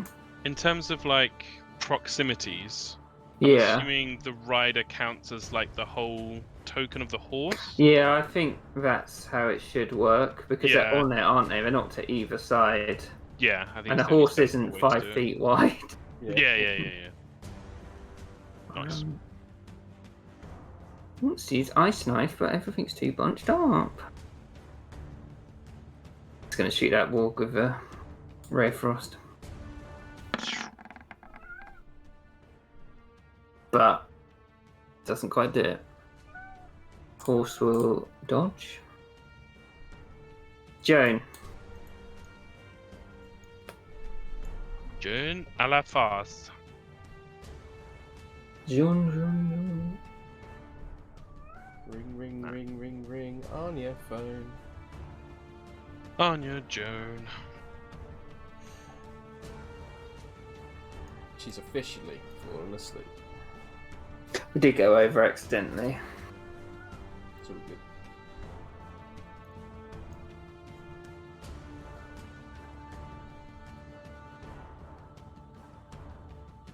Don't mind doing a turn for her if you want me to. We could just stop here, really. Yeah, we could do if you want, yeah. Yeah, because after it is still the walk. Oh, we have activity. You have me? Hello? Jane's turn. Nah. Oh, sorry. Because I dropped myself on the floor by accident. I'm gonna go for these guys on behind me here. One of them, I'm gonna go for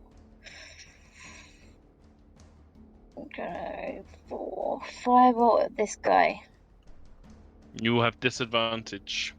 Oh, maybe I won't then. I will do Toll the Dead.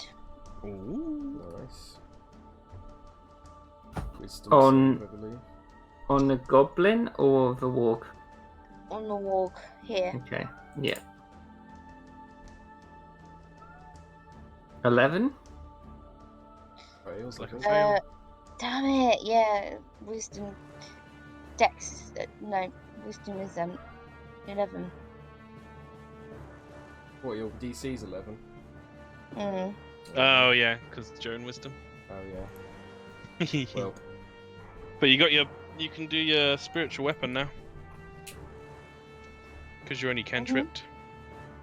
Yeah. Yeah. What would it? Where do you want it?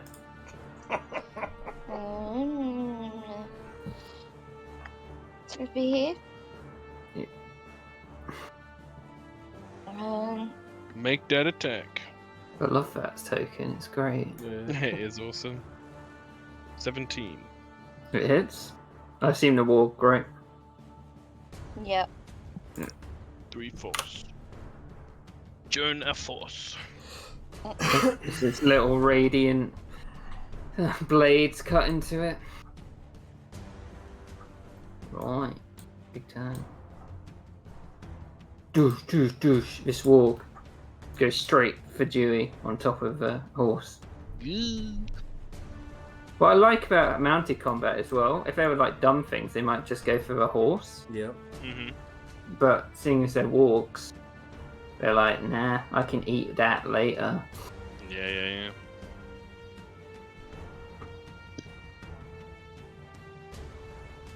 Where do I put it? Oh, what am I doing? So the walk, gonna bite him. 17, which hits. 6 piercing damage. Ouch. He's got his 10 HP. HP. Yeah. Oh, thank you. I think Jones needs to go back up as well, Kieran, for the same reason. Oh, yeah. Oh, they're so Sorry, I know you got a cool. million things going on. There we go. Look at the iron breakers. Yeah, real Hmm. cool. I will start up and go clockwise now then. This guy, gonna go for Pierre. Oh, my AC would not be 21 anymore as well. Forgot to lower that. You gotta use this picture as a fucking. So 16, It's 11 piercing damage. It's a melee attack though, right? Yeah. Okay, in that case then I will use my reaction Yeah. to use my defensive duelist. When you're wielding a finesse Okay. weapon that you're proficient with, and another creature hits you with a melee attack, you can use your action to add 2 AC for the attack. So my AC goes up to 17. And it does it, and you block away its sharp teeth with your rapier. Oh, awesome.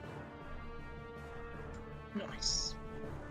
Guy up here is going to do acrobatics to try and get down.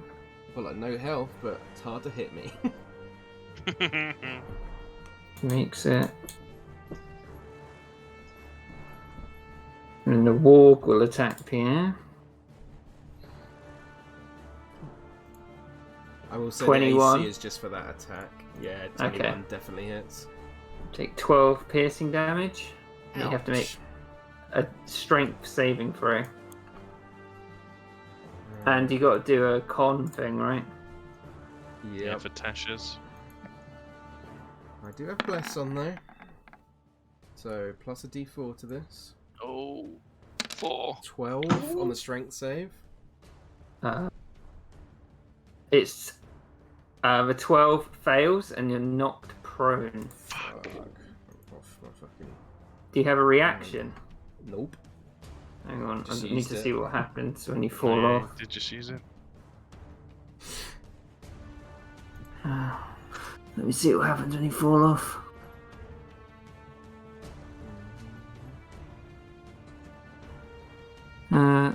Mount is not prone, no. Mount moves. Oh, there's an extra thing, Kieran. Mount moved against its will or rider knocked prone. The rider needs to roll a dex save versus DC 10. Oh, okay. Okay. Right, dex save. Again, I do have bless on. Right, it's Yeah, 14 so- already, so yeah. So the rider remains mounted, according to the rules. I'm not prone then. Did you do your con? And I will do my con now.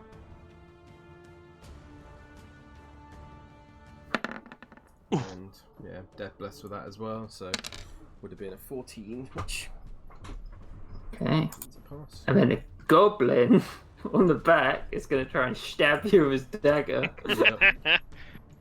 He gets a 21, It's just 5 points of slashing damage. ow. I'm looking pretty hurt. I will do another con save.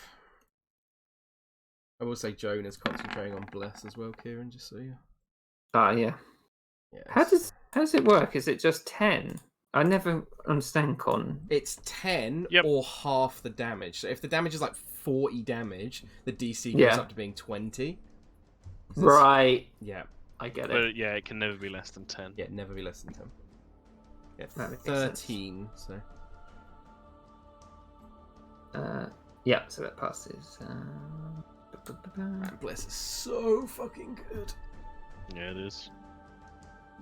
Just having that reassurance is like, mwah. When you can keep it up, it's just so much value. It is, yeah. This guy isn't really got there. Come down. Just do a check. Calm down. I really want to see if Sugger passes his wisdom save on my thing or not. Yep. I've got the cloud rune as a backup. Stone rune. That's a great shout. Because I've got a really good idea. I'm going to dissonant whispers on Moz to make him run away. That's awesome. Goes his full speed. Yeah. Right. So these two walks down here are going to attack Rodri. Rodri, you're in a bad spot, buddy.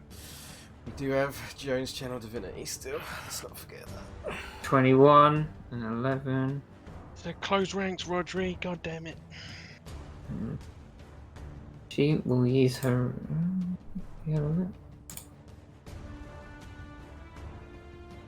Right. How much does shield do? +5. +5. Yep. Yeah. She's gonna shield. Nice. and they both just clang off the shield. Lasts to the end of her next turn as well. So That was fucking lucky. They both got 21s. What did the shield do? 22. 21. No, 22. Yeah, you're right. 22. Yeah. Fuck. That's crazy. Where is it?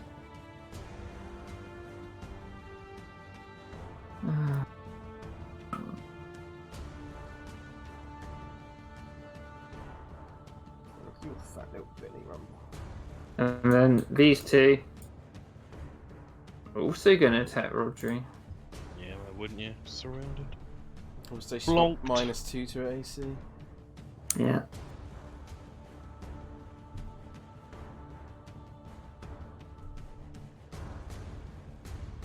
Yeah, they miss.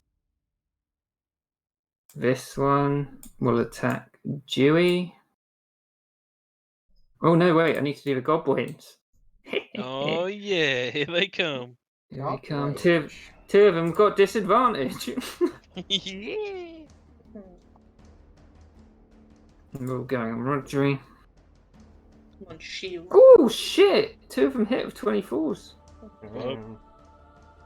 Another one that one's. Hey. Oh my! The two that had disadvantage were the two that hit.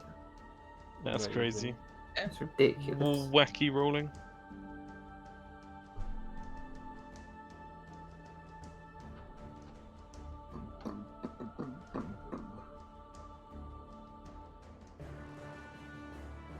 This guy on.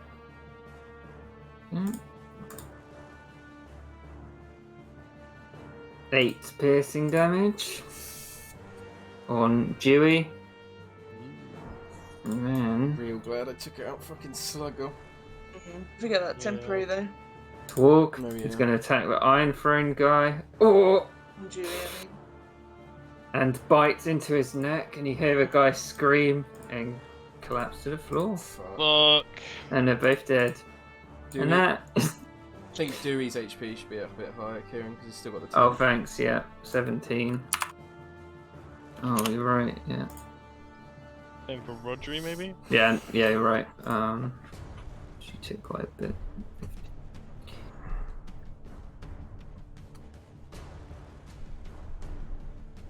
0 plus 8, 30. Real fucking good though.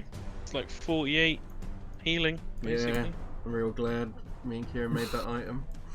Yeah. Right. Can we do Ember's turn and then see if Slugger passes? Fine! That's it though. Yeah. I just want to see if he passes. Yeah. Kill Let's do a Slugger. Chromatic orb, shall we? Chromatic orb. No, don't kill the wargs. Huh? Kill the wargs, there's so I'm many. gonna kill the wargs, yeah. Let's do a twin chromatic orb. Yes. And we're gonna do it on. Let's try and get some on. Which ones are the weakest out of the ones on Rodri, Kieran?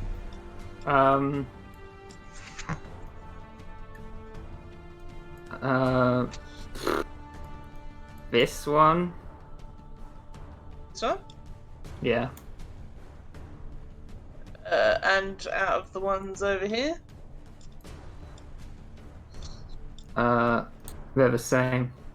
Same. We'll get this one up here. He's weak. And ragged. 5 feet of me.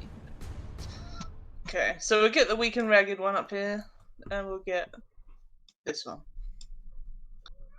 Okay. I think. Or maybe I should try and free up Toby. Maybe it's fine. He's a fighter. He wants to fight things. It's more just to free him up to get him so he can go over there. You Just know. don't Oh, want I see. flanks. I don't think he's gonna die though. This thing. So. Yeah. Bring Yeah. it So up let's flanks go together. this one and this one. Yeah, I think. like it. Twin it. Maybe you got Twin bless. it, twin it.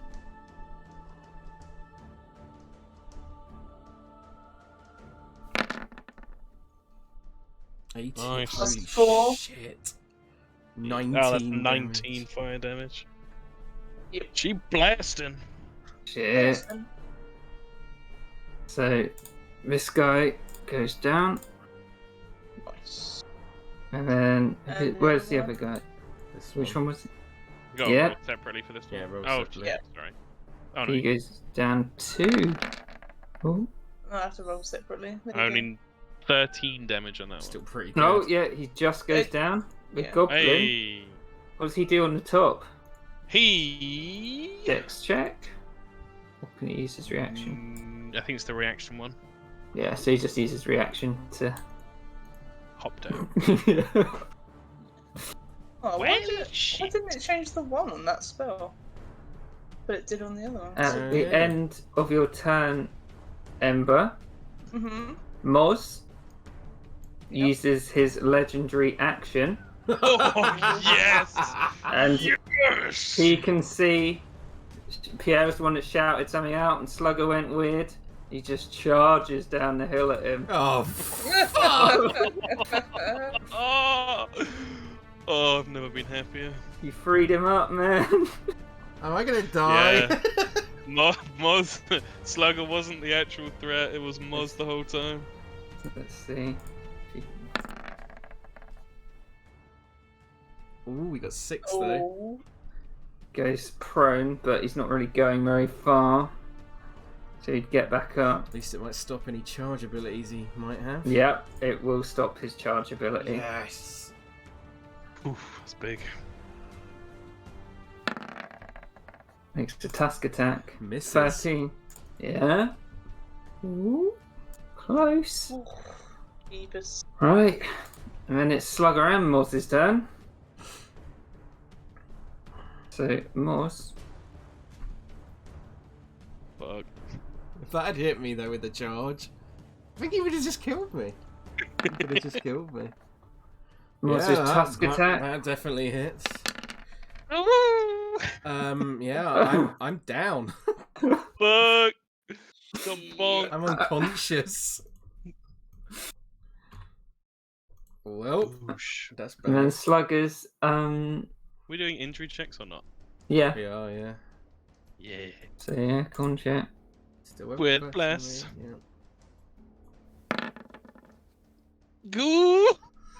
Come on, bless. Oh no, it's a 2. No. It's a fail. Oh. You know, the inspiration. Oh, I do have inspiration. I will use it for an injury check. Yep. Let's make another con save. Wait, does that mean Yeah, that the concentration breaks? No, I have to do it separately for that. Do that separately. Well, I'm yeah, down yeah. anyway. So yeah, Oh, it so would. yeah. Yeah, 100% would. Yeah. So Slugger gets back up. Yeah. Yeah, and Moz went first, so Slugger gets his turn. Yeah. Yeah. Slugger calls out, "I only want the weapons!" and pulls out a javelin, looks at Dewey. No. Fuck. Thunk, thunk. 12 plus 9, 21 points of damage. Oh. Oh. And That's exactly what Dewey needed to go down. goes unconscious. Okay, that's bad. Okay, that's bad. Toby will use his reaction on. Fuck, who's the bigger threat? Ross has legendary actions. And after his turn, he does a whistle, and Moz seems to like turn his head back. And come back to him. No, because he can't move yet. Ah, fuck, that changes it again! Because I've got a reaction that I can use at the end of a creature's turn. It's technically Moz's turn as well, though. Slug and Moz will go the same turn. Yeah. But now, seeing as he's calling Moz back, but then if I... Fuck, man, that's a difficult decision. Well, I'll start rolling up a new character, guys. No, you don't Jones before any of the bad guys, though, really. Yeah, you're gonna be getting back up. Yeah. We got fight in us. If he'd hit me that first one, though, I think I'd be dead. I think you would have been as well. Yeah. I'm gonna use the reaction on.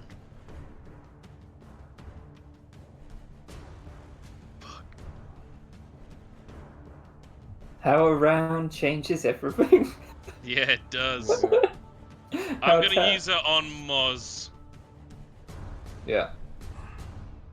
So Moz needs to make a wisdom save. He might just be getting this decision. Painstaking decision, doesn't matter. DC 13 wisdom save. Okay. He invokes the stone and shouts, Oh, he fails! "Yeah!" 4. So he is incapacitated in a dreamy stupor. Speed of 0 incapacitated. Oh my god, you're up He next gets- as well. He gets to do the saving throw at the end of each of his turns, ending the effect on a success. Okay. Yeah, Do you want- so I could beat the shit out of Mars. No, I think we need to stop it. Yeah, it's pretty late. Yeah. What Anya's falling over. But I got a lot to think about for next week. Yeah. Next time, do it. Yeah, it's not a damage breaks it thing either. Yep. But Tom loves Moz. I love Moz so much. But yeah, no, yeah. That was awesome, Kieran. Loved Yeah. that. Okay. Really That loving was a great CORMYR so session. much.